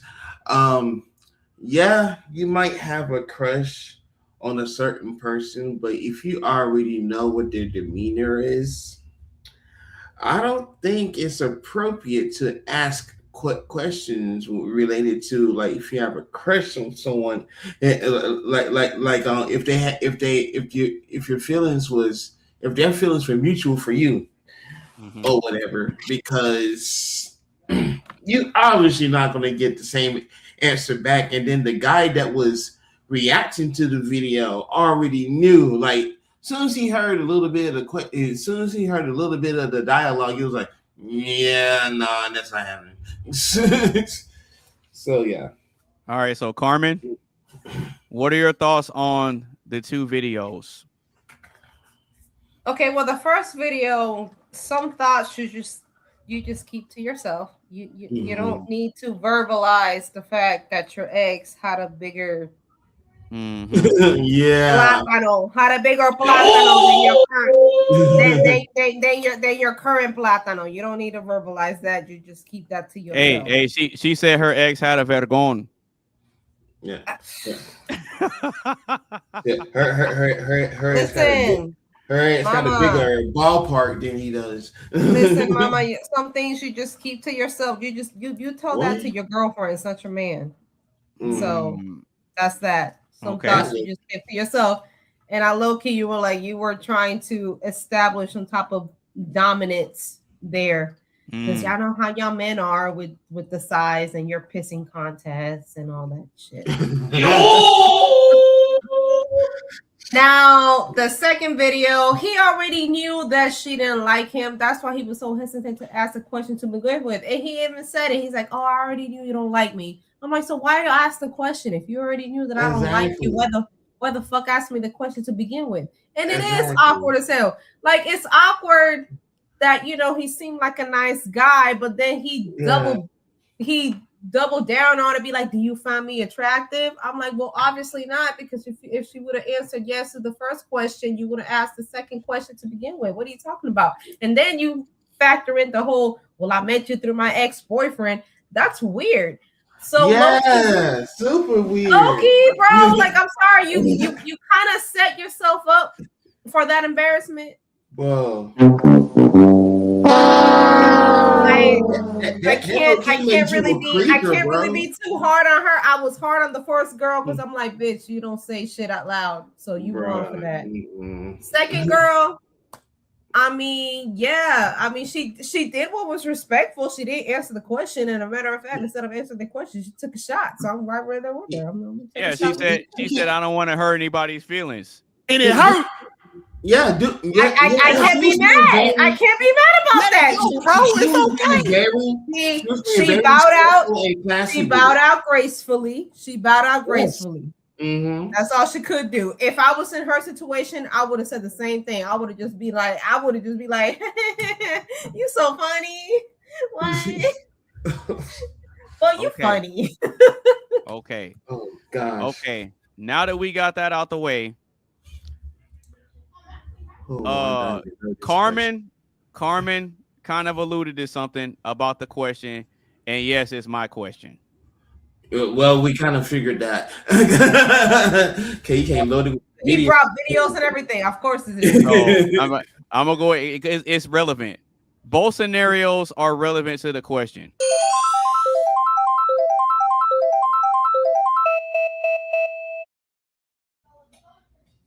All right. So the question is this: do people always want the truth, or are we okay with being lied to sometimes? Let me ask it again. Do people always want the truth, or are we okay with being lied to sometimes? Women are well done. This is another gender question. I'm telling you, this is another gender question. And I'm going to be real candid about it. This is another gender-based question. Women don't want to hear the truth. We don't. There's a song, Sweet Lies. Tell us sweet lies. Oh, shoot. There's a song like that, Sweet Lies, because we want to hear lies. We want to hear. That's an 80s song, isn't it? Let me pull it's an old song. It's called Sweet Lies, and it relates to women. Women want to hear sweet lies, and this is why I know. Back in the day, I used to be a little heavy set. heavyset. Before me and hubby were married, I was a heavier person. I was. He met me at a certain weight, and then I just gradually started gaining weight. I ended up losing 100 pounds, 102 pounds. Okay. It took me a year and a Yeah, it took me about a year and a half, almost 2 years to lose it. But here's the caveat to that. I knew that I was big. He knew that I was big. And I would be so mad at him. If that's the case, then this is accurate then. This is accurate. Yes. Yeah. And I would be so mad at him because he'd be like, what do you mean I look fat in this? But guess what happened? In that year and a half, we ended up breaking up, cut off all contact for 2 years. And in those 2 years, I lost weight to get back at him. Oh, wow. That was my motivation. Like, it was my motivation. Body. I was like, it was my motivation. I'm like, I want to get back to where I used to be when I met him. But it was a factor into that. So, moral of the story is, I knew that I was big. Did I want to hear from my man? No. But the truth was, baby, you're getting big, and I'm not really physically attracted to you because I met you at your weight, and now you are this weight. So I don't know what's going on. You got to lose that. Yeah. So no, women don't want to hear the truth. We want to hear sweet lies. So you're okay with being lied to sometimes. Or it's the opposite. Or it's not what you say, it's how you say it. That's here we go. Here we go. Oh, it's the tone. That's another thing women say all the damn time. Yep, it's not what you say, it's how you say it. That's a lie. Yep. Here we go with that. Oh, brother, this guy stinks. Here we go with that. So then what is the consensus? Do people always want the truth, or are we okay with being lied to sometimes? We're okay with being lied to because it's easier to live with a lie than it is for the truth. So then what does that say about honesty is the best policy? It's not. It's not. It's easy. I'm telling you, like, people don't want to hear the truth about themselves. That's why you lose family members over telling the truth. You lose friends over telling the truth. So yeah, sometimes it's easier for you just to tell a little white lie.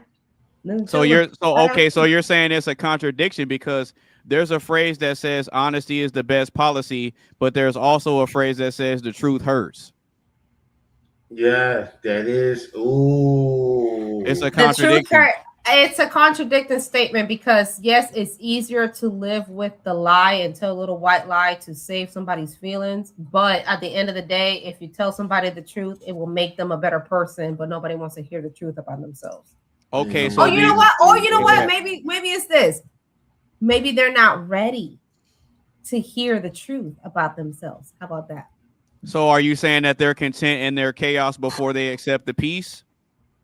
Oh my gosh. Yeah, maybe. Good answer. That's a safe assumption. Yeah. Yeah. Good answer. Okay. Coley, do people always want the truth, or are we okay with being lied to sometimes? Oh, this doubles this. Oh man, and you're right. Those two videos do coincide this question very, very well. I told you. Yeah, I'm a heavy believer of not asking questions that you don't want the answer to. Because if you're a type of person like me, who and this is answering the question, by the way.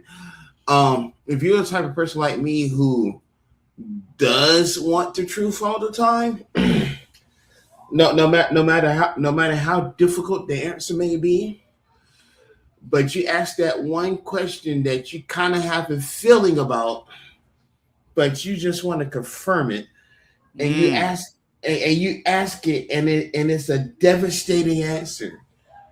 You're like, yikes, you know. Like it could be a devastating question. Like, have you been cheating on me with my best friend, or like are you really my mother or something like that? You know what I'm saying? Like super loaded, devastating questions. And then if you get the answer that you don't want to hear because you're already thinking it, then you fucked up. You know what I'm saying? But overall, and this is just based off of everyday life, right? If it's on or off TV. Mm-hmm. I speak for America when I speak for a majority of America when I say that people are kind of okay being lied to, and reason why I brought up the TV aspect is it's because of this. Think of how many lie detector shows that you've seen, rather if it's Maury, Karamo, whatever, you know what I'm saying, and they ask all these devastating questions or whatever, and then it turned out that they lied about it or whatever. Have you had sexual intercourse with? Have you had sexual intercourse with any woman of any other kind or whatever? You said no. The lie detector determined those allow you have sexual intercourse more than 20 times. You know, like yikes. Or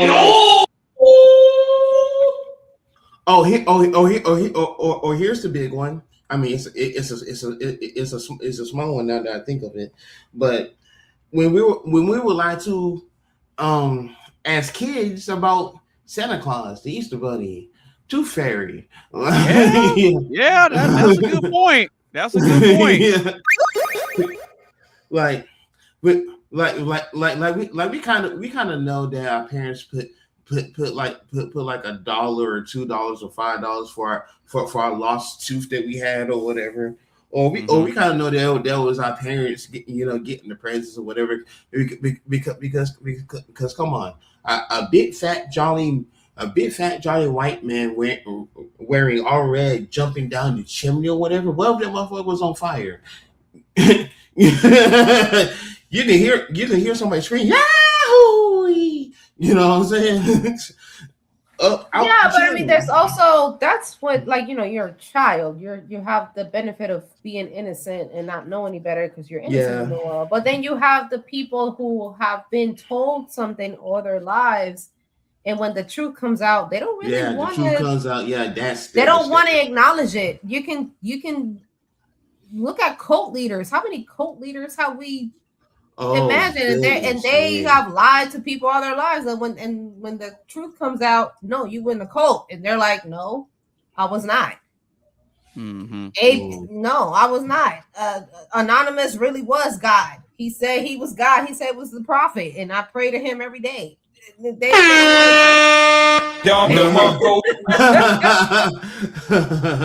made miracles come true, and then you told me like, no, he had a YouTube channel and he lied to all of y'all, and you in the cult, and he stole your money, and you don't want to see it, and you still. Bang. Shit like that.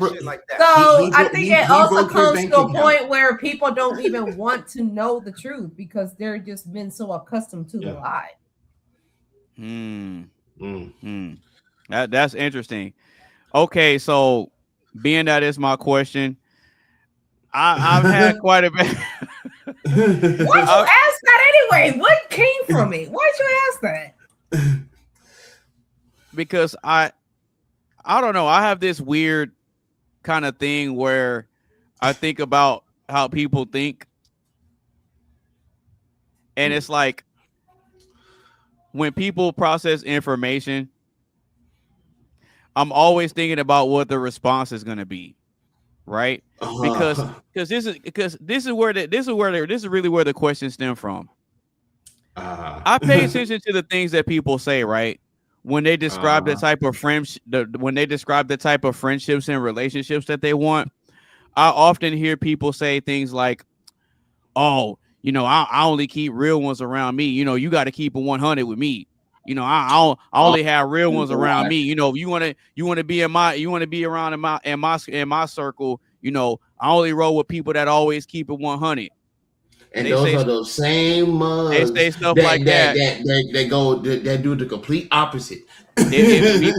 People say stuff like that, or you'll have relationships where women will be like, yeah, you know, I want no secrets. I want open communication and open transparency in my relationship. No secrets. Again, the same ones that would go they'll go against what the hell they just said. But you know what? When it comes to relationships, I think that the ones that are truthful and transparent, they're the ones that get the bitches anyway. Because when you think about it, it's like, and I'm telling the truth. It's so if you cheating, for example. You know, you get with me, and you know damn well you talking to other women. It's not just me. And if I ask you, let's go. And if I ask you exclusively, I was like, hey, who else are you talking to, or it's just me? If you lie to me, it'd be like, no, baby, it's just you. I only have eyes for you. But then later I find out that you're talking to 3, 4, 6 other bitches on your phone. As opposed to the guy be like, yeah, you ain't nothing special. I'm talking to 3 other girls. So what? Like, I'm going to be more enticed to chase after the dude. Like, that's just, you get more things than just being transparent. But at least, like, I guess it's the illusion of you giving me the choice. Yeah. So it's that illusion. Like, you play into the whole thing about, well, if you told me to be honest, so I'm being honest with you. And now that you're honest with me, I don't really like that shit. So y'all are addicted to the chaos. I don't want peace. I want problems always. I woke up and chose violence. You cheated on me in my dreams, motherfucker. Yep. Anonymous, I'm not going to reveal anything, but that is bringing back a memory about you from when you were staying with me temporarily. I know exactly what you're talking about. Yeah. I kind of want to know what memories you lied. Oh no, you don't want to know that one. I can imagine. I just use my imagination. I don't want peace. I want problems always. It's just my imagination running away from me. I'll just say it's something. It's something along the lines of that. Yeah. Yeah. I'm gonna see what it is. Well, I ain't gonna lie. That no secrets thing, though. You know what that reminds me of? Releasing and without judge. Oh, yep. You are definitely not lying. You are definitely not lying. You are definitely not lying with that. I'm gonna talk about that. I'm gonna talk about a game show that used to come on that's based on lying and all that shit. I was thinking about that too. The one where they have to answer. They answer they answer the truthful questions, and if they're telling the truth, then they move on to the next round to try to win money.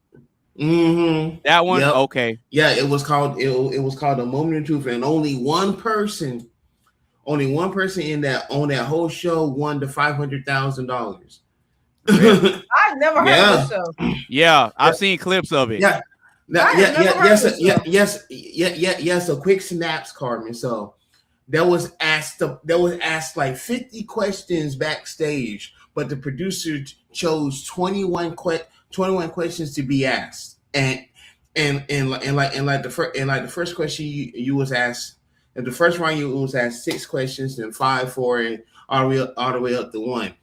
for each level that you pass, you won like the first round was like 10,000, then 25,000, then 100,000, all the way up to $500,000. There was only one. There was only one person who survived all 21 questions, and it was about, and the question was about did that dad marry somebody that was underage? Yeah, they actually asked that question on television. That's a whole Okay, bunch so of. I wouldn't want to answer that. FBI, open up! Right, I make myself. I'm not about to incriminate. FBI, open up!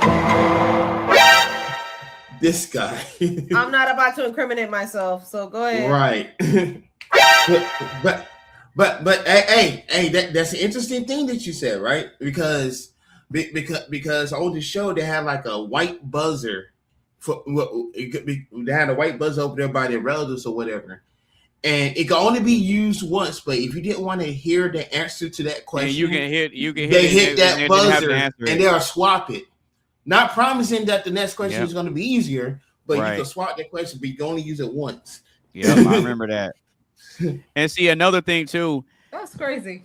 Where it's like people contradict themselves with this whole honesty and lies thing is when you talk about going through phones. Mm-hmm. Oh, I don't care about that. No, you might not. You might not. But there's a lot of other people that do. But I've seen plenty of those videos where they be doing that loyalty test with these couples, and they both agree to it, and then they swap phones for 60 seconds, and they go through, and then they be uncovering stuff. Mm-hmm. Yeah. I've seen those videos too on YouTube. Yeah, I've seen it. There's a guy that does them on purpose. Like, oh, can we switch? And there was one girl that was just like, why we need to switch? No, I don't need you to look at it. And then that just switch a red flag on the dude. I'm like, wait, what you doing? Yep. And another thing that made me think of this question is the fact that, like Carmen said earlier, women hate the truth. But this is an interesting kind of conundrum that you guys are put in, because on one hand, you don't like being lied to, but then you don't like the truth either. Yeah. For example, so you kind of want it both ways. Like you hate the truth and you hate being lied to, but at the same time, you want the truth and you don't want to be lied to. Well, I never said women. I never said women were rational. Hell, God made us that way. Women aren't rational. This is why a female's instruction manual will be like the never-ending story. It will never finish creating pages or whatever. That's why we can't have our own island. That's why our own island didn't work. Yeah. Can't agree on the fact what's true or not. Yeah. A female would ask, "Am I fat?" And you, a female will ask that question. And the answer to that question is always no. So that's debunked. Okay, the answer to that question is always no. Exactly. No, baby, if we say no and they look in the mirror and they look in the mirror and they disagree with your answer, you lie to me. No, then you turn around and say, baby, you don't look fat to me. I don't know what you're looking at in the mirror, but to me, you don't look fat at all. That's your answer. There you go. Hey, trust me, I know that answer. But you know something else that's interesting about this? Do people always want the truth, or are we okay with being lied to? Is with Carmen's example with the weight. Because I don't know what this show is with that one brutally honest doctor, that old dude, Dr. No. Dr. No. Dr. No. It's my 600-pound life. There we go. Oh. Where those women be going to the doctor and then they be wanting to lose weight. And then Dr. Now. That's what it's how it's pronounced. There we go. Dr. Now. He be asking them questions and then they be lying to him. Yeah. And you can see that clearly what they're saying isn't produced with the results that are right in front of them. Like you see the results of your habits and you still want to lie about it. Yeah. But then you cry when the doctor tells you, well, hey man, you only got like a year left and that's it. See, this is why I like shows like The Biggest Loser. They don't lie to you. They be brutally honest with your ass. Yeah, and it works. And it ends up working out. But it depends on the mindset of the person. Now, Now, I think an instance where people always want the truth, because I think it's a little bit of both. I think that all of us, we want it both ways. Like, we want the truth when it comes to certain things, but we're okay with being lied to when it comes to other things. That's why I played those two videos. Because on the first video, she told the truth, but he was hurt. Yeah. Oh God. He was brutally hurt. That's what I'm saying. You could tell that once he got it in his mind, he's like, man, it probably would have been better if she lied to me. And the fucked up part about that was she went super extra on that. Right. But then on the second video, dude asked a question and the chick lied to him. She didn't want to tell him the truth. But can I argue that at what point is it you're telling the truth? But if you tell the truth without love, people say, you know, it hurts to be honest, like, you know, the honest truth or whatever. Oh.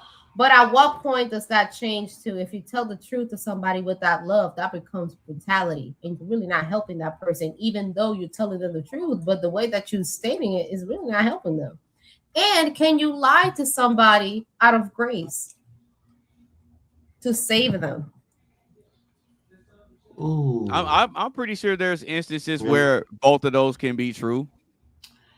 You know, because you can lie to somebody out of grace and help them, and you can tell the truth, but you don't have to be.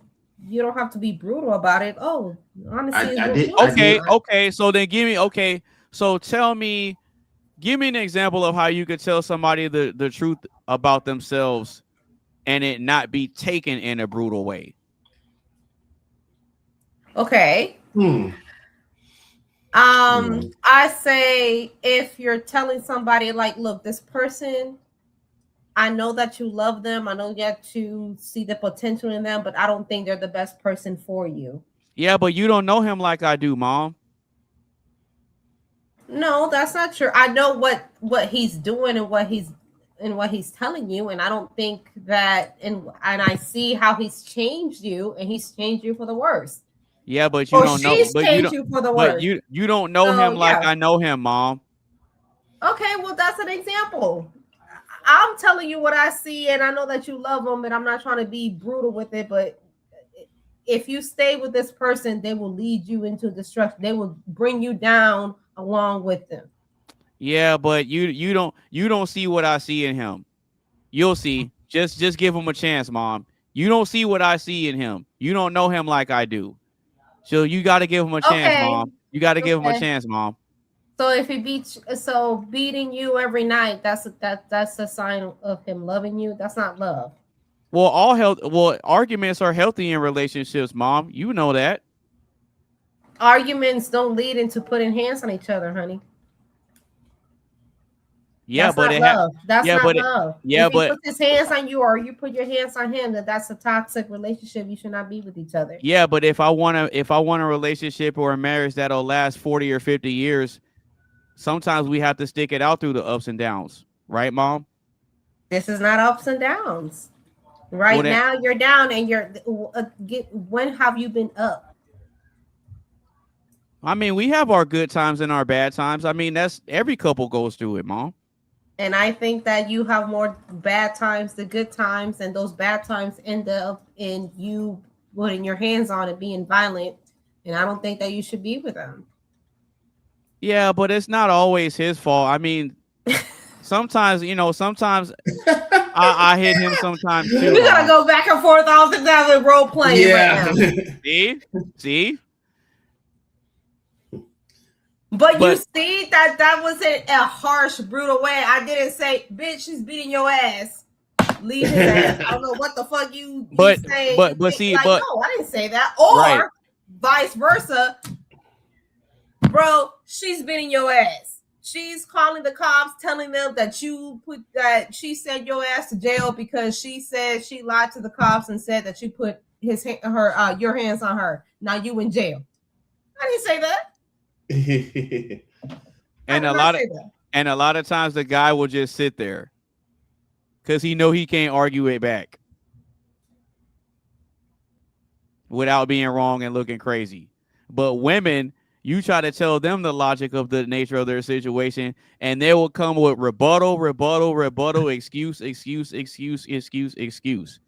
you said it in a nice way. And I still didn't want to accept the truth. Okay, I see what you're saying. Ah, here we go. See? But I still, you know what? I'm not gonna prove your point, so never mind. I'm gonna shut up. Oh, you already did. Yeah, you already did. Yeah, you already did that. Bang, bang, bang. Shit like that. Okay, so another a perfect example of when actually telling the truth, it may hurt, but it actually works out, is when you see these paternity shows where the woman will swear up and down, oh no, you know, I was only with you. Oh my God, you made me want to bring up a clip. and then they find out that the dude ain't the father, and everybody's looking at her. It's like, oh no, that test wrong. No, that can't be right. I was only with him. Science don't lie, you son of a bitch.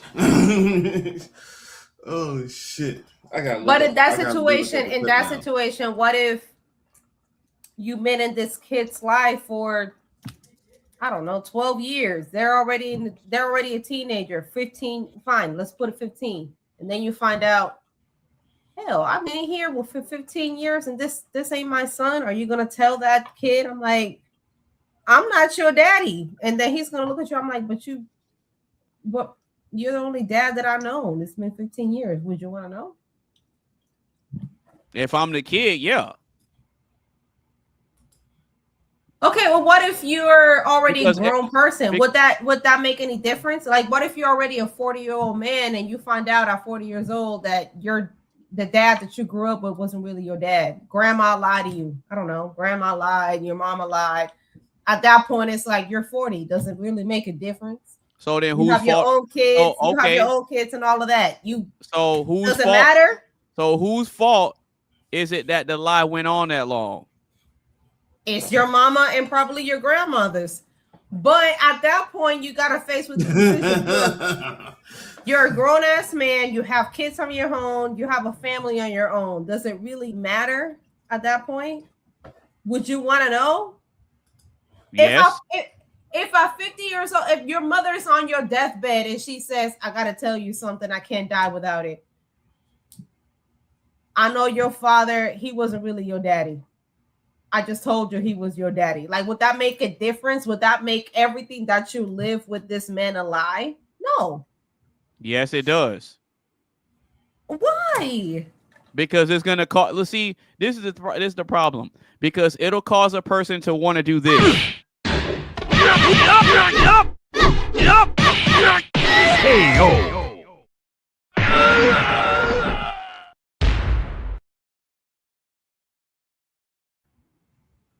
That's what it make a person want to do. You already grown. You already lived with this person. And they might not even care if you were their real son or not. Like, does it matter to you? Why? I don't think personally. I'm like, I mean, you've gone this long without knowing if he was your daddy or not. Does it make a damn difference? I mean, man, what benefit does that bring you? Carmen, what benefits does that bring you? Carmen, that is dangerous. How? That is very, very dangerous to think that way. I mean, I'm not saying that I would do it, but I'm saying if you are in a certain stage of life that you lived your entire adult, childhood, teenage years, and now you're a grown adult with kids and family of your own, does it really matter that your mother on her deathbed before she dies, she decides to tell you that the daddy you thought that was your dad was not really your daddy? I don't think it matters at that point. It's too much time has passed. Well, because it's one of those situations where it's like the reason you're telling me isn't because you care about me. The reason you're waiting till you're on your deathbed to tell me is because you don't want to die with that grief. It's not about me at that point. It's about I don't want to die with this grief. Because if you really cared about me, why not be honest with me? Because you know there's no way that you could talk You're yourself saying the out of only it. benefit that brings is not benefit for you, but benefit for her and her afterlife, her salvation, and whatever God that she prays to. No, absolutely not. And you know what? I'm gonna be sitting there looking like this.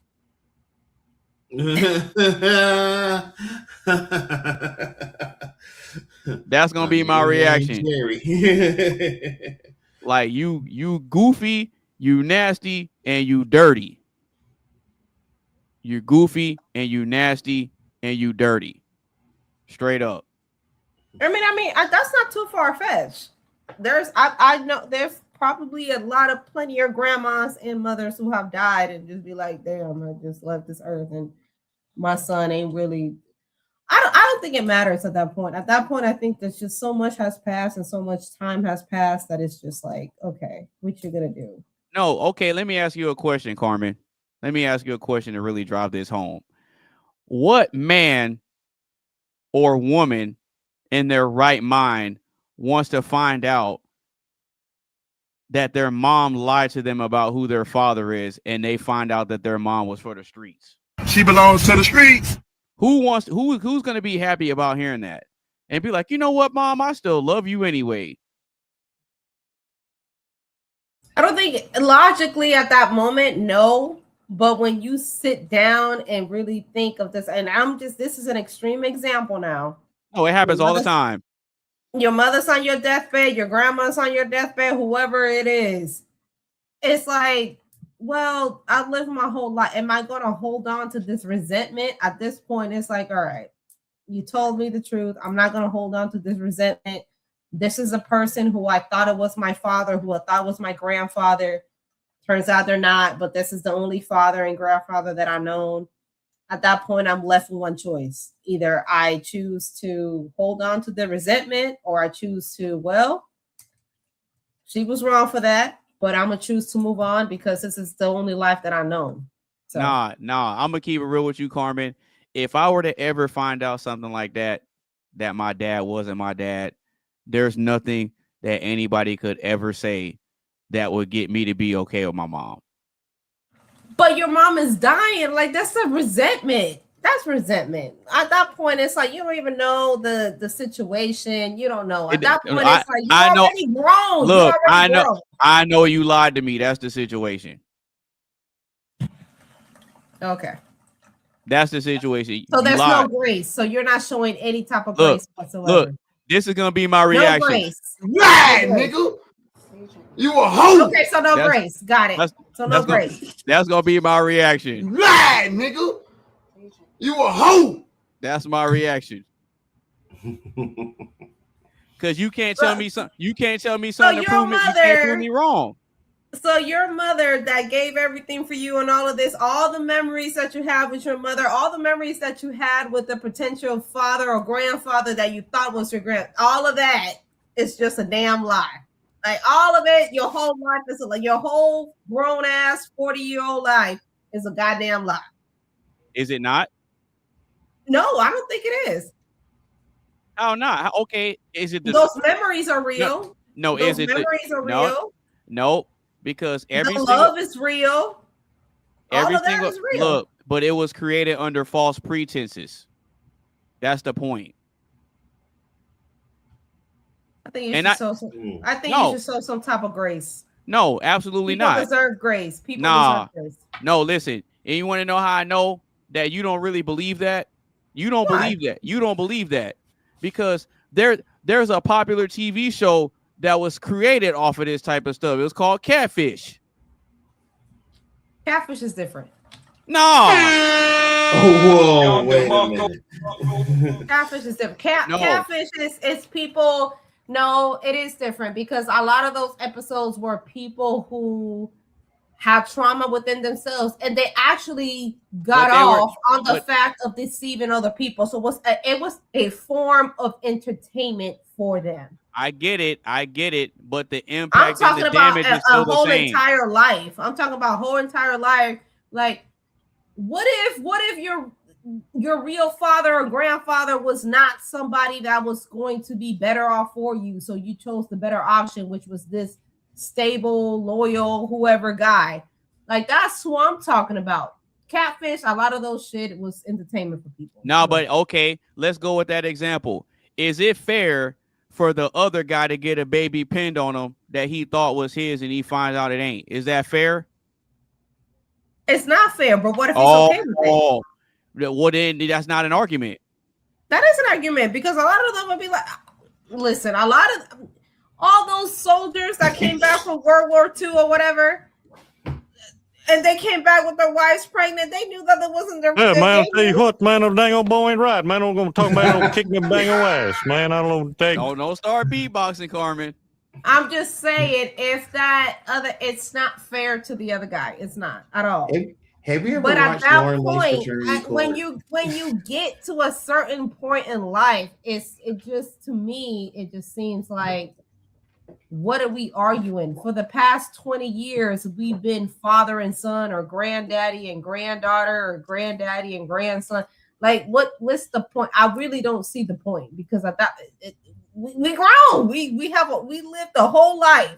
I'm not just going to discard the whole life and just be like, oh, none of that shit happened. Of course it happened. I get what you're saying, Carmen, but I also get what Anonymous is saying.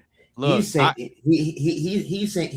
like, hey, look, like, hey, you've been my dad all this time and stuff like that, whatever, yada yada, woo, woo, woo. But it's the fact that they was lied to. Maybe they actually wanted to meet their biological parent. You know what I'm saying? Like, but just the fact that you were lied to about it doesn't negate all the other memories that have. So okay, so that you were lied to it. Okay, fine, you were lied, but everything else is a lie too. That's not fair. That's be like the whole thing with y'all do it all the time with double lives. Okay, what if I was married? Okay, I'm fine. What if hubby had a whole life? We lived the whole life, white picket fence and everything. I was happy as a clam. And then I find out when on his funeral, well, shit, this bitch showed up with 3 kids, and turns out, oh yeah, she was my wife too in another state. Does that mean that everything that I live with my husband is a lie because this bitch showed up to the funeral with 2 other kids and be like, yeah, that was my husband and my baby daddy too? But like, no, it's not. No, watch this though. Here's the difference. Women are okay. Women are okay. Women are okay with sharing a man. Men are not okay with sharing a woman. That's the difference. I'm just saying, a lot of our grandmothers and granddaddies, when Papa passed away, when Granddad passed away, some women came out of the woodworks. I'm like, who the fuck is this bitch? And again, yeah, that was my husband. That was my boyfriend for the last 20 years. And again, women are okay with sharing a man, but a man is not okay with sharing a woman. That's different. Yeah, of course it is. Oh gosh. Of course it is. Because think about this, Carmen. It's easier for y'all to live a double life than it is easier for a woman to live a double life. Well, it's easier as long as the side chick doesn't try to take the main chick's spot. Yeah, she just showed up at the goddamn funeral. I can happily say with her 2 bastards. I can happily say I have never explored that part of that statement there to find out if it was easy or not. But isn't this all tied up to the question? It was easier to live with the lie.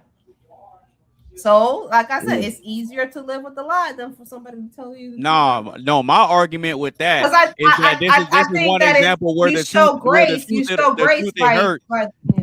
No, this is my argument with that example is that this is an example of telling the truth to where it makes things better.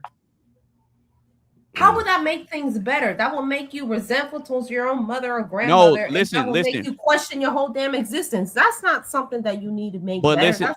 Listen to what I'm saying though. If I at least know the truth, it gives me a better opportunity to figure out how I'm going to moving forward. I disagree. I think that brings no value to your life to begin with. Okay, so you want me to continue to trust a person that I found out snaked me? Is that better? What's the alternative? If you're telling the me alternative would be to rethink and relive your whole life. That doesn't how do mean you do, anything. and how do you do that? You can't do that because all of those things happen. But all of the things happen is what I'm saying. No, but what I'm telling you is if I find that out, I cut it off. You're saying, oh no, you should give it grace and this and that. Why? Because you're at a point in life that it really shouldn't matter at that point. I say show grace when you already lived the full life. You said it shouldn't matter. You said it should. Why not?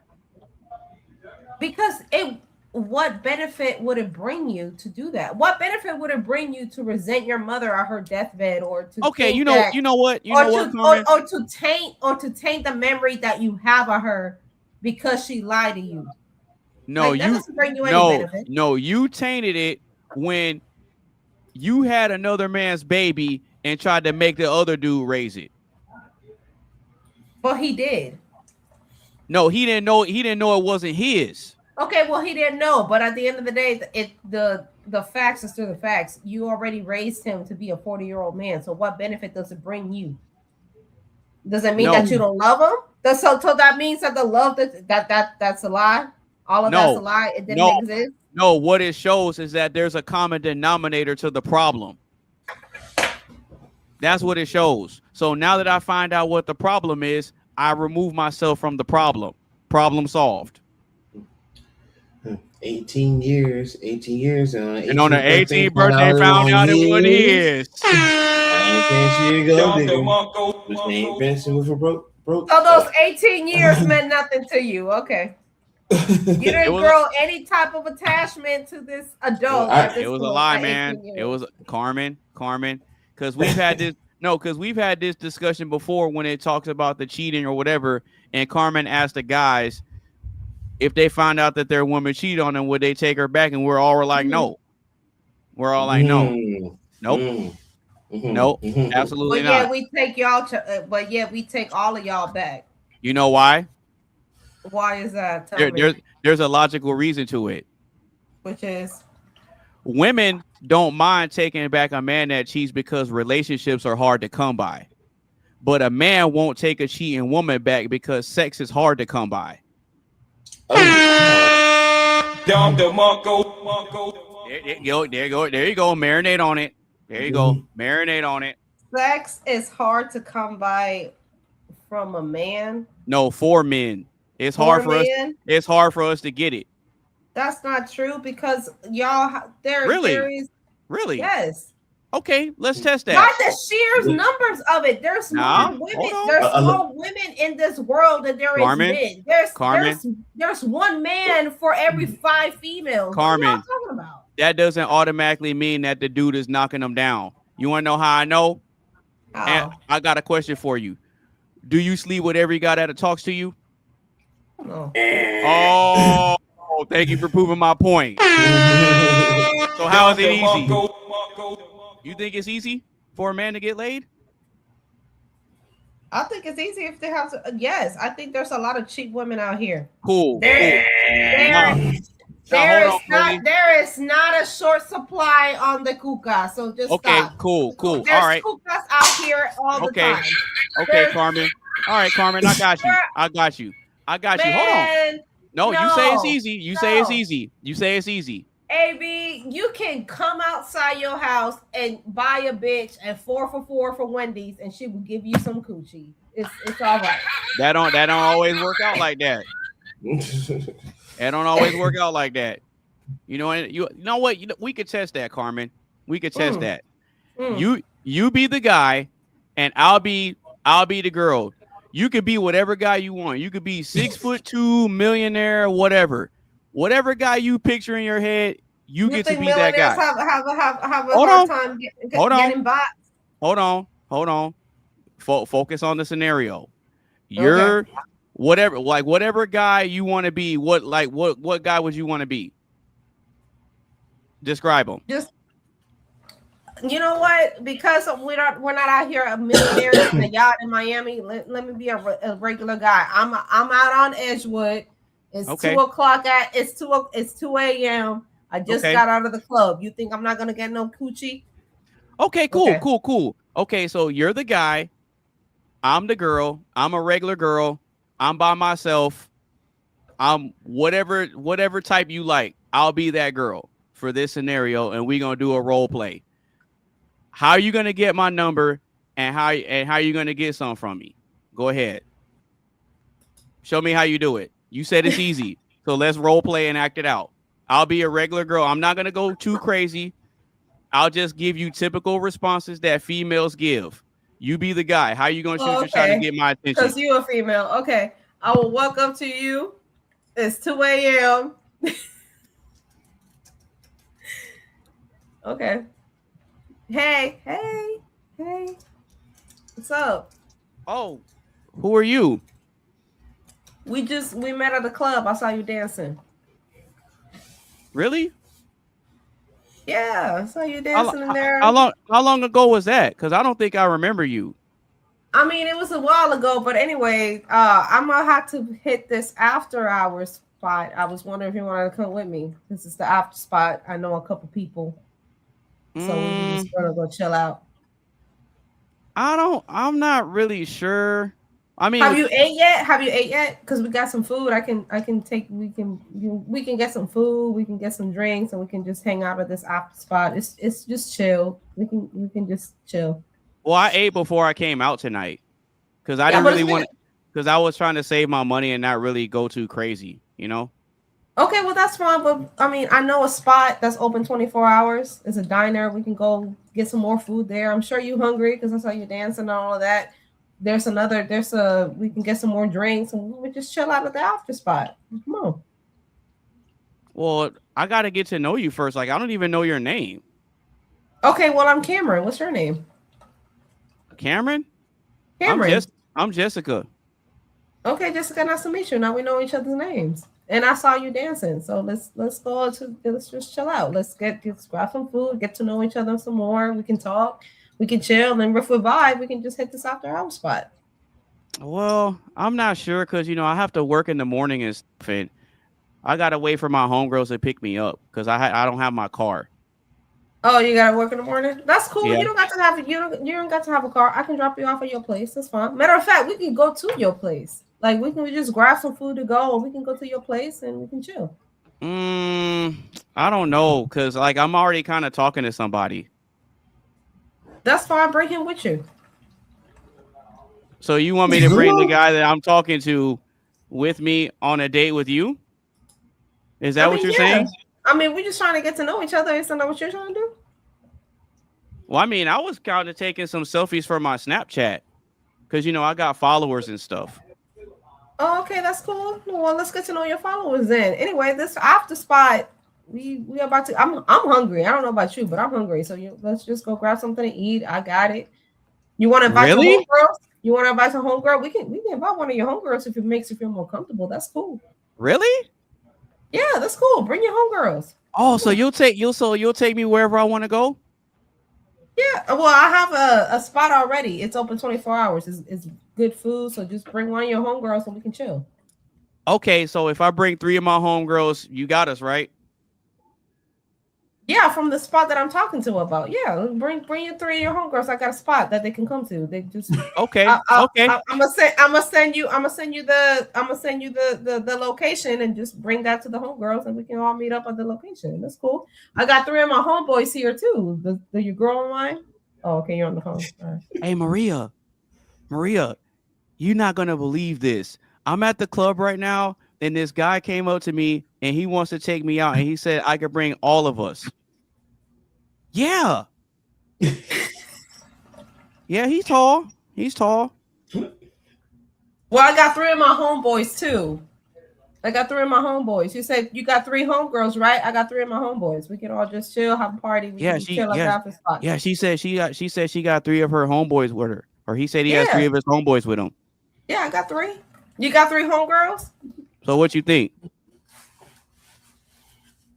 Yeah. Okay, I kind of see what you're saying. Yeah, I talked to my homegirls and I told them, and like they said, you sound cool and everything, but they said they probably have to meet you in person first, because they want to. They just want to make sure that I'm safe and that I don't go home with a stranger. You know how us girls are. Well, that's cool. I said to bring your homegirls over here. We can meet in person. My homeboys are here in person. We can all meet in person and just vibe out. Like, what are you talking about?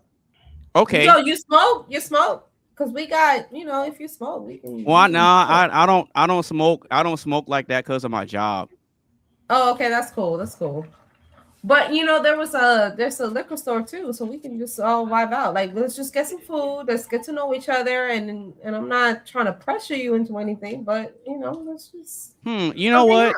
You know what? Since we're already here, how about you get us a table, and we can just chill here since we're already here.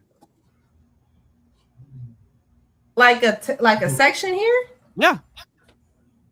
You want to get to know me, right? Well, we can't really talk here because it's kind of loud. So why would we just go and vibe out someplace else? Well, instead of us going to another spot and getting liquor, we already got bottles and stuff here, and we can just get a table and we can just talk, me and you. All right, that's cool, Jessica. Well, I wasn't really trying to get on that type of time. I was really trying to get to know you on a more personal level. But you got a good night. I'm gonna go ahead and go to I'm just go ahead and see what else is out here. So you have a good night though. You're beautiful, by the way. So thank you for your time. Oh, I appreciate it. And I'm gonna. And with that being said. Snake, are you okay? Snake?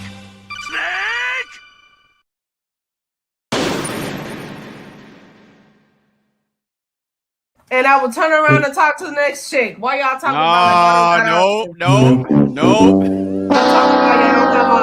Please. And that has been Oxide Theater. Tune in next week to see what other now Carmen they're gonna come up with next. Now I'll tell you where you went wrong. You didn't get my number. You didn't get to try to get me to talk about myself. You didn't ask me how my day was. You didn't really engage me. What you were doing is you're trying to just get me to leave with you. And that's not how that works. Because anytime you're out and if a guy comes up to you on that type of time, you're not going to be so quick to just go with a guy just because, oh, I got drinks and I got a bar and I got a section. You don't do that with every guy, do you? No, I don't club. So then I know used to. So then what makes you think that will work on me? I don't know. That's what I heard. Oh my goddamn! I'm just trying. No, I'm trying to separate y'all trying to separate the one from the pack. That's what y'all trying to do. Isn't that the whole thing? I don't know. I'm not necessarily, but see, just going through what I seen. Right. But see, what this goes to show is that a man getting laid isn't as easy as you think it is. Now, I was just giving general basic responses. Was I not, Coley? Yeah, you was. I was giving common, regular answers. Oh, no, I'm talking to somebody. No, I can't really stay out late because I got to work in the morning. But, it was nice talking to you, though. Yeah, if I had a dog for every time I was being rejected by those, that's what I'm saying. Holy shit. So how is it easy? How is it easy when you're a 6'3" rich guy with money and you couldn't even get my number? I didn't ask for your number, so I guess, but I don't think that it's really that hard. Y'all can go outside and women judge you based on what you goddamn drive and still get some bitches. I don't think that. Yeah, but the thing of it is this: if you're trying to establish genuine connections with people, guys that lead with money, they're just tricks and they get played all the time. Because those are the type of guys that'll lead with that, and then when they attract the wrong type of women, now they call them all gold diggers. That's what you're looking for, though. You're looking to get laid. So, what kind of woman do you think is gonna get laid in the first time that she meets you? A gold digger. So you can't get mad at the woman for that. Yeah, but this is the argument. you made an argument saying that you thought it was easy. Oh, you could just go outside and buy her a 4 for $4 and it is easy. It is. Give it up. For the top, I never said that it wasn't a cheap woman. I never said it was a woman for you. I never said it was a wife. I said for you to get laid. I said for you to get boxed. Y'all can get boxed. Let's be honest. Y'all can get boxed and be homeless. I know women out here be like, then y'all don't got a pot to piss on and y'all still get boxed. I'm not defending nobody's side. Yeah, because that's the only thing he got. Exactly. How is that not being laid easily? I never said it's not though. I never said the quality of woman that you were gonna get. It's not easy. Listen, it's very easy. No, it's not. There is a box. It comes already manufactured, just like y'all get. It's not easy because the man still has to put in work to establish some sort of attraction first. Because you're not gonna sleep with a dude you're not attracted to. You're just not gonna do it. And I'm not. Me personally, I'm not gonna see. Me personally, I'm not gonna see with a female. Man, there's men out here that sleep with women just so they can sleep on the damn bed. That's true. But the women still have but listen, those women still have to be attracted to the guy. So that's what they got going for them. So those guys don't just show up and be like, "Oh yeah, I need a place to stay." Oh yeah, come on in. No, a lot of those guys, they got game. They know how to talk her out of it. You said it earlier. That song called Sweet Lies, that's what they're good at. They're using some kind of skill to be able to get in there and score. So it's not easy. You saying that doesn't come equipped with every single guy? No. That's why there's a lot of guys that struggle with getting women. You even said it yourself that you don't give every guy that talks to you a chance. Even when you were single, you didn't. So how? Well, that's because I'm a different type of woman. I'm not. Woman says, I'm not out here y'all say that with every single dick. All of y'all say that. No, not all of us say that. There's some women out here that literally specifically be like, "Well, I just want to get laid." All right, girl, get laid. Yeah, but they don't go to a whole bunch of different guys to do that. They may have one or two that they deal with, and they have that. They really want to narrow it down to that one. Because women can't get everything they want in one guy. So what they have to do is they take the best from this guy, they take the best from this guy, and then they bounce back and forth. That's why when you look in a woman's phone, you'll see a contact that says food, bills, rent, and then Big Daddy. They got that one dude where they'll go over there and get their back broken, and then they go home. Or what they'll do is they'll have that dude that don't have no job sleeping on the couch that's piping her out, but then they'll have a simp that's paying and taking her on dates and sending her cash apps and paying her bills, and then she used that money to give it to him. I seriously doubt that you and Coley have a lack of box options. Okay, I seriously doubt that. But here, do you think it was? But watch this though. But here's the question, Carmen. Do you think that it was easy to accomplish? Yeah, I do. Well, then, okay, so if it's so easy, then how is it that when we did the role play scenario, you failed? Because I'm not a guy, obviously. So then how do you know if it's easy for guys then?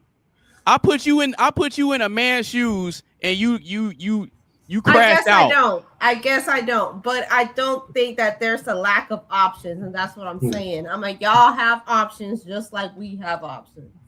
Yeah, but the difference is men have to put in work to earn those options, and y'all don't. You don't think women do?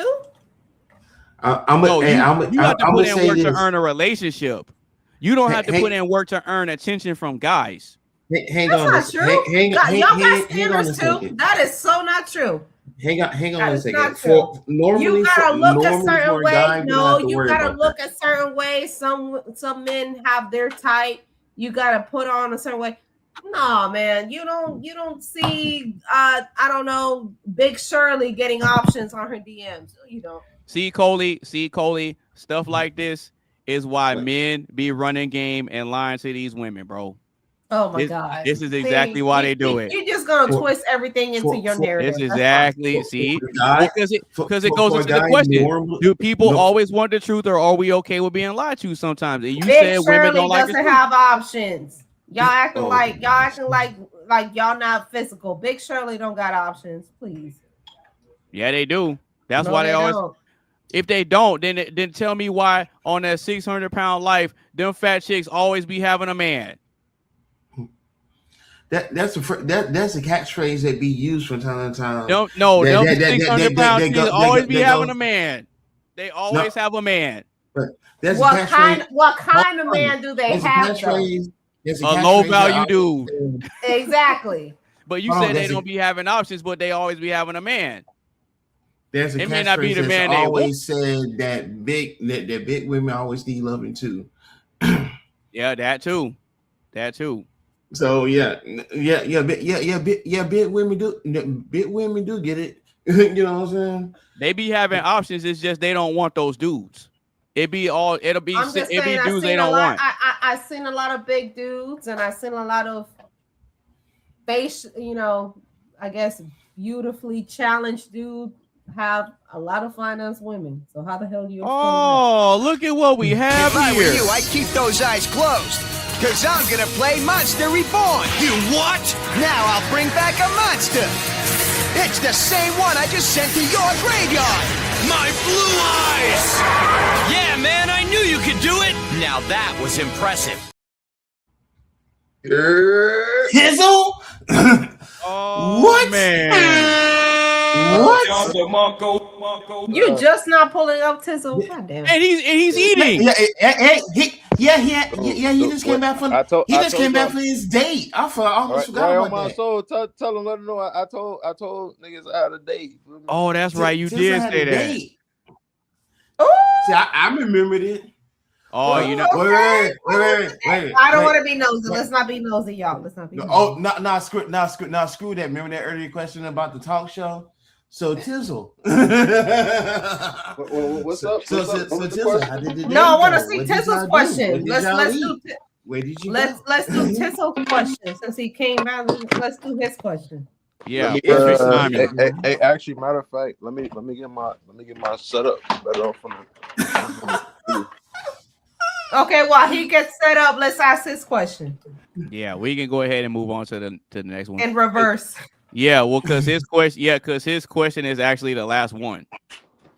Oh, no, I came in just in the nick of time, done. There you go. Boy.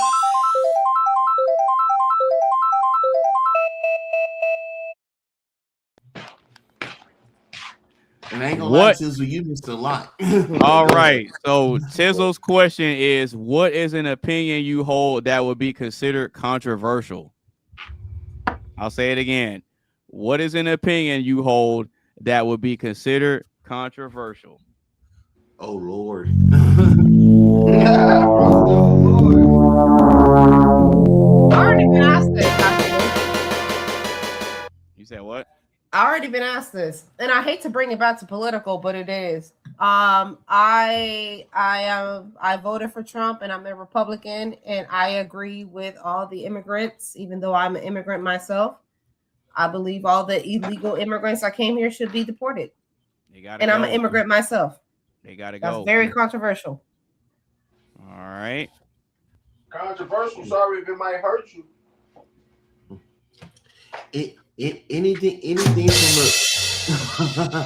Anything from a religious standpoint for me, because that's usually a hot button topic too, because it's like we could sit here and have, say, Bible study or whatever, but when it comes to a roundtable discussion like this, and they're like trying to point out like the truths and the contradictions that are in the Bible or whatever, like there tends to be heat, there tends to be arguments, all that. So I usually try to avoid those types of questions or whatnot, or those types of conversations and stuff like that. Do you believe in God or not? I mean, don't get me wrong. I do. It's just, you know. To me, that's no controversial. I have conversation with people of religious faith. As long as you believe in God or not, then that's what. Yeah, I believe in God. I believe in God 100%. But I'm talking about like when you dive deep into it, like people like how people be saying like, eating seafood is eating seafood is a sin or whatever. But yeah, it says in the Bible that Jesus went and fed a whole village of people with 2 fish and 5 loaves of bread or whatever, or is it vice versa? I don't know.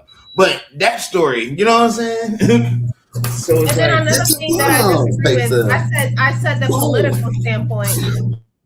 I just had a conversation with a group of ladies on Zynga's channel actually. About marriage. Some men and some women. Some men think that marriage is like, oh, that's just a piece of paper. I disagree. I think that piece of paper means a lot. But a lot of people think that I'm like, oh, it's just a piece of paper. Like it's just some random thing. Like, no, it's not. You just still do that. So that's controversial. I believe that piece of paper means a lot. Some people say that it don't. Hey, you know what? I can't help. I can't help to notice a couple of things. One, when Tizzle left, the camera was following him, and it aimed up to the damn picture frame up there. And 2, Tizzle's glowing like a son bitch. I ain't gonna say what that means, but you know. Yo! You on mute. Hold on. I think I might have missed that. What happened? I said I can't help to notice but 2 things. One, when you left the room earlier, the camera was following you to the picture. Oh, wait, hold on. Okay, hold on. All right, what happened again? I said I noticed 2 things. One, when you left the room, the camera was following you, but landed on the picture frame behind you.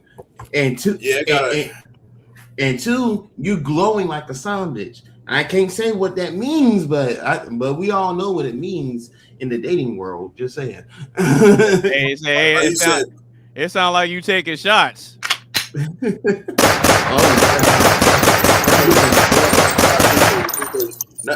So I've been low key. Shit, I just been finding some outfits I need to buy that I've been having on Shein on the cart. And I'm just like, I'm finna start getting them now. So this outfit is new. Like I had this joint with some like some rhinestone pants and then like a hoodie that go crazy. Like boy went all out. You feel me? On God. Hey, you did though. Looking sharp. You look good. I like you look good. Yeah. Is there a second date? Peace. I want problems always. This guy. Is there a second date? There's no second date. You don't like her that much? Oh, what you mean? Is there a second date? Are you going on the second date? You came by for the first date. Are you going on the second date with her? Oh, for sure. Yeah, we plan that tomorrow. Hey! Yes, sir.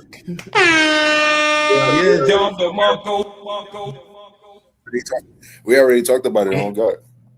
And on Super Bowl Sunday. How about that? Oh God. See, Carmen, the reason why us men celebrate when we get action with women is because of how difficult it is and the ups and downs and trials and tribulations that we got to go through to get there. I'm telling you. You don't. He ain't lying though. He ain't lying. No, that's not true. I don't believe for one Funny I do not believe none of your 3 men are here. Not you, not Tizzle, not Coley. Y'all don't have no problems getting freaking box out here. If y'all just want a strictly box, if y'all just want box, if you only knew my story. Straight up hookah, y'all can go outside and get somebody to give it to you. Straight up I'm not worried about box. We've already established that it's not that easy because we did the role play and you failed. Okay. Let's not do that now. It ain't that easy. How you for the role play? Oh man. Yeah, I wish you was. I wish you was there for that. Yeah, Let's get back to the question. Yeah, you'll have to run it back. The first ever edition of Oxide Theater. Right.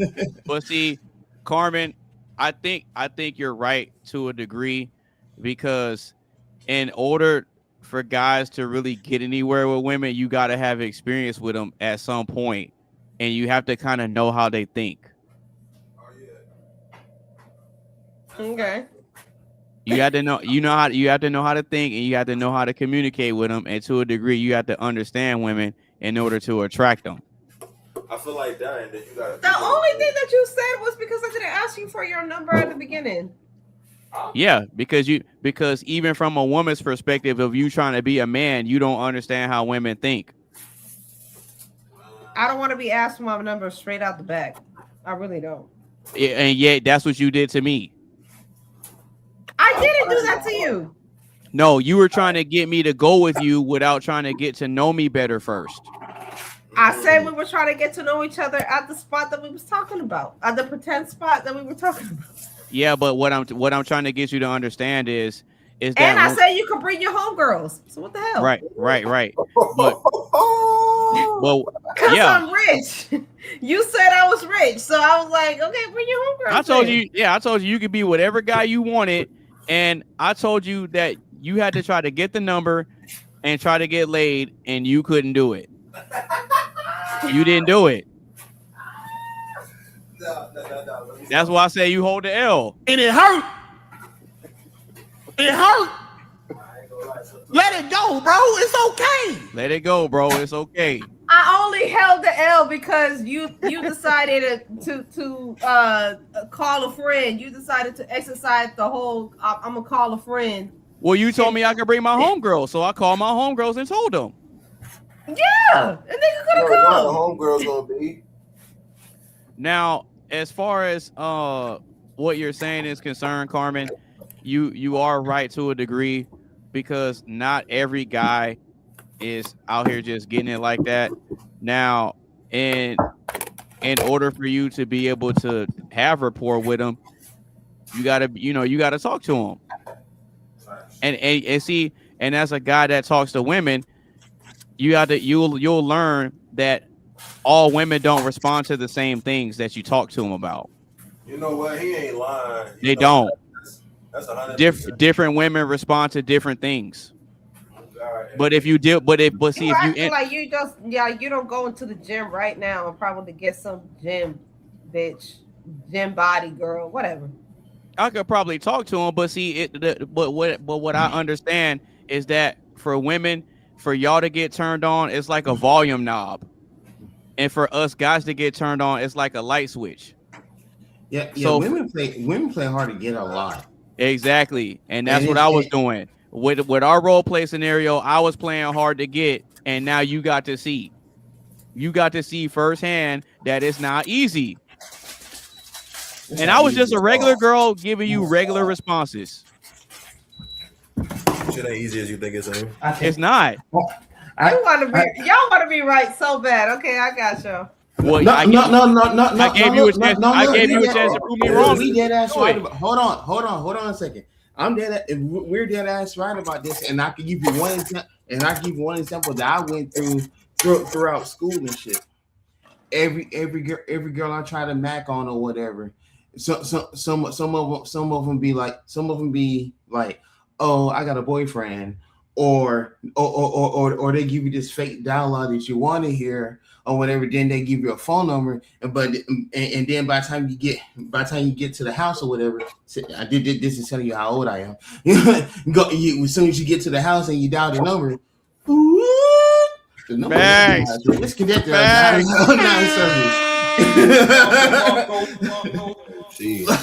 Hey, the girl be giving you the fake number. Yeah, but look, I ain't never experienced if I had that. $1 for every time that happened to me, I'd be freaking rich right now. Telling you. But only one female out of that whole bunch actually say yes to me, and we end up being boyfriend and girlfriend or whatever, even after high school. Mm-hmm.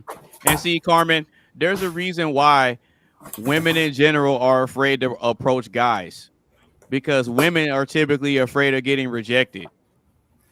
But they have no us getting rejected. But y'all have no problem rejecting us. That's the difference. So for us, we get our confidence and our skills from learning through trial and error. Because every woman we talk to, it don't always work. You ain't lying. Even me. Every woman I talk to doesn't give me her number. It don't always work like that. It just doesn't happen that way. And I'm not an ugly dude. I mean, I'm somewhat decent looking, but I'm not like the best looking dude there is, but I'm not ugly either.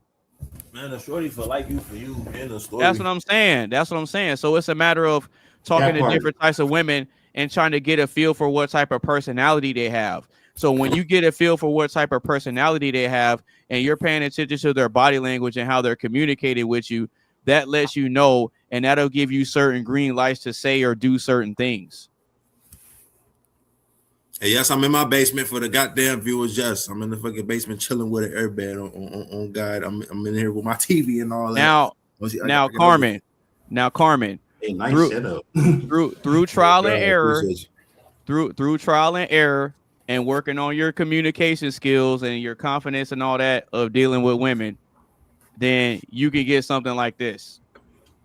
Oh Lord. What is that? What is that? Hey, shit, my girl texting me right now. Oh. But it's so hard for y'all to get coochie. Okay, look at you. Look at that list. Okay. Hey, you still going. Anonymous said, check it out.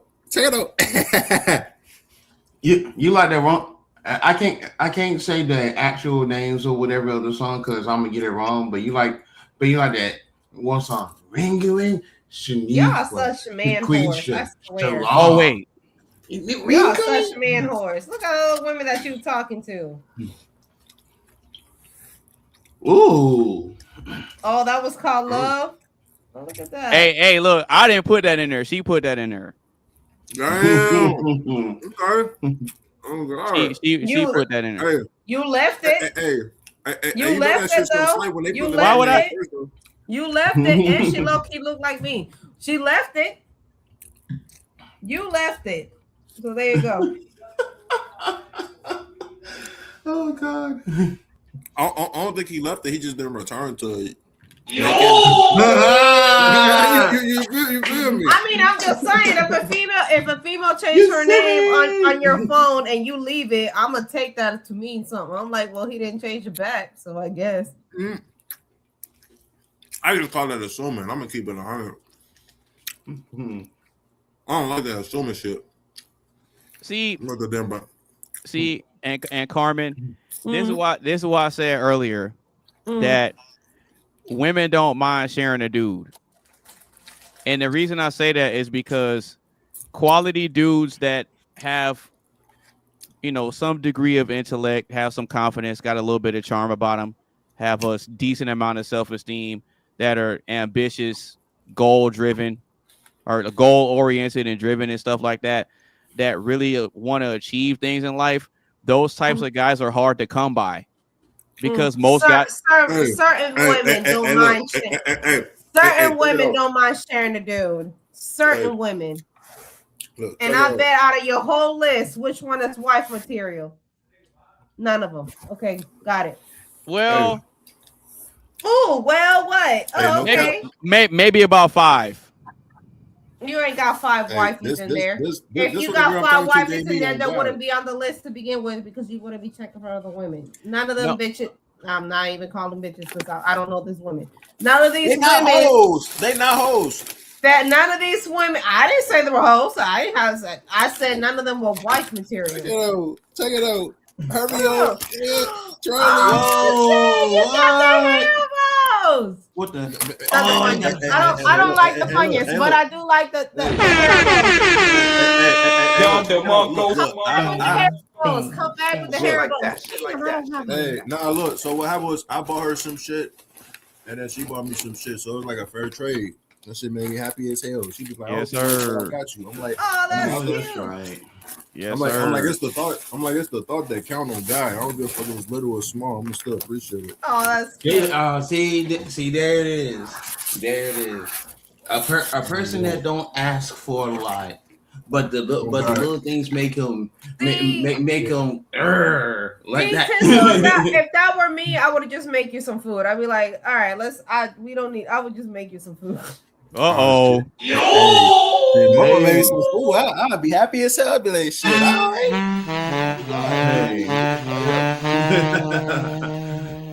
I tell you, man, it's the little shit that make people stronger, bro. Like that goes a long way. People don't think so, but I believe in that shit.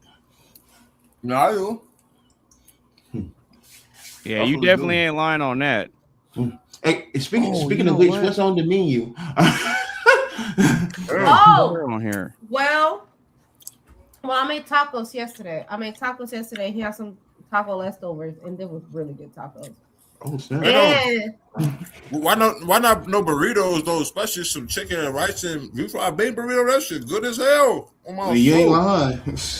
I made burritos before. I made burritos. I made tacos. I think his favorite thing. I made the stuffed chicken. That's his favorite thing for whatever reason.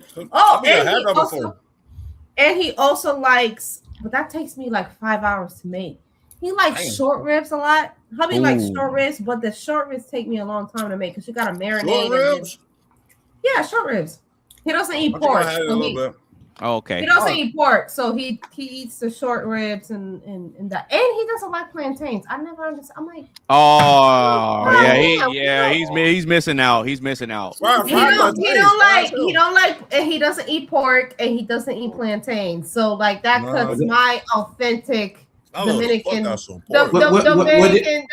cuisine by half. Damn, you don't like plantains? All right. Ribs. Yeah, he's missing out on the plantains. He likes the short ribs. I might not be Dominican, but I'm sure well I'm Nigerian though. Oh God. But you know what? No. I'm being for real. Some Dominican food good as shit. Like I had some Dominican food for the first time at a truck. I was like, damn. And I had some fried plantains too. Yeah. On my soul, I know this guy. Yeah, no, that shit's fire. No bullshit. It definitely is. I had that. I forgot what it had. It was like a bowl or some shit, and then it had the. So no. I ain't gonna lie. Those plantains do be hitting like. No, they do. They really do. Oh, you know what I made for him? Pollo guisado, and he loves it. Pollo guisado is like a brown chicken stew. Mm-hmm.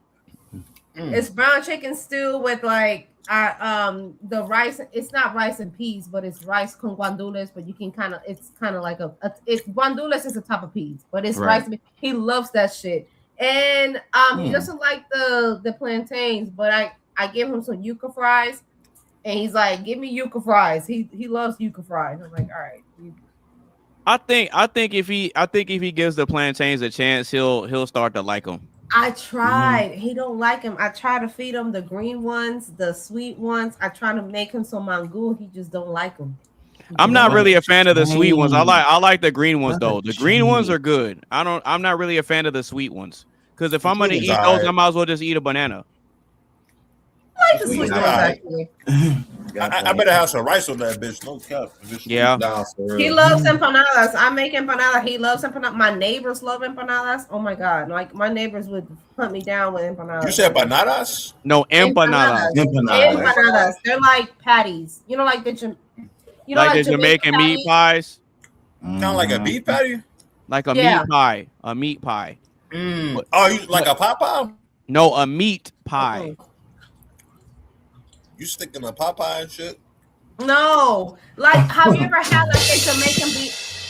Have you ever had like a Jamaican beef pie, like golden crisp, I don't think so. Golden crisp? No, you don't. I don't think so. That shit sound good though.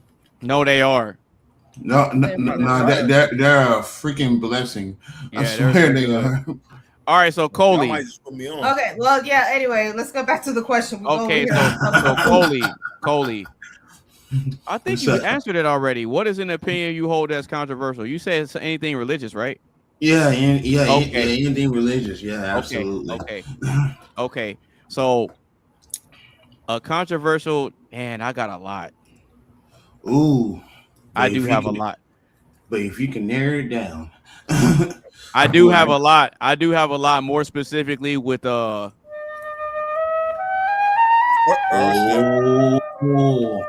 and that's what we try to stay away from last time. Yeah.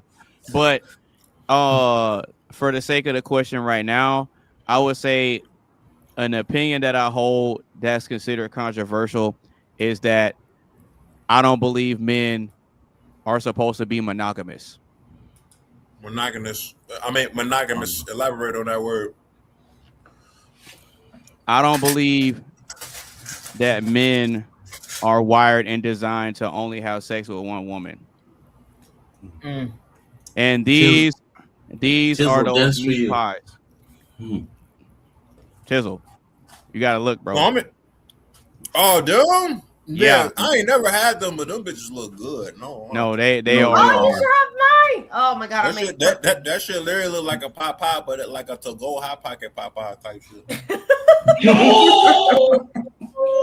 on my soul, get like 4 or 5 of them bitches for real. Yeah, but my controversial opinion is that I don't necessarily think under any circumstance that a man is supposed to be monogamous. Under any circumstances. Nope. Including marriage. Wait, do it go the same for a shorty? Nope, absolutely not. Damn. Well, that certainly is controversial. I give one caveat and one caveat only. And what's that? If the woman stuck by his side when he was broke and she held him down for when he made it to the top. If she stuck by his side when he had nothing, and she went through the ups, like that no more, G. And she went through the ups and downs with him, I think in that instance, when they do level up and stuff like that, if she rolled with him the whole time and was helping him build, I think she can demand it then. Because then it makes sense. I respect that answer. Because then it makes sense. It's like, okay, well, yeah, she did hold me down, so yeah, I could do that. Because in that instance, if a woman is really holding you down like that, that tells me that she's not really asking for much from you. I look at that like she's giving more than what she's asking for by sticking with you through the ups and downs until you make it to where you're trying to go, and she's actually contributing and helping you build. Because the man ain't gonna just toss her to the wayside. Oh God. So I think in an instance like that, where the woman could have went out here and got a better dude that already had it, and she chose not to, I think a fair trade would be for the man when he builds himself up. Yeah, he could go out here and get better women, but he's choosing not to. So when she put her to the wayside, she had her options of possibly getting better, and she chose not to. So when he gets in a position to where he could choose better and he chooses not to, I think that's a fair trade. But anything outside of that, you can't tell a man nothing. I don't think you can. So let me be my afternoon trash self and ask this: how many females max would you want to be with at one time? You're asking that to me? Yes, you. Oh Lord, he took it for that one. Oh shit, bro said you caught me off guard with that question, boy. Because I've been asked that before, and yes.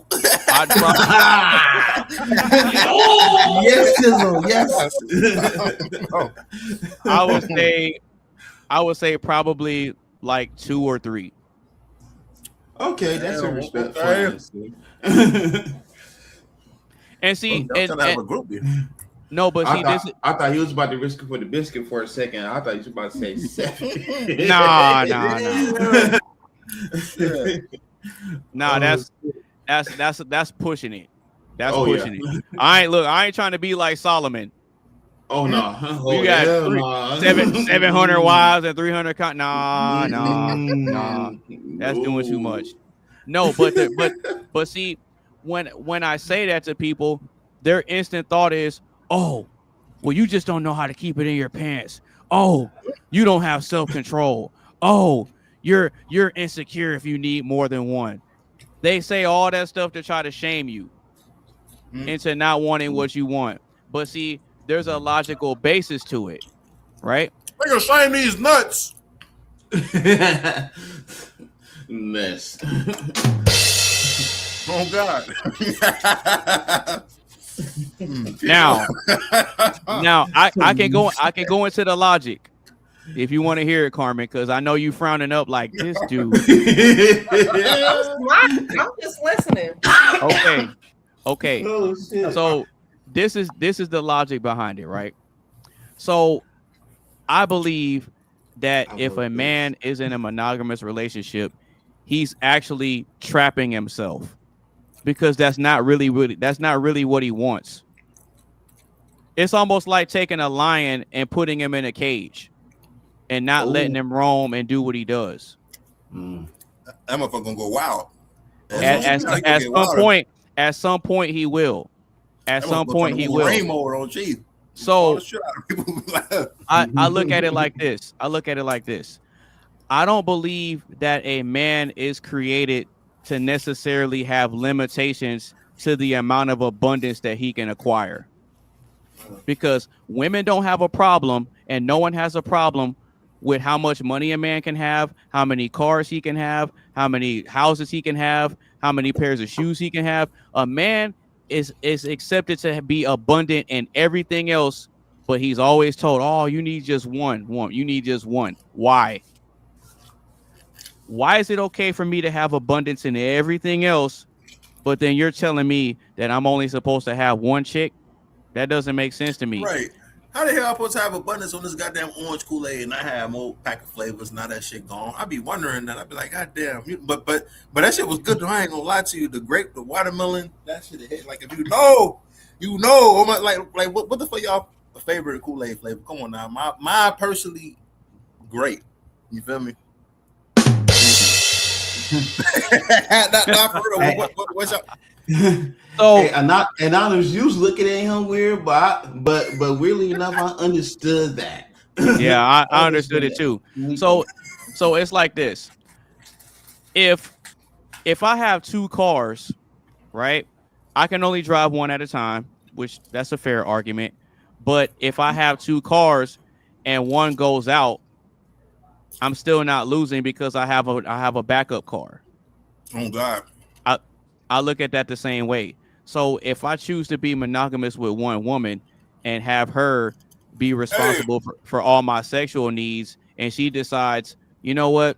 Nah, I'm not really feeling it. I feel like if you're gonna have a backup though, you hear this from me, you gotta do it the right way. You can't do that shit while you in a relationship. You feel me? You gotta do that shit like when that shit over when it's done, and then like damn, as soon as you see that motherfucker and you feel me, you doing your own shit, that's where you could be like, you could be on your smooth keep cool type shit and be like, you know, hello, nice to meet you, and ma'am, yes ma'am, and this and all that shit, you feel me? But like I said, you just gotta know how to play your cards right at the end of the day.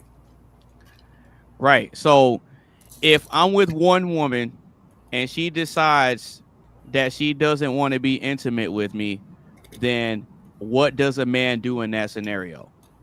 So they probably gonna find somebody else who want that. No, I'm asking Carmen. I want to see what you say. You wanna know what I heard about all of this explanation about poly and gay men? It means that you're a weak man and you don't have discipline. That's what I heard. Well, look, what did I say earlier? See, she proved my point. I don't. That's not proving the point. I told you whenever you say that, whenever you say what you really want as a man, they shame you. I let everybody land on whatever I believe. That just means that you don't have discipline, and I'm talking about discipline in every aspect of it. That's financially, that's morally, that's you're having dick discipline. If your needs need to be met by multiple women, that you're not a disciplined man, and in my eyes, that makes you a weak man because I can't follow you. And I'm talking about not fucking off. I'm talking about a wife. I'm talking about you building a life with somebody. If you cannot be disciplined enough to build a life with one person, I gotta go with one person and one wife, then you're weak. I gotta go on. I don't meet your needs. I don't. If you want to live your life, then be single. Don't be married. Check it out, Anonymous. Check it out. Yeah, go ahead, Chisel. If you got a wife, you gonna live a good life. But if you got a hoe, you gotta kick her ass out the door. Oh my soul, what you talking about? And that's what I'm talking about. If you want to live your life as a single man, then be a single man. Just tell them be safe and tell them be like, yo, you're not the only woman that I'm dealing with. No, but when you're talking about building a life with somebody and you're talking about having a wife, no, you're not supposed to have multiple. How? Why? And what reason? How can you generally and sincerely give yourself to someone else if there's 3 others for you to do? You can't do that. Yeah, you cannot. Yeah, you no, can. You cannot. No, you Yeah, cannot. And that's my problem with polygamy. That's my problem with all these poly. Y'all want to be married and be single at the same damn time. And that's not true. Okay, Carmen. That's not true. You're weak. Women want the same thing. You're weak. You need some discipline in your life because you have the necessity to have multiple women to meet your needs as opposed to submit. How am I supposed to submit to that? I'm supposed to submit to you? But hold on. The same way the other ones do. Right. Yes. No. Yes. No, then I'm submissive to the competition. So no, I don't agree. No, you're not. No, you're not. No, hold on. Wait. No, because if we have a shared goal and a common interest, then there is no competition. We're a unit. If we have a shared goal and we have a shared vision and we have a shared there shouldn't be anybody else in the vision because I'm sharing the vision with multiple women. Okay, cool. So do you think, wait, watch this. So who do you think is the leader in a relationship, the man or the woman? The man. Okay, cool. So if the man is the leader in the relationship, who's following him? You need to have an army of women. No, hold on. No. We're going to do it one step at a time. If the man is the leader in the relationship, then who is following him? I'm supposed to follow you, and I'm supposed to submit to a man that has a purpose. Okay, cool. Cool. So if I'm capable of leading 1, what makes you think I'm not capable of leading 3? No, you're not. How? Because if you're capable of leading 3 women, you're leading 3 women and 3 women are not going to have the same shared vision as you. It happens all the time. No, it does not. Yeah, it does. No, it does not. There's always, even in poly relationships, in a polygamy relationship, when we take it to biblical times, there's always the king has concubines, but he only has 1 queen. How many women are here that sometimes be married? If you want to take it there, even in a Muslim relationship, there is a hierarchy of the women. Yes, they can have multiple. They can have multiple wives. Yes, they can. But there's always one number 1 wife. Why is that? And everybody else follows. Why is that? But you know what's funny, Carmen, is at nowhere in this conversation did I say anything about multiple wives. You said multiple women. But I didn't say wives. Okay, well, I didn't say wives. And did I not say that? I'm like, if you're looking for hoes, absolutely. If you're a single man, have all the hoes that you want because you're not committed. Hoes, money, cash hoes, no Jay-Z. If you're looking for a wife, you can't have multiple wives. That's what you were alluding to. Well, legally in the United States, you can. It's called bigamy. It's called bigamy. That's actually against the law. That's actually against the law for you to be married to multiple women at the same time. You can't, not legally. Yeah. You can't be legally married to not legally. Yeah, you can't. Now that part I know. But what I'm talking about is, let's say I go the monogamous route, right? Which is a stupid idea in my opinion, but that's just my opinion. It's a stupid idea. Monogamous, that's just so hippopotamus. Okay, so if I choose to go that route, is there a guarantee that the man will get sex? Yes or no? There is no guarantee in relationships. It's a gamble whether what. It's a gamble for the woman too. There is no guarantee in life. If you Wait, hold on. Wait, hold on. There is no guarantee in life. If you wait, walk hold on. Okay. Hold on, Carmen. Hold on. Because now you're starting to go off. You're trying to take it and go off on another tangent. No, we're not. Yo, I'm trying to go on another dimension. You trying to take it and go somewhere else. Well, I'm taking the words that you told me. Right. So how often does a woman get turned down from her boyfriend or from her husband for sex? Does it happen a lot or very rarely? It happens the same amount of time. No, it doesn't. Yeah, it does. It happens. It happens very rarely that a man is going to turn down some play. Okay, It's well, extremely. first of all, y'all gotta get hard to do that. I can't really do anything with the soft one. Okay. Hey, Tizzle and Coley. If you're in a relationship with a chick and she wants to give you some, are y'all gonna turn it down?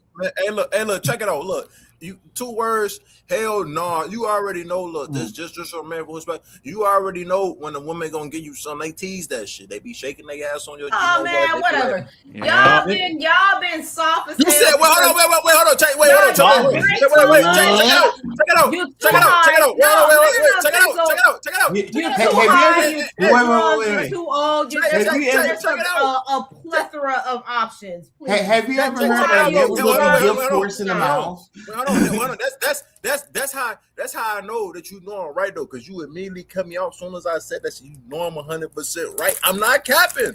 I'm not bullshit, bro. Me, so anonymous, bro. How do you get played? How do you get played from? Bro? Explain. Come on now. It's based on whether she's feeling you or not.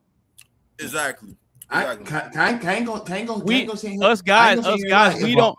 Guys don't decide when it happens. The woman does. Don't we just go with the flow? We just go with the flow. Exactly. Yep. Y'all do decide because y'all get it up or not. Y'all don't get it up for every fucking female. You're telling me y'all get hard for any fucking female? Carmen. No, watch this. No, let me talk. Okay, wait. fine, go ahead. Go ahead, Carmen. I can spit on my shit and be ready. Y'all can't really do that. Carmen, you want me to tell you something that you don't look? Watch this. I'm like, y'all have to be attractive in order for you to get it stiff. What the hell am I supposed to do with the softie? Nothing. If y'all not feeling the girl, if y'all not getting it up. Carmen. Since you want to take it there, I'm gonna go ahead and give you an example. You know how a car, you need to drive that bitch right, and you can't drive that bitch without gas, right? Y'all the car, right? Y'all can easily turn us on. But we can't easily get turned on. We ain't got no gas in our system. We not gonna fucking go up like a cactus, like it's nothing. We gotta physically be attracted to you. Exactly. The only time y'all able to decide where y'all have sex or not. If y'all not gonna get it up for the fat bitch at the club, you're not. So stop it. What? No, Carmen. No, see, now watch this. This is gonna prove that Carmen doesn't really know anything about men and how we operate. I don't? Okay. No, you don't. Because the same way you're talking about how we get hard or whatever, have you ever heard of something called morning wood? Hey, she definitely don't. There it is. Thank you for proving my point. Oh, wet dream. You sleeping nigga and you think that dream real, then you wake up and you get up and you be like, damn, what the fuck? Y'all not getting morning wood at 40 and 50 years old, so stop it. Yeah, do you know what that is?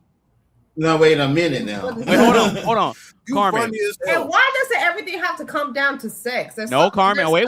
Hold on. Other shit other than sex, but of course y'all men and y'all want to think about sex. But see, you proved my point earlier because when I say this and women instantly shame you and they accuse you of not having discipline, and they say all this shaming stuff, you literally did that. I did. Right. So you proved my point. When I said when it comes to finding a wife. Right. If you're single, go ahead. Go through your list. So you can do what you want. Right. So you proved my point with that. Now, do you know what morning wood is? Yes, I don't know what morning wood is. What is that? You're not getting morning wood at 40 and 50 years old. So hold on. What is morning wood? You wake up hard. Oh, so that's something biological that we can't even control, Carmen. When you're a teenager, it's like not when you're a grown-ass man. No, listen. When a man wakes up with morning wood, that's a sign that he's You're in not good waking up with morning wood at 50 and 60 years old. Is what I'm saying. Listen you wake to up me. with morning wood when you were a teenager. What is wrong with you? Carmen. Bro, you funny as hell. Yeah, you are funny. We're men telling you. Listen, Carmen. I'm in my late 30s, and I'm in my late 30s, and Coley is in his 40s. And I'm in my 20s. And we're telling you, to be precise. we're telling you, waking up with morning wood is a sign that a man is in good sexual health. That's a good thing. And I guess when y'all look at the long run, and when y'all 60, y'all like gonna still wake up to the same morning wood. Yeah, okay, because that happens. We can't control it though. That's the point I'm trying to get across to you. It just happens. Men don't control that. Hold on a second. Wait.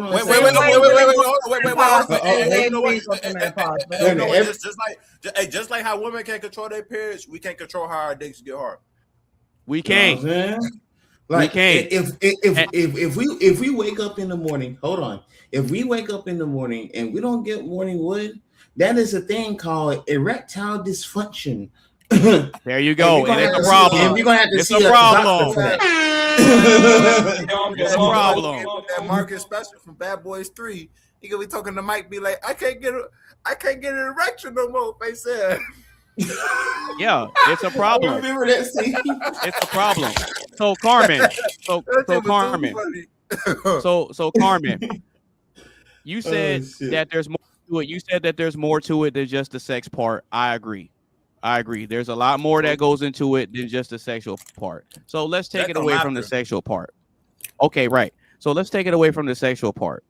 So I often hear women complain that they're married to their husband works, comes home, and they complain that their husband doesn't do enough around the house. Even though, hold on, wait, that's not a wife. And you didn't marry a wife. Wait, hold on. I'm listening. Carmen, okay, hold on. So women will complain about not having help. The husband is doing what he's supposed to do with working and paying the bills, but the wife that are at home or the girlfriends that are at home, a lot of times these girlfriends want their man to do extra stuff, and the man doesn't want to do it. So you want to know a solution to that? Because that's your girlfriend. Hold on. No, y'all keep cutting me off. You're asking me questions and y'all don't want me to answer. That's your girlfriend. What are you talking about? The man, you don't have any help. You are a helpmate to your husband. Then that means you're not talking to wives. I think you know where this is going, Carmen.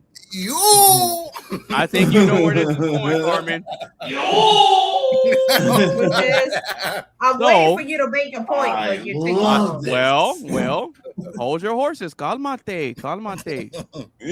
Now, so to the women that complain that they don't have enough help and that they complain that they're always tired from the kids and work and all this other type of stuff, there's a simple solution to that. You can bring another woman into it and help out. Those are not wives. Hold on. I mean, hold on for what? You keep telling me to hold on. Those are not wives, okay? And that should be the end of the conversation. You are talking to somebody that be like, oh, I don't need any help.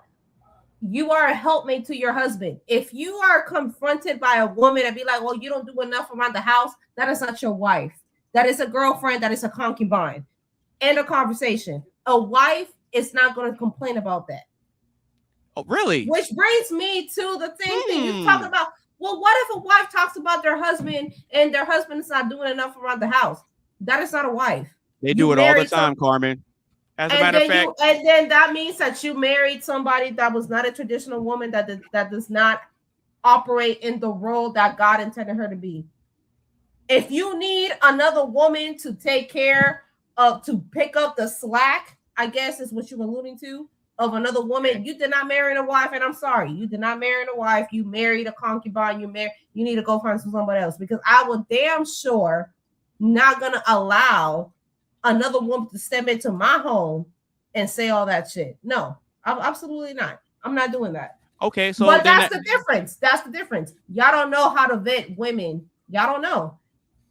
The society has gotten so far left that y'all don't know the difference between hoes, a woman that y'all just want to have sex with, and wives. Y'all don't. Y'all don't. And then y'all solution to that is, well, I just have multiple women. We don't. Okay, so you'll have multiple women to equal one wife. I got it. Go ahead, do you, boo? It's fine. I'm not gonna be one of the multiple women. That's fine. Man, don't sit here and act like you wasn't in your hot girl era shit back then, and you was trying to talk to multiple men back then. Come on now. You can't even bullshit me. You can't even bullshit me. And you know what? I'm not gonna bullshit. And you know what that got me? Nowhere.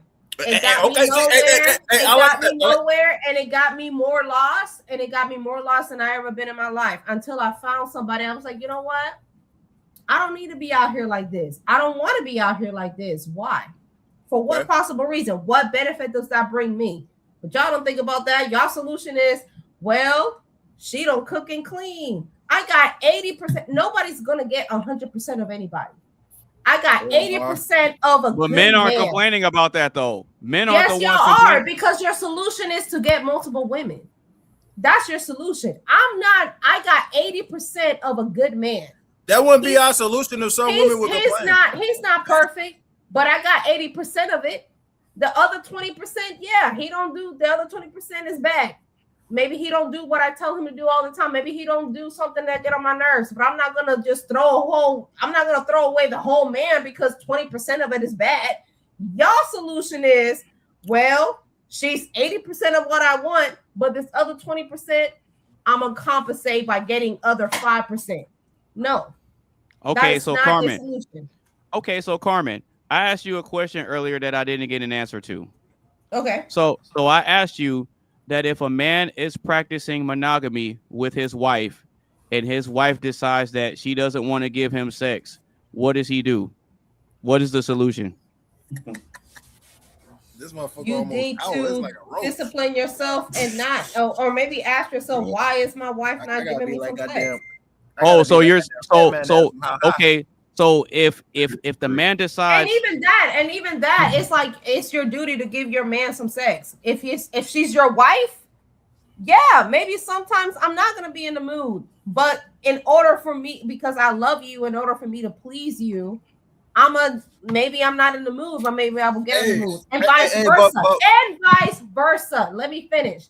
And vice versa. Y'all look at things too one-sided. It's like I was gonna say we don't force that shit. If you don't want to give us none, we're just gonna be like, all right, cool. We don't try to force it. That's part of your duty as a wife, though. That's right. That's what I'm saying. That's no. You're right. You're right. Women who are not wives. No, but y'all listen, deal with women who are not wives. I'm sorry, y'all do. Carmen, y'all really do, because all of these scenarios, y'all just look, way off. No, Carmen. Look, you could say all that, but as a man, I live in reality. Okay, I live in reality. Reality, a motherfucker, no lie. Look, I'll keep it real with you right now. I showed you a list of phone numbers that I have, and you want me to tell you something? I may have 32 contacts on the rotation list, but you think they always answer if I call or text? They don't always call or they don't always answer. Oh God, one either busy, one either probably sleep. They don't always answer. So now just they not. Oh, geez. Well, I mean, I stay busy too. Wasting time is what you're doing. Wasting your time. Not really. Because you over here talking, you wasting your time because you're talking to women. You're.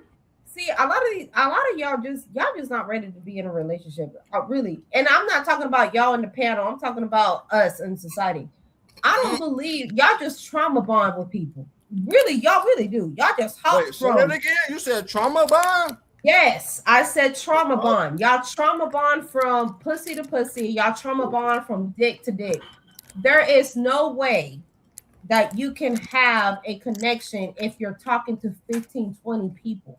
And I'm talking about you're dating with intent. I'm talking about you're dating to find a wife and life partner. You can't do that with multiple people because it's just not possible. From the male side, you can.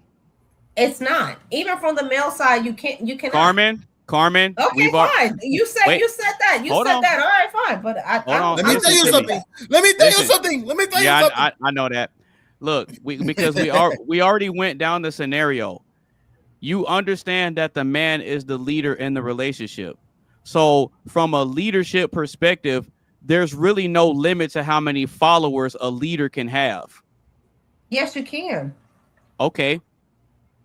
Tell me a number. From a leadership perspective, you are supposed to lead and protect me. And a lot of times, what people don't really want to say protection, you're going to protect multiple women. A lot of times, that includes protecting from our own self, because a lot of men protect women from themselves, because a lot of us, we need protection from our own damn selves. Right. You're going to do that with multiple women? And what if we bring children into it? You said what? Children. What if we bring children into it? Because that is the whole goal of it. Well, then that becomes a community. Well, then that becomes that. I'm answering you. I'm answering you. Multiple children. I'm answering you. Then it becomes a community. So you're a community, and we're all supposed to bow down to you because you're the community. Not a family. Not a family. Not a family. Not a legacy. A community. That's what you said. Yeah. You don't want a family. You want a community. So with that, you want me to tell you what it really boils down to you. You don't want a family. Well, you're taking it to father. Well, you're taking it to an extreme. You want to build your own little village. I'm not here to build a village. I'm here to build a family. So build a village with your concubines. Well, wait a minute. A village consists of families, though. I was just about to say that. I know I want. A village consists of families. I was going to say to start a family, you got to start a village too. With multiple men, with one family, that's a village. Not one man that has multiple wives and multiple children. Well, that's what y'all want, and that's what y'all are programmed. Wait, hold on. Wait, what is you talking about? A man can still have a village with one wife if he chooses to. I mean, if he chooses you too, yes, you are right, Tizzle. But what AB's talking about is multiple women having multiple children. He don't want a family. That is a family. You can have a family with one woman. I can birth 12, 15, 20 kids if I feel like it. And that can be our village. But it's me. It's me and you. It's not me and 4 other women. It's me and you. If they are getting pregnant by the same motherfucker and they know that motherfucker ain't worth nothing, that's they fucking fault. I'm not gonna lie to you. Then you're not a husband.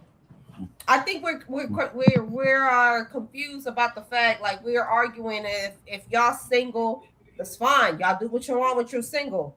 But when you're married and when you submit to somebody, that piece of paper means something. It means monogamy. You cannot be married with a husband and a wife and be like, well, yeah, I'm married to multiple women. That's not a thing. I believe no one's arguing that. See, this is that's what you're arguing. You said that you have multiple. You don't believe in monogamy. What does monogamy equate to? A marriage. What are you talking about?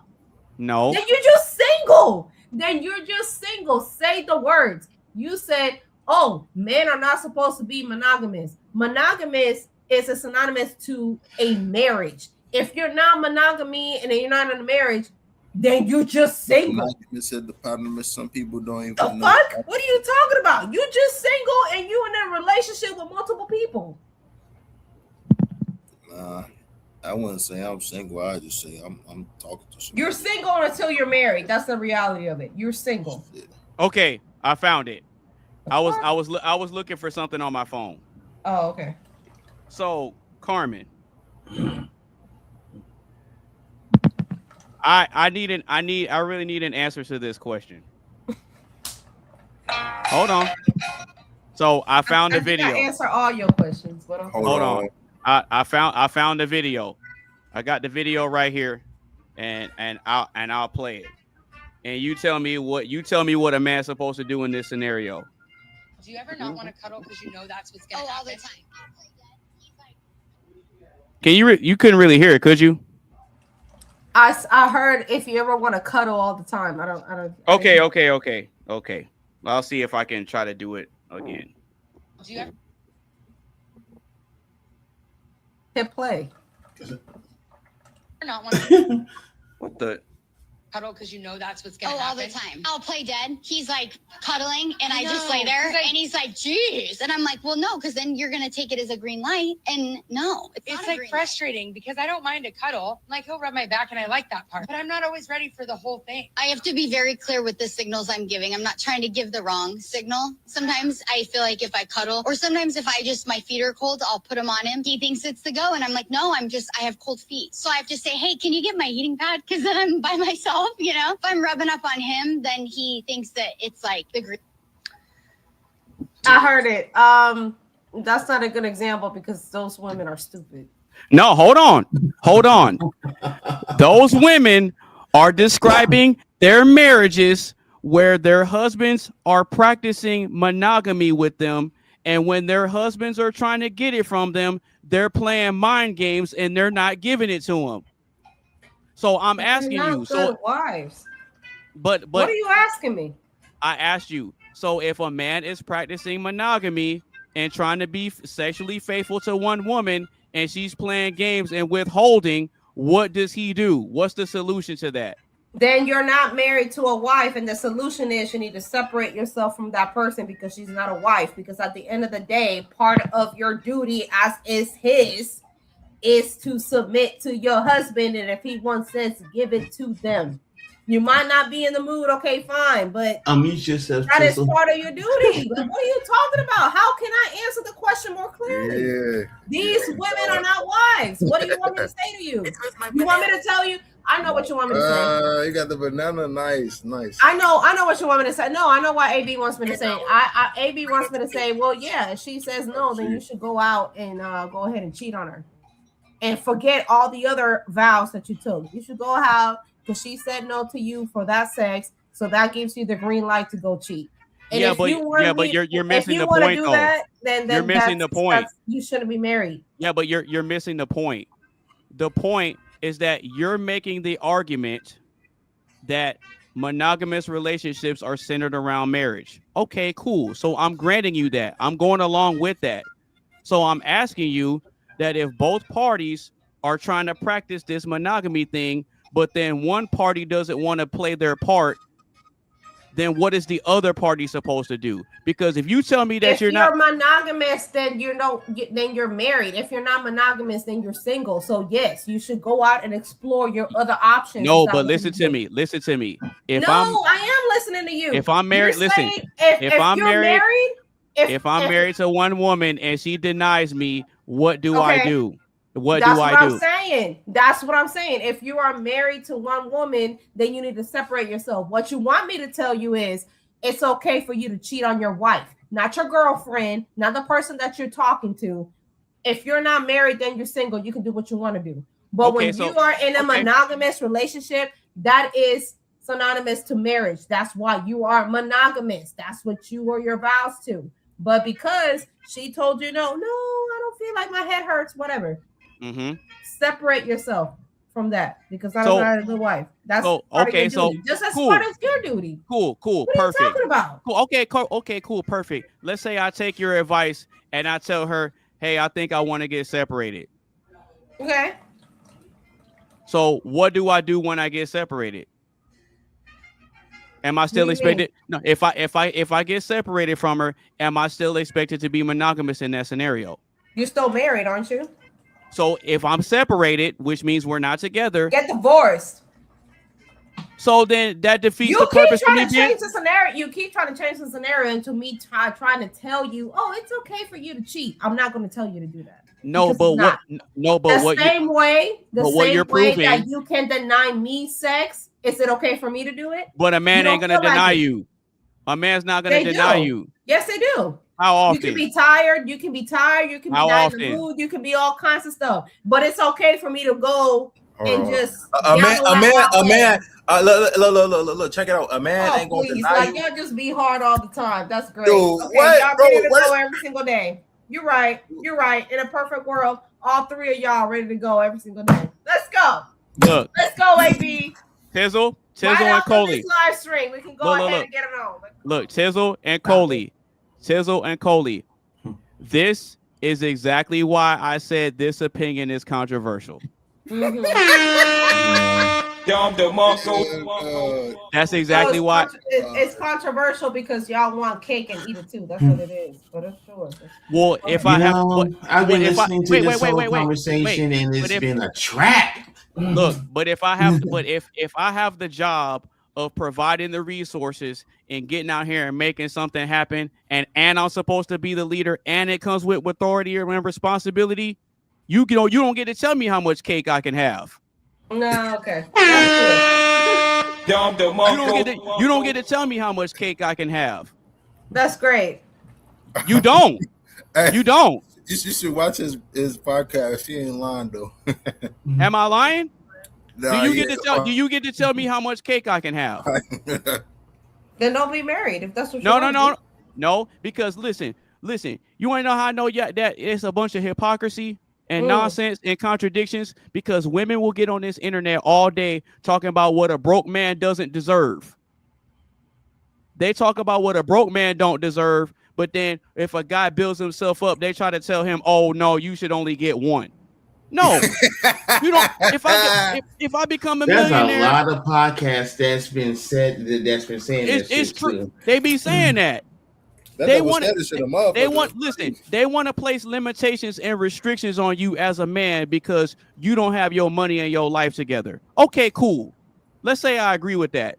But if I break out of that and I build myself up and become something, you don't get to try to put no restrictions on me. Like, that's crazy.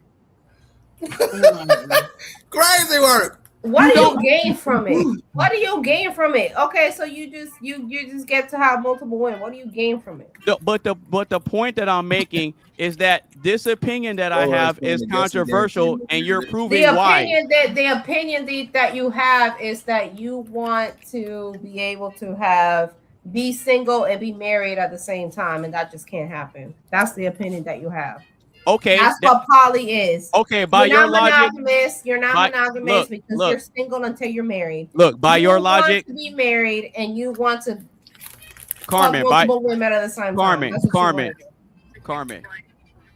By your logic, if I take your logic, that means if I build up a business and I can only hire one employee.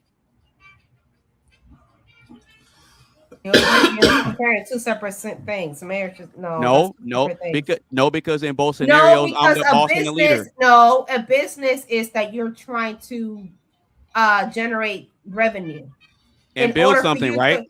In order for you to generate revenue, you need multiple employees. That's not a marriage.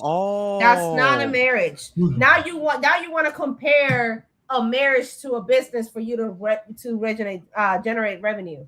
Yeah, so but marriage is a business. You need multiple wives in order for you to generate what? What are you generating? A legacy. In terms of money, because that's what a business does. A legacy. You can't build a legacy. You can't build a legacy. Am I lying? You can't build a legacy. No. Am I lying? So you can't build a legacy without with one woman? Am I lying? You're not. My answer, you're not. You can build a legacy with one woman. You're right. You're absolutely. You can't build. You trying to compare it to money. You're generating money for a business. That is the whole purpose of a business. I'm trying to build my legacy with. No, Carmen, you're absolutely right. I can build it with one, but the issue is that sometimes that one gets this idea that she doesn't want to play her part, and I can't force it. I can't force a woman to do anything that she doesn't want to do. Wait, hold on. I thought we said that shit in the beginning. I thought we discussed that in the beginning. Why are we talking about the same shit we talked about? Then you picked the wrong one. You want to know why? Because building your legacy at the end of the day benefits me. Because I benefit from your legacy. Right. Is that not true? So it is in my best, if you want to really take it there, if you want to go through the selfish route, it is to my best interest to benefit your legacy. Why would I want multiple women to benefit from your legacy? No, your legacy is my legacy, which benefits me. Right. Okay, cool. You're right. But watch this though. Are you the only woman that I can give my last name to? If you choose to be with me, yes. So if you and I don't work out, can I also give my last name to someone else? If you and I don't work out and then we separate, and you more than likely to, yes, you are more than welcome to start your legacy with someone else, but we don't work out. That's different. Cool. So what's the difference? So then what's the difference between me having kids with you, having been married to you, and you have my last name? I go and marry someone else later on. She has my kids and have my last name. We might not be together, but I can co-parent with all of y'all. So what's the difference? Hey, see, Anonymous, this the part right here when you need to. The difference is when you die, only one person gets to decide what to do with your body, which is the wife, and that's why it's legal. It's a legally binding contract with one person. You can't have a legally binding contract with multiple companies. If you want to compare it to that, you can have a legally binding contract with multiple sports teams. But here's the thing, though. No, you're right. But here's the thing, though. That's all determined on how I structure my will, not you. I structure my will for what I want to take place, not you. I decide if you have power of attorney over my situation. I decide if I make you the executor of my estate. I decide that. So if I choose, I could choose my brother or my sister to make that decision. So I don't have to get married to begin with. I don't have to choose you. You're right. You're absolutely right. So why get married to begin with? But what I'm saying is, you say you want to protect your legacy. So what if you want to protect your legacy? I'm part of your legacy, isn't it? I bear your children, right? So why would you, if you're not planning to do that and you can choose who to leave your legacy to, why get married to begin with? You could have just stayed single for that. But if I choose not to, then that's me. Your wife. Huh? But if I choose not to, then that's me. Okay, then that's you. Then don't marry anybody. Because the reality is this. When it comes to a man having multiple women, it's not about the man having multiple wives. It's about every woman having the chance to have a husband. Because if you want to keep it real, you can't be a husband. Hold on. Even in that situation, there's always a. Hold on. Just hear me out. Hold on. Hear me out. Even in those situations, there's a hierarchy. There's always a number one wife. There's always a second wife, and that follows with the children. Hold on. Your will when you die. Carmen, this is the part that you're not. Want to have multiple wives. Just say it. Listen. It's okay. It's okay. Well, I mean, you're not really making a solid argument as to why I can't. I'm making multiple arguments. I am literally fighting and telling you every single point that you make. So but you keep going to the same thing. So that's my choice. If I'm the leader, provider, and protector, and I'm responsible, how many can I have? You can't tell me. You can't. You're right. I cannot tell you. You can't dictate how many I can have. I absolutely. You're right. I cannot tell you how many women you. But even in that scenario, there's always a number one wife, and there's a hierarchy. Even not if I don't structure it that way. Yes, there is. Not if I don't structure it that way. Yes, there is. In the Christian faith, you're only supposed to have one wife, right? And you want to go Muslim? Okay, fine. Let's go Muslim. Even in the Muslim faith, there's multiple women, and there's a number one. There's a hierarchy. There is always a hierarchy. That's just it is what it is. Let's see here. Y'all just want to have multiple wives. It's okay. Then stay single. If you cannot have the discipline enough to stay faithful to one woman and to have a legacy with one woman, just go ahead and stay single. But y'all don't want to do that. Y'all want to be married, and y'all want to be hoes. It's fine. And you know what's funny about that? This goes back to what I said earlier about women are 100% okay with sharing a man, but men are not okay with sharing a woman. So who said it was okay? Who said women was okay to share men? I didn't say that. They do it all the time. Who said that? It happens all the time. That's reality. No, That's it's why. not. That's listen. That's why. Are you really sharing a man if you don't have the knowledge that you are sharing a man? Is that what is that what you're getting at? Because when Granddad died and the side chick showed up, I wasn't aware that I was sharing my man. So that's not really sharing my man. Well, I can only share a man if I'm aware of it. That's not true. And yes, that is true. No, it's not. What's sharing? You're not gonna see, and you're not gonna always know. No, you're not gonna always know. No, you're not. And then if you don't know that, that's not really sharing, because you're not sharing at all because you don't know of it. No, you don't think it is. If you're playing with a toy, and I share my toy with you as a kid, I am sharing my toy with you. It is my toy, but I'm sharing it with you. Here we go. We can both play together. I am aware that you're playing with my toy. If I'm not aware, you taking the choice away from me, and I'm not aware. That is when deceptive comes in. So that do is you when think you are lying and you're living a double life? Now, I'm not saying that there's women out here that are not okay with that. There's women out here that are okay with the fact, hey, as long as you keep it together in our household and you want to play around with your playthings on the side and I just turn the other cheek, cool. But you gave me the choice. I know what I'm doing. But you can't call it sharing when I don't know that you're when I don't know that I'm sharing my man, because you well, you know what? Well, you know what? I'm glad you brought that up, because that's the part that I forgot to say. If a man's gonna do that, he got to be honest about it. Exactly. Yes, he has to be honest about it. If you want to do that, then be honest. But the point where you're going to lie about it and scheme about it, and I don't know about it, I'm not sharing my man, because in my mind, I'm like, you're mine. But no, you're lying to me and you're manipulating me into thinking that you're only mine. Really, what you're doing is, well, bitch, I'm yours for the moment, but I'm also going to lie to this girl because that other woman also believes that you're hers only. If you want, I'm not saying that you can't. You can. I wouldn't call that a marriage. I wouldn't call that right. But if the women are okay with it, and if you're okay with it, hell, do you? But see, Carmen, you know the beauty of the different relationship dynamics that exist is that it's not my job or my responsibility to understand how your relationship works. Like whatever you have with you and hubby, that's y'all, and it's not for the world to understand. That's very true. Does that make sense? We can agree with that. We can agree with that. So as long as you're honest, so you're honest with your whole Rolodex of women on there. Yeah. So they know that you're talking to multiple women. Coley laughing. I feel like Coley laughing because Coley feels like you're lying.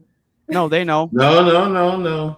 I'm laughing because he's being blunt and honest about this shit with no. Coley knows me in real life. Yeah, and that's great. So as long as they know that you did your job, as long as they know, that's great. Because that means they're okay with it. Well, because this is the thing. That's also that's what I'm saying. So this is the thing, Carmen. This is why I was saying earlier that guys that have certain types of traits and qualities, they're hard to come by. So this is why I was saying earlier that women are more likely to take a man back that cheats on them, because relationships for them are hard to come by, because you don't come across many guys that you actually like. So if you can get a relationship from a guy that you actually like, you're less likely to walk away from that. You're more likely to stick it out, which is why a lot of these chicks be in these relationships for years and years, and the dude be beating them up, doing Ryu Street Fighter Hadoukens. That's different. That's different because now you're talking about people's safety and people's lives. I get it. If you're a chick that is hard to come by, relationship is hard to come by, and then you settle for a piece of a man, but then you know that he's dealing with other women, but you're part of the mix. That's not a relationship. You just share. That is truly now at that point you're truly sharing. And then if you choose to do that, if you put yourself into that, then marriage is out of the question. You chose to play your part as part of that. You play your part along with the team. Yeah, you coach, right. You play your part. There you go. Fine. That's how it goes. And that's fine. But you're not married. I'm the head coach. You the head coach, and that's okay. My problem is when you're trying to bring it to like, oh, I'm monogamous. I'm like, you're not monogamous because you. Yeah. And see, you can only be monogamous you're right. with somebody in the marriage. But if you out here and they all know that you're a head coach and there's I don't know, 12 people to a team, go ahead. But you know what's funny, Carmen? You're right about that. But the funny thing, Carmen, is that you notice that rich guys, a lot of times the rich men are married and they will have side chicks, and the side chicks know about the wife. More often than not, you've even said it yourself. You know for a fact that when a man goes out and he has a wedding ring on, it's like a magnet. It attracts more women to him. And you can't. We're not talking about the 1%. Hold on. We're not talking about the Bill Gates of the world. I'm saying in general. I'm saying in general. And in general, yes. I'm saying in general. That is very true. And it is your job to discipline. You don't think I have dudes in my DMs thirsty as fuck? Yes, I do. Do I choose to engage? No, I don't. No, but it's different for you because you can only be in love with one man at a time, and you can only be pregnant by one man at a time. That's the difference. That's why. See, and that's why there's a double standard, because for us, everything that we have to do is a whole lot harder, and we have to earn everything that we get. Whereas on the female side, we just talked about this earlier. Us guys, we don't have a safety net, so it's up to us to get up and figure it out. So once we figure it out and we become something, we get to a place mentally, spiritually, and emotionally to where no one can tell us what we can and can't do, because we proved it to ourselves through the things that we overcome. But on the female side, no matter what happens, she always has somebody that will rescue her, and men don't get that. So if you have a person that's willing to rescue you, then you don't get to dictate terms to the person that rescued you. It just doesn't work that way.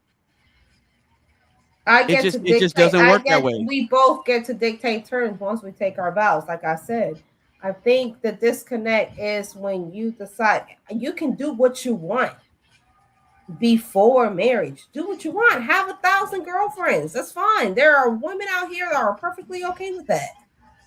Do that as long as you're transparent with it. Great. But once you cross, because you want to equal the whole thing. You want to equal being married and being single at the same time. You cannot. Once you take that vows, I take vows, you take vows. And part of those vows is for us to be monogamous to each other, because we made a commitment, not only in the eyes of God, in the eyes of the state, in the eyes of our family. We are together. Me and you, we combine our families. That is a threshold. You cannot tell me that be like, oh, interesting. I can't. Okay. I don't want to be monogamous, but men can't be monogamous within a marriage. Like, no, it doesn't work that way. If you want to have multiple wives, then don't get married. We'll see. In my faith, faith, and other faith is different. If you want to really argue that point. Wait, so you're Catholic, right? Yes.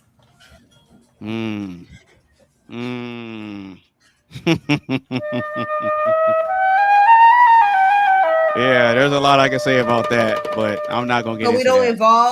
We don't evolve as human beings. You want to bring up some scripture that was over centuries ago? I mean, we evolve as human beings. Yeah, but the world hasn't evolved. So, right, but our biological hardwiring is still the same. No, it's not. So if what you're saying is true, then explain to me why there's so many women, whether they're married or single, that have some sort of cheating story. Because they get pregnant by the same man who make them baby mamas. Like think about this.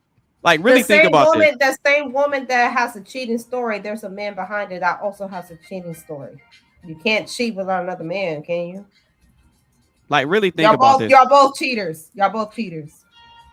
Yeah, you but cheated. You yeah, had but to it's have somebody to cheat with. yeah, but it's different when a guy does it though. Oh, okay, it's different. Sure, Yeah, it's different. it's different. That's why it's a double standard. See what I'm saying? That's why it's a double standard. So like that's probably one of the only double standards that benefits a man.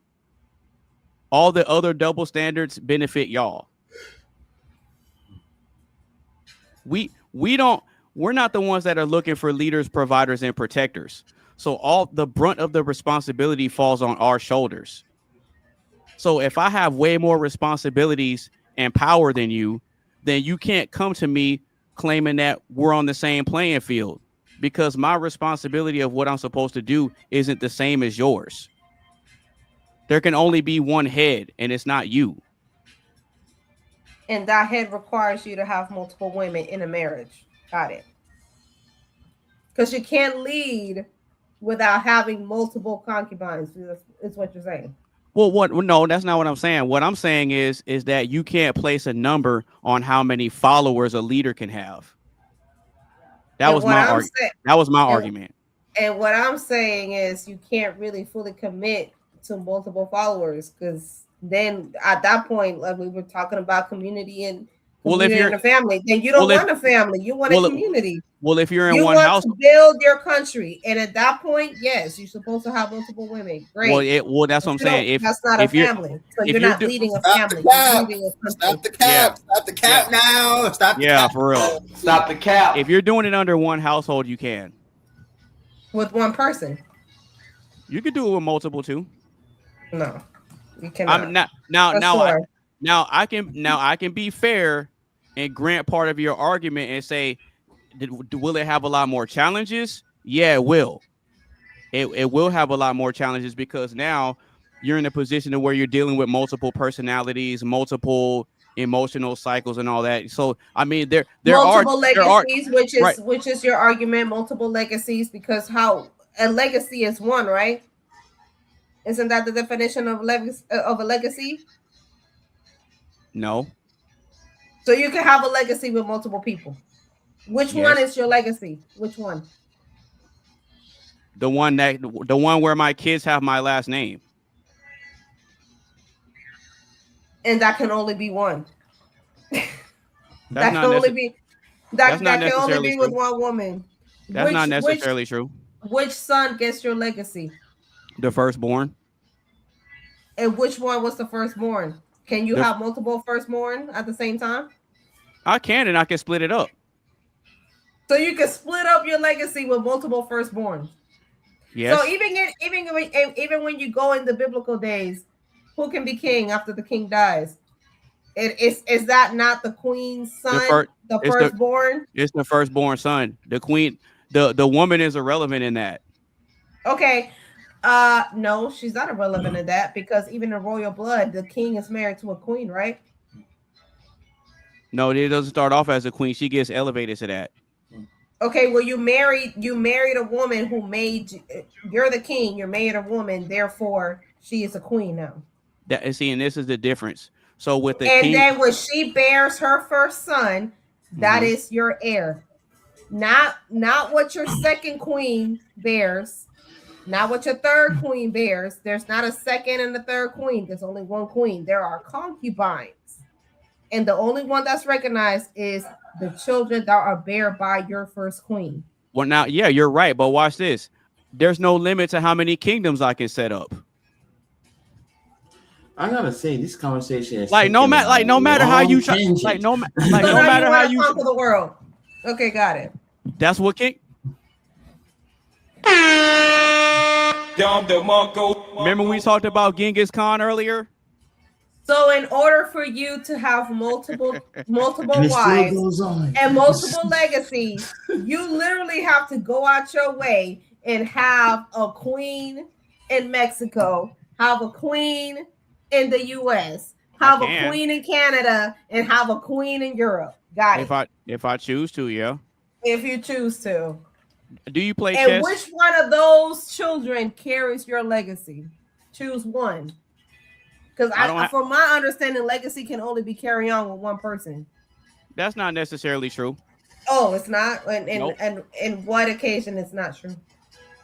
Well, because when you look at family names, like, for instance, the Jackson family with Michael Jackson and all them, Michael Jackson was the youngest out of all the kids.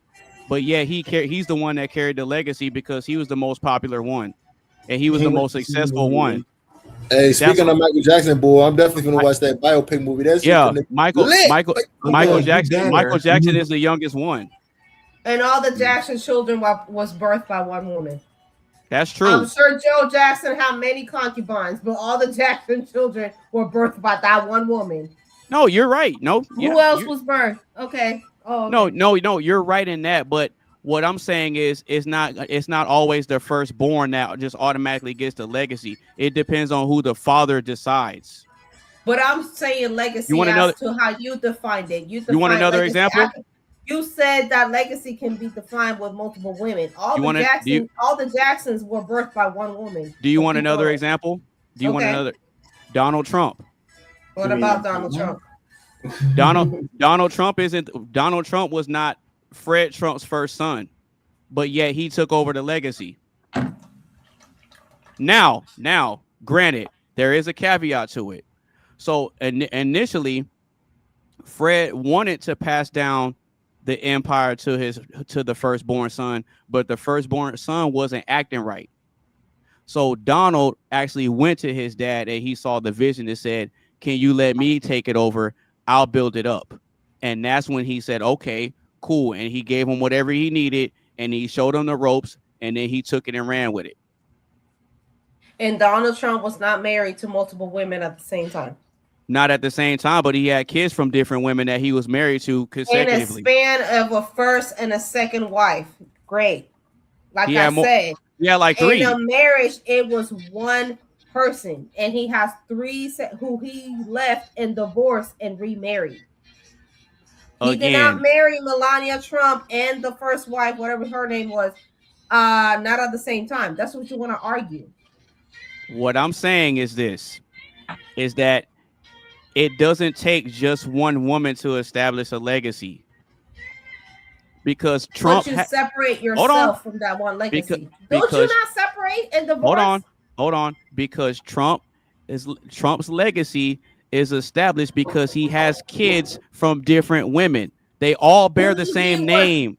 And they all married the same guy, but they weren't married at the same time. That was your whole argument to begin with, that you're allowed to have multiple wives. No, he did not have multiple wives. Carmen, he divorced, separated, Carmen, and divorced and remarried. That is not a crime. You can divorce and my goodness, you're just trying to everything. No. Your argument is that the legacy can only be created from one woman, and I told you no.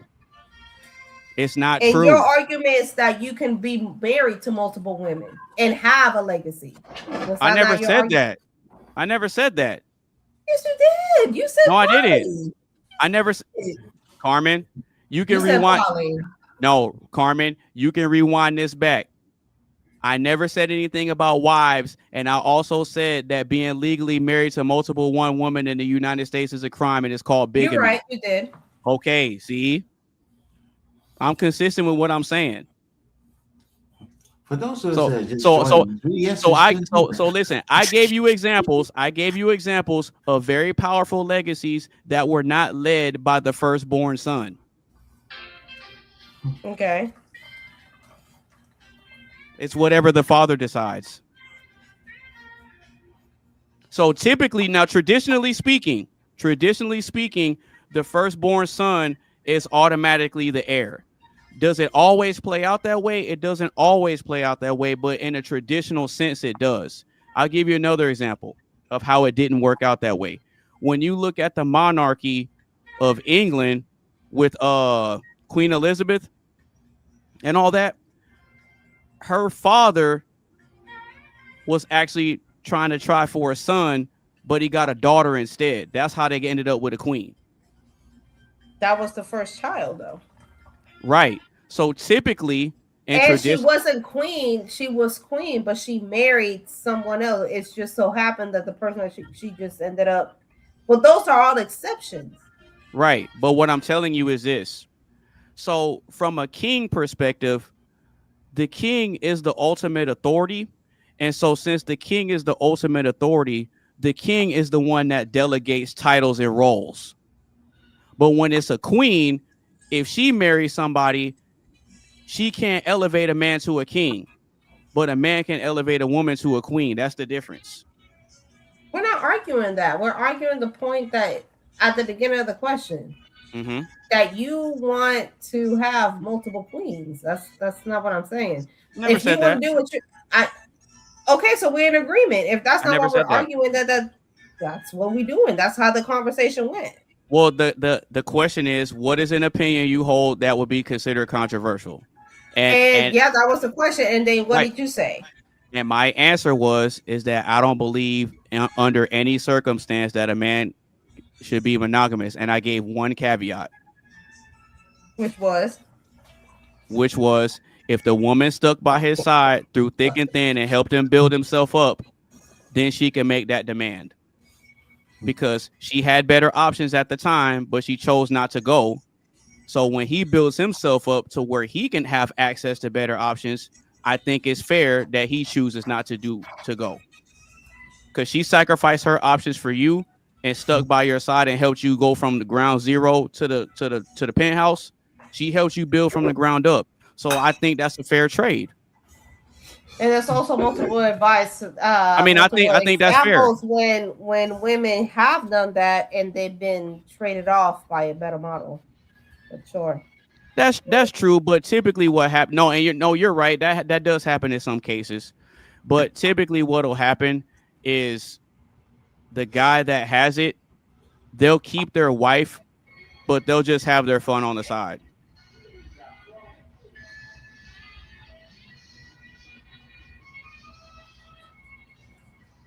That's true. What about this fun I'm here on the side?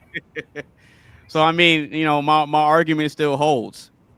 I mean, and like I said, it's a controversial opinion. It is a very controversial opinion because very controversial. Because look at what it did to you. Oh God. And no, I'm just saying that when it comes to marriage, monogamy is the same way because of marriage. Now, if you're not, I believe you're not married, you single. Do what you want to do. But once you cross that threshold, that's it.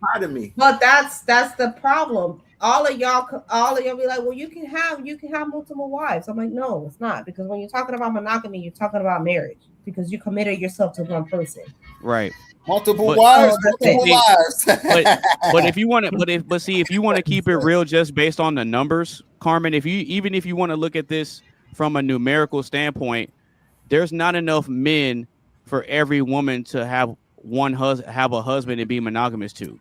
And I never said every woman deserves to have a husband out here. Right. Who said that? No, there's more people who have no business and being in a marriage than there's people who are. That's true. That's true. But I'm not trying to attack an argument that you didn't make. I know you didn't say that. I'm just saying, if you want to take my argument and look at it from a number standpoint, women outnumber men.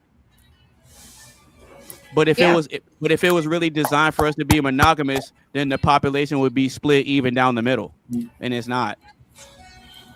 Because of that double standard bullshit. Well, that's a different argument. You see what I'm saying?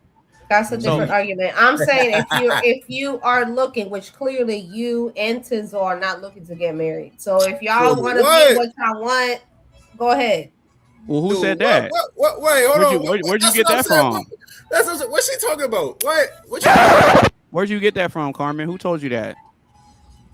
Your reaction to the whole conversation we just had. Who told you that I didn't want to get married? I was laughing. That's crazy as hell. What you mean? I've been laughing the whole time. Why y'all motherfuckers been going back and forth on this conversation? What do you mean? 4 hours seems like. Yeah. Carmen, who told you that me and Tizzle don't want to get married? Who told you that? The fact that you have a whole roster, you really think that you're dating with intent? No, you're not. What? But who told you that said, I don't you want said out of your all roster. I just asked you. You said, I'm like, well, which one is wife material? None and of how them. many Okay, and how great. many did I say? And you said 5. I was like, out of those 5, you can't talk to all 5 of them. You got to talk to one of them. Tizzle's over there laughing, and Tizzle's young, so it's fun. Yeah, but see, this is the He got beauty. all excited. He got all excited because his date got him some snacks. Good for you, Tizzle. I hope she's great. I'm sure she's pretty too. That just I got let some snacks too. hey, that just lets me know that Tizzle's game is tight. Bang, bang, bang. No, but I got a point because he does have a second. Well, he's Central Time Zone, so he does have a second date tomorrow. yeah, he's over here in the same time zone as me. But but y'all the only out, but I'm in Eastern Time, so I was starting to say he has a second date today, but I have to remember y'all in Central. Yeah, nah, definitely. No, Tizzle and AB are at the same time. Me and you are Eastern Time, Coley. Oh, we are. Oh, well, shit. And ironically, it's split down the middle of how everything is set up. Nah, but do you kind of see like why I'm saying what I'm saying based on how I broke it down? I do. I mean, you don't. I know you don't agree with it. I'm not saying that you're wrong. I don't think I ever said that you were wrong. I just said that we have a difference of opinion on what in regards to monogamy or not. So yeah, and see, you're not being monogamous. You're not supposed to. You're not married, so you're single. You're exercising your options, which you are well within your right to choose. Well, and this is the thing, Carmen. So even if even when I do decide to get married, I'll be open and honest about it because I want to give her the choice. I don't want to. I don't want to take. I don't want to take the choice away. That's my question. My only thing. Yeah, that's good that you want to be transparent. And that give it the choice. That's the right thing to do. Well, because I look at it as a respect. I look at it as a respect thing. As a respect, but then why get married to begin with? Why not just do what you want to do? No, if it requires you to, if you want to marry somebody, I'll tell you why. If you want to marry somebody, and then at the same time, it's like, yeah, I want to marry you, I love you, but I'm occasionally gonna have my fun with somebody else, and if I want you to have the choice, you need to relax. That's it. Why? I think you're taking it too far, man. Look, and see, Carmen ain't liking that because she's imagining that it's happening to her. I don't really see a self-respecting woman like, oh yeah, okay, you marry me, but I'm occasionally gonna have. Oh, okay, so you occasionally gonna have your hoe on the side. Yeah, but think about this, Carmen. Think about this, Carmen. Why did Beyonce stay with Jay-Z? That's cheating. Beyonce cheated on Jay-Z, which means that Beyonce didn't know that he was with other women. No. I'm sure if Jay-Z told her, you know what, B? No, Jay-Z was love you, but I'm gonna have my whole Jay-Z was the one that got caught up, not Beyonce. And Beyonce stayed. He got caught. Exactly. You just said he got caught. He got caught up. He got caught slipping, which implies that he lied, which implies that he manipulated, which implies that he wasn't transparent to begin with. Well, I don't know about that. I don't know about that. You know why? So he was the master manipulator? Yes, because you lied. Carmen, I'm gonna have to hit you with this. I'm gonna have to hit you with that. And the reason why is because she knew what type of dude Jay-Z was before she married him. You lied. Yeah, but if you go big off of a song called Big Pimpin', come on now. You knew what type of dude he was. And then okay, fine, you made a song called Big Pimpin', but if you're telling me, baby, that's all just music. I don't really mean that. When I marry you, I love you. I don't do other. You lied. The moment that the very fact that you just said, well, JC got caught up. Why did you get caught? if Beyonce knew that she was out here in these streets, then you shouldn't be caught because she knew what she got into. Well, to be fair, hide it, and that's why you got caught. Well, to be fair, what I think happened was that something happened between them, and they had a conversation about it, and Beyonce's sister got wind of it because Beyonce's sister is the one that went off on him. Because if you go back to that elevator video, Jay-Z and Beyonce are in the elevator together, and they're chilling, and her sister was the one that went off. Oh my God, you are just grasping at straws. You over here talking about Jay-Z and Beyonce. Before that, you just all over the place. You just grasping at straws. Well, okay. I'll use a more recent example: Cardi B and Stephon Diggs on Offset. He already had multiple women and multiple kids, and she stayed over there anyway. Okay. Well, what does that mean to me? What it means is that, like I said, women are okay with sharing a man. Some women, I just said that. I said if some women are okay with that, they turn the other cheek, and that's good for them. Now, to your argument, I think you're right, and men need to be honest. I'm not gonna say should, could, or would, because I don't really care to do the hypotheticals and the utopian argument. But if they want to move how they want to move, I do agree with you when you say that the men need to be honest about it. I do agree with that 100%, because if you're setting up a foundation, if you're starting a relationship on like faulty ground, it's just going to cause a bunch of problems later. It is, and I agree with you. Like I just think a lot of men, and for your example, I think that y'all want both. I think y'all want the benefits of being a married man, but at the same time, y'all don't really want to have the discipline and the sacrifice to let y'all single lives go. I think a lot of men are like that. It's not just you. But see, the difference is I think men have to earn that, though. We have to earn that, our ability to do that.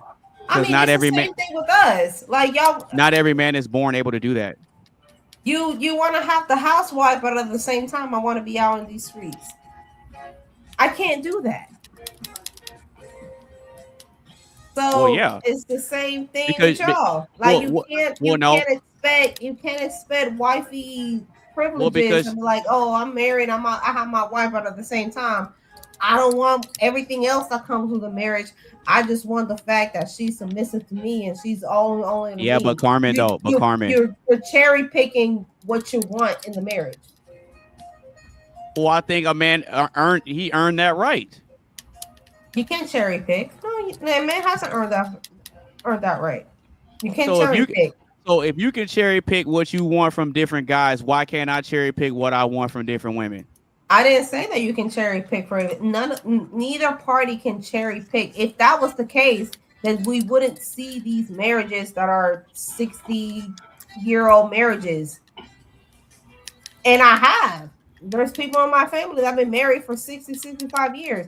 You can't just cherry pick what you want in the marriage and then just leave when it's not convenient for you. If that was the case, then I would just leave and you could just leave when it's not convenient. Well, if you want to keep it real, it's mostly y'all leaving. The guys try to stay and work it out. Y'all leave most of the time. So you try to work it out. You can't even try to use that argument. Hold on. We try to work it out while they said I'm finna leave out. Exactly.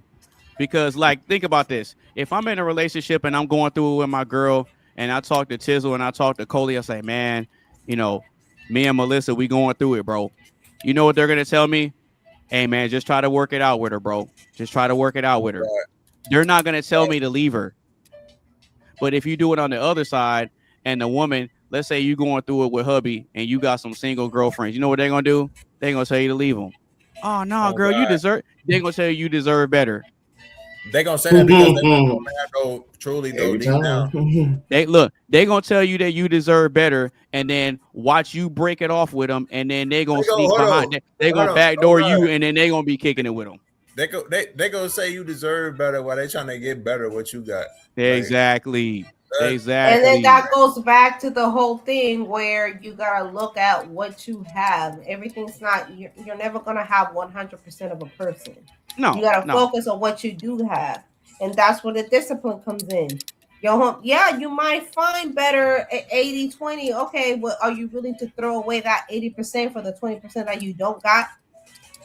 That's where that discipline comes in. That's where that discipline comes in. And no, you're right. Paper right there, right behind me, comes into play.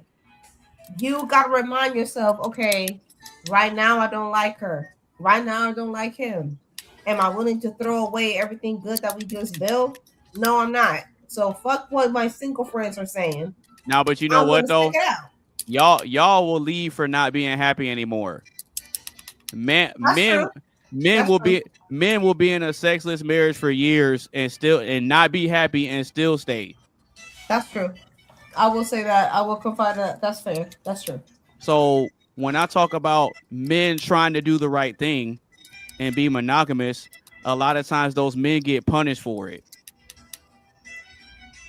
The women punish them because if a woman really got you, like, oh, I know this man ain't gonna go nowhere, they start getting this ego trip like they got the power in a relationship, and then they start disrespecting you and treating you bad because they know that you don't have the balls to leave them, and so they mistreat you.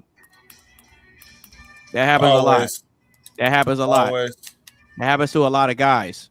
So that's why I was asking you earlier, if a man is in a situation like that where his woman is not putting out, but he's trying, he's doing the right thing, he's fighting the urges, and he's trying to just be only focused on that one, and she's doing that to him, what does he do?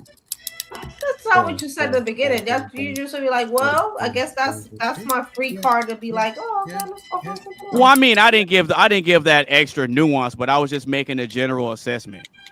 I just wanted to see where your head was on that. But see, the reason why this opinion is controversial is because of this right here. Do people always want the truth, or are we okay with being lied to sometimes? You said earlier that women. Somebody. You said earlier that women want to be lied to sometimes. Tell me some sweet lies. Yeah, you're right. Tell me some sweet lies. Sweet lies, sweet cries. And you know what? Do this to the day you and die. watch this. I can prove that that's an accurate statement because Rihanna has a song called "I Want You to Make Me Feel Like I'm the only girl in the world." You keep bringing it back to pop culture. I want you to make me feel like I'm the only one for you. Make me feel like I'm the only girl in the world. No, I ain't gonna lie. There used to be that shit on God, on my soul. Fuck motherfuckers know about that song. but that conversation, it needed to happen. I wanted you to be able to get all your opinions out about my controversial opinion. Tizzle, you got anything on that, bro? What are your thoughts on the back and forth between Carmen? Yeah, what are your thoughts on the back and forth between me and La Dominicana? I thought it was funny, entertaining, honestly, but educational too. I'm just over here vibing while I'm hearing y'all conversate. Okay. Coley, what are your thoughts on the exchange between Carmen and myself? Long as hell. No, I'm playing.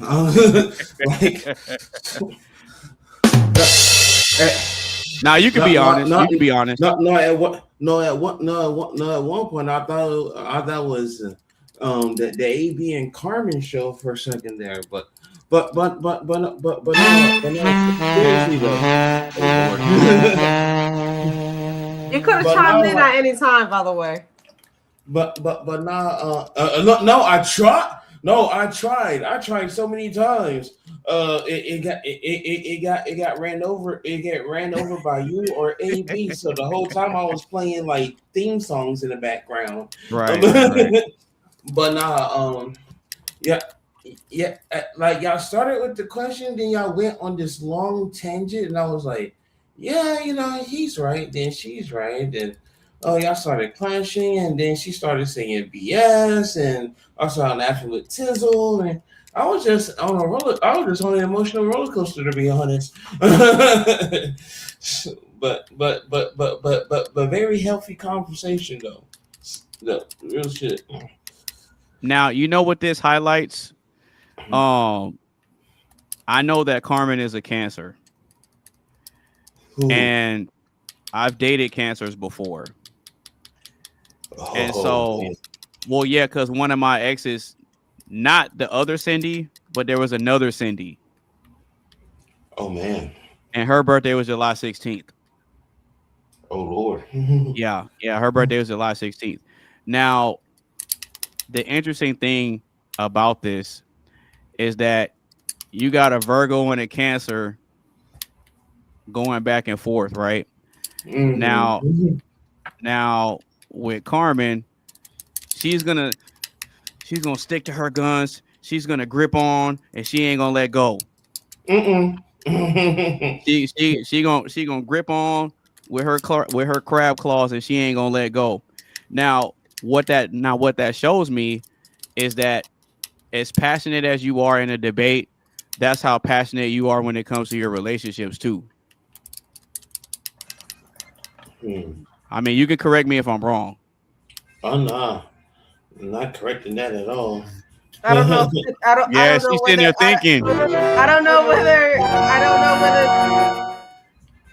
know whether to take that as a compliment or an insult. I really don't. It's not an insult. Take it as both. Right. It's like a side-handed really, compliment. Tizzle. You're not helping Tizzle. I'm just bullshit on my soul. Man, you know I'm just trolling. God damn it, I'm in my zone. Look, Tizzle trying to throw shots.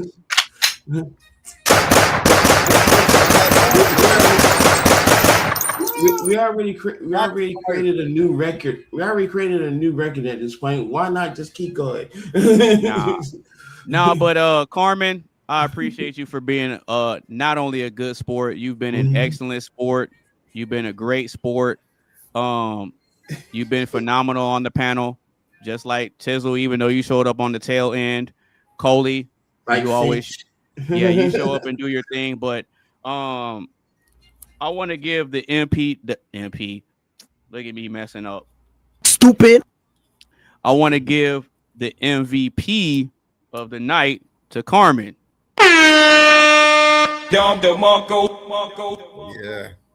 Now, this isn't me saying that you won because you took the L. You took the L. You lose. However, I do commend you. You stuck to your points. You stuck to your guns, and yeah, I appreciate you for being up here. Yeah, see, she don't like me right now. She don't. Ooh. I have some second thoughts. She don't like me. She don't like me. I don't want peace. I want problems always.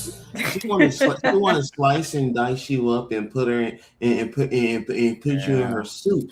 That's what she wants to do. Oh, please. He act like he don't like it. He act like he don't love it. Whatever. Yeah, you do. Oh, you wouldn't have me up here if I just say yes to you all the time. Please stop it. I'm in the zone. You know what? Go hard or go home while scratching the shit with Def Jam. I mean with Lil Jon. Oh yeah, I think I'll keep my thoughts to myself on that. Yeah, I'll keep my thoughts to myself on that. Hell, we already. Icon is a trash game, but it's a good. Yeah. No, but yeah, we're gonna go ahead and get ready to wrap up the show. So with that being said, we're gonna do last thoughts, final shout outs, and get up out of here. Mr. Tizzle, you were the last one here, so you get to get your final thoughts first. Okay. And it starts now. You talking about like the show? How I thought about it? Mm-hmm. Yeah. Oh, did you hate it? Love it? Like, how was the show for you? No, I loved it when I joined in so far. No lie. I wish I would have got in here earlier, but I didn't want to you know, make my date think like I'm not interested in them. Oh no, yeah, you good. Oh good. no. You know, I have to do my own shit. I ain't gonna lie. The vodka and eliminator, that shit had me feeling right a little bit. I was like, hey, I'm over here turned up and shit a little bit. Over here chilling. We watched some fucking movie about with Sydney Sweeney and some other shorty fucking girl boyfriend, crazy as hell. This motherfucker be locking their ass up in the room and shit, talk about something they can't come out. Oh, I know what you're talking about. Yeah, that shit. I had to turn away at some of the scenes. I'm like, what the fuck type shit is this? I'm like, hey, wow. But Buddy ass was like, yeah, you can't come out the room until you take out every piece of strand out of your hair and put that bitch in the envelope. He was like, if I miss one particle, that motherfucker was like, if you miss one particle, your ass not coming out. I'm like, what the like that shit crazy. Yeah, exactly. Yeah. That motherfucker crazy. What kind of movie is this? Exactly. Yeah, for real. So, oh wait, hold on. Matter of fact, I can search it up real quick. Yeah. Look, Tizzle was watching the movie and he was thinking this the whole time.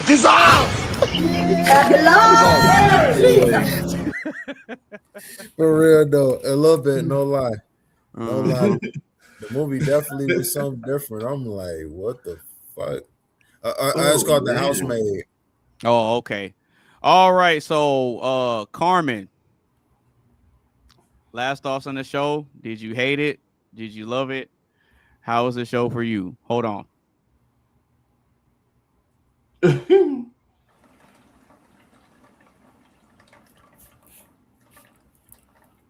What the hell? Are we having technical difficulties? No. What's going on? Is there a special effects that I'm supposed to wait on? What happened? No. I said last thoughts on the show. Did you hate it, love it? How was the show for you? And I was like, always hold on. love it. I always love it, even though AB and we disagreed on a lot today. Actually, I think we disagree on every single question. No, we don't. Well, except for mine. Except for mine when I changed my mind. Except for mine when I changed my mind. So yeah, but it's always fun. It's always fun. It's always an opportunity to disagree. And I apologize to that I took over. Me and AB took over for the last half. Oh no, I'll shut up. His question definitely triggered.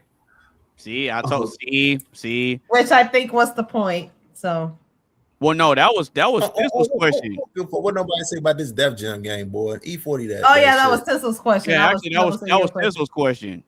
Well, your question definitely that was Tissel's question. Triggered. And he didn't even get to speak on it. Damn, Tizzle, we sorry. I'm sorry. I apologize. Hey, like I was just telling my girl on the phone, I didn't even know this shit was gonna hit like that on the question. I really gave Anonymous 3 for real. I told him, I said, hey, go crazy. I said, pick which one you think that's gonna go crazy. He said, all right, but.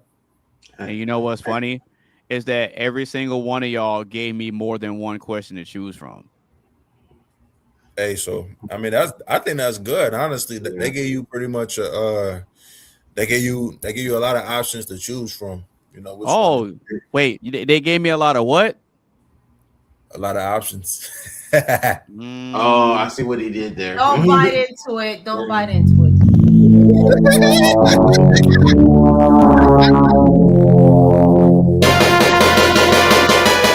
I mean that too. If you choose to, if you choose to, you know what? If you want to stick with one person, you can do that. Hey, don't even put motherfuckers on blast. I said if you choose to.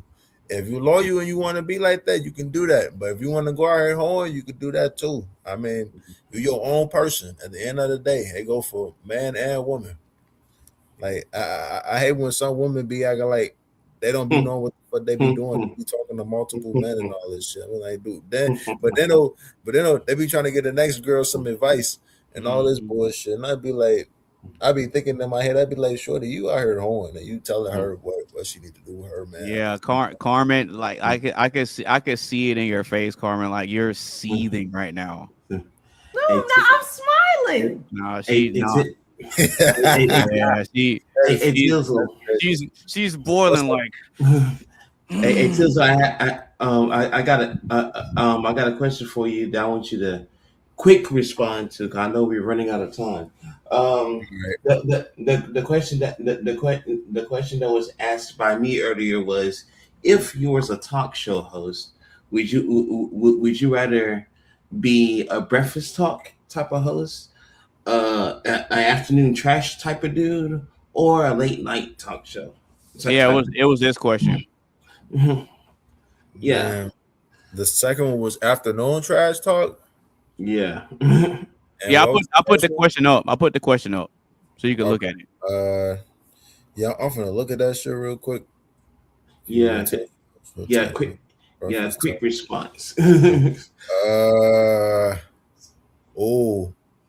Probably I ain't gonna lie, because I feel like I'd be hyper as shit sometimes. Probably the afternoon trash for real.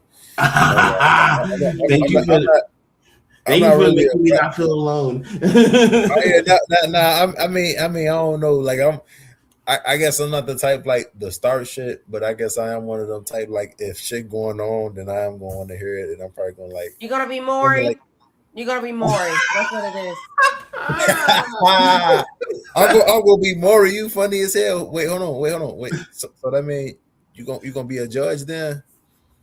Oh Lord! You're gonna be Maury, or you're gonna be one of these messy ass judge courts. They come out in the middle of the afternoon, like Judge Mathis.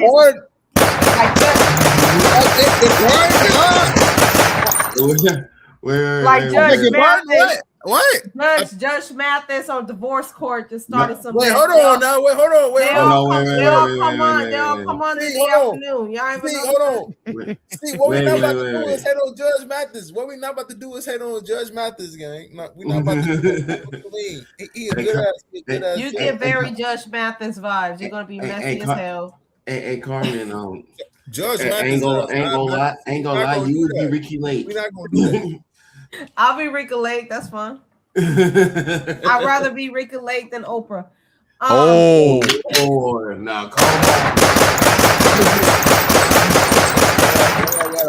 you know what? No, I'm serious. I'm so serious. Tizzle will be literally like a court show. Either be Judge Mathis or divorce court or paternity court, whatever the hell that is. They all come on at the same time.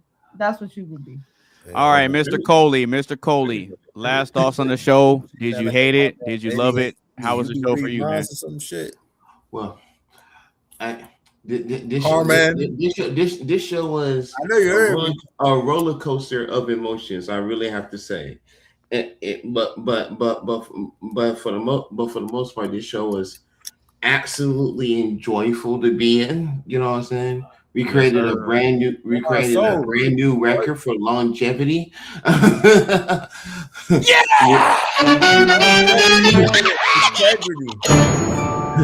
7 hours and 20 minutes and counting. But yeah, this show was very, very interesting to say the least. Learned a lot of shit, debated a lot of shit.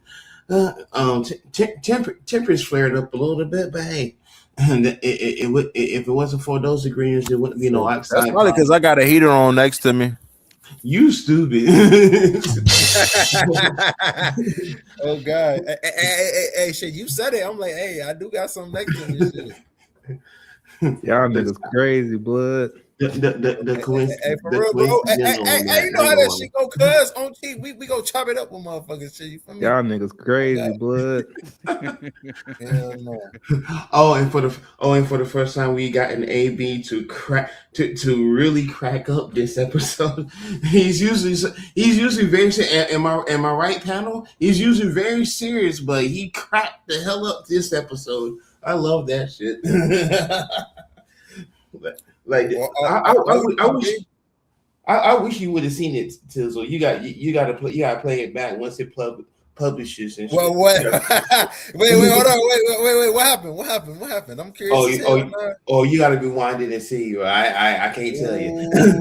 Shit. Hey, I'm definitely gonna look at this shit on YouTube and be like, oh, like damn. Yeah, okay. You gotta watch it back. What about you, bro? What you think of the episode? Like it, love it, hate it? Oh, you know me. I loved it. I love everything. I loved everything about it. I loved everything about it. Especially this right here. Oh, I bet you do. shout out to Carmen. That was part of it. We gonna have a new little mini series coming soon called Spanish with Carmen. Make sure y'all tune in. And if you want to listen in Spanish, it's Española con Carmen. And make sure y'all follow her Instagram, Carmen Diaz 92. Bang, bang, bang. Shit like that. You will learn something. and Tizzle, you know what's funny? What's is that Carmen had no idea that I made that. Oh, so that was pretty much a surprise. Yeah, it was. Yeah, I pull up that AI that don't even look like me, but okay. And you saying it don't? No. Okay. We just got glasses on. That's what it is. That was literally your face. All right. Like, it was literally your face. But anyway, yeah, I love the show. Definitely had a great time. The debate between me and Carmen going back and forth is just healthy mental exercise for me. It's just another day at the office. If I'm being honest, it's just another day at the office because I don't mind debating my beliefs and, you know, being able to back up and defend my arguments. And that's typically what happens. Like earlier when we were doing the whole definitions thing, because y'all were like, yeah, it all depends on how you define this and this and that. And then hit y'all with the definition and it was a wrap. That set the tone for the whole show. Yeah, he ain't lying. He ain't lying. No, but if no one else has any other thoughts, I'm gonna go ahead and introduce next week's show. Now, this show is gonna be a little bit different, and I want to get you guys' takes on this one when we do the show next week. So next week's topic is gonna be financial fortitude, financial trauma, and money mindset. We're gonna be talking about money. Oh, sheesh. We're basically going to be talking about money and like the type of roles that it plays in society, how it affects relationships, how it affects friendships and things of that nature, and how it affects the decisions we make, how we think, how we move, how we operate. Money is a very important thing to a lot of us. And there's a certain type of mindset that comes with money. And then there's also different forms of trauma that can be caused from money as well. So that's going to be next week's topic. Make sure y'all tune in next Saturday. What's today? The 7th. Make sure y'all tune in next Saturday on Valentine's Day at 4 p.m. Central Standard Time. That's if you're not out on a date. If you're out on a date and you decide not to tune in, then I completely understand. You know, I know because for us guys that getting that action is something that's very important to us. I have a strong feeling. Carmen understands. Carmen understands. I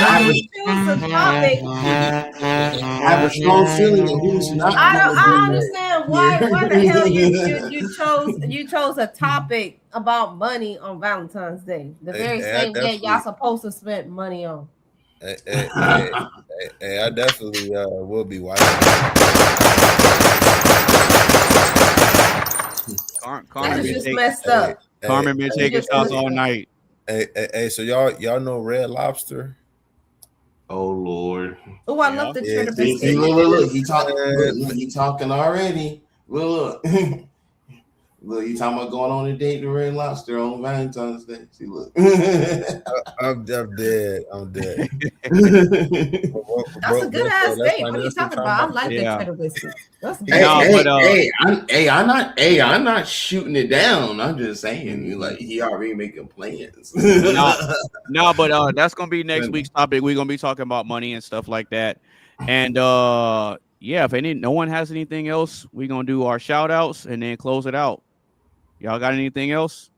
Man, all I gotta say is make sure y'all go sub to my YouTube channel. As always, your boy Tizzle Mode. I just uploaded on there not too long ago. I will be doing live streams on PS5, maybe my rivals. Really depend on whatever I'm feeling like doing and all that. All right. All right. Carmen, where can the people find you? Final shout outs. People can find me on Instagram, Carmen.ds92. Oh, just like the picture of her teaching the Spanish to the kids. Nah, hey, shout out to you for being a good sport tonight. And I want to say I appreciate you for your patience and putting up with my nonsense. Because I know in the back of your mind you like, man, this dude on some nonsense. I ain't really feeling him right now. Oh. Oh. Of course not. I may disagree, but see, that's what I'm talking about. You like when I disagree with you. Hey, don't go lying to me now. I'll bring that question back up. Would she lie to you? Would I lie to you? I would never lie to you. Stop the cap. Yeah. On God. On God. Cap. This face. This face. Don't I look so innocent? Hold on. No. Don't I look so innocent? Look at my Lego angel. Buddy.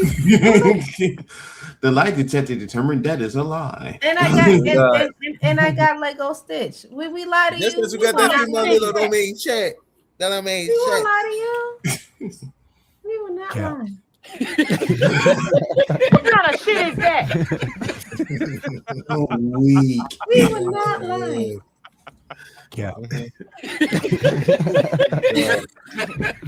No, but yeah, I want to appreciate y'all for pulling up to the panel, and we had a good time. So if no one else has anything else to say, we're gonna go ahead and close the stream out, and I'll be seeing y'all next week. Don't forget to check out Code B Studios on YouTube. Bye. There we go. All right, y'all take it easy, man. We'll see y'all next week.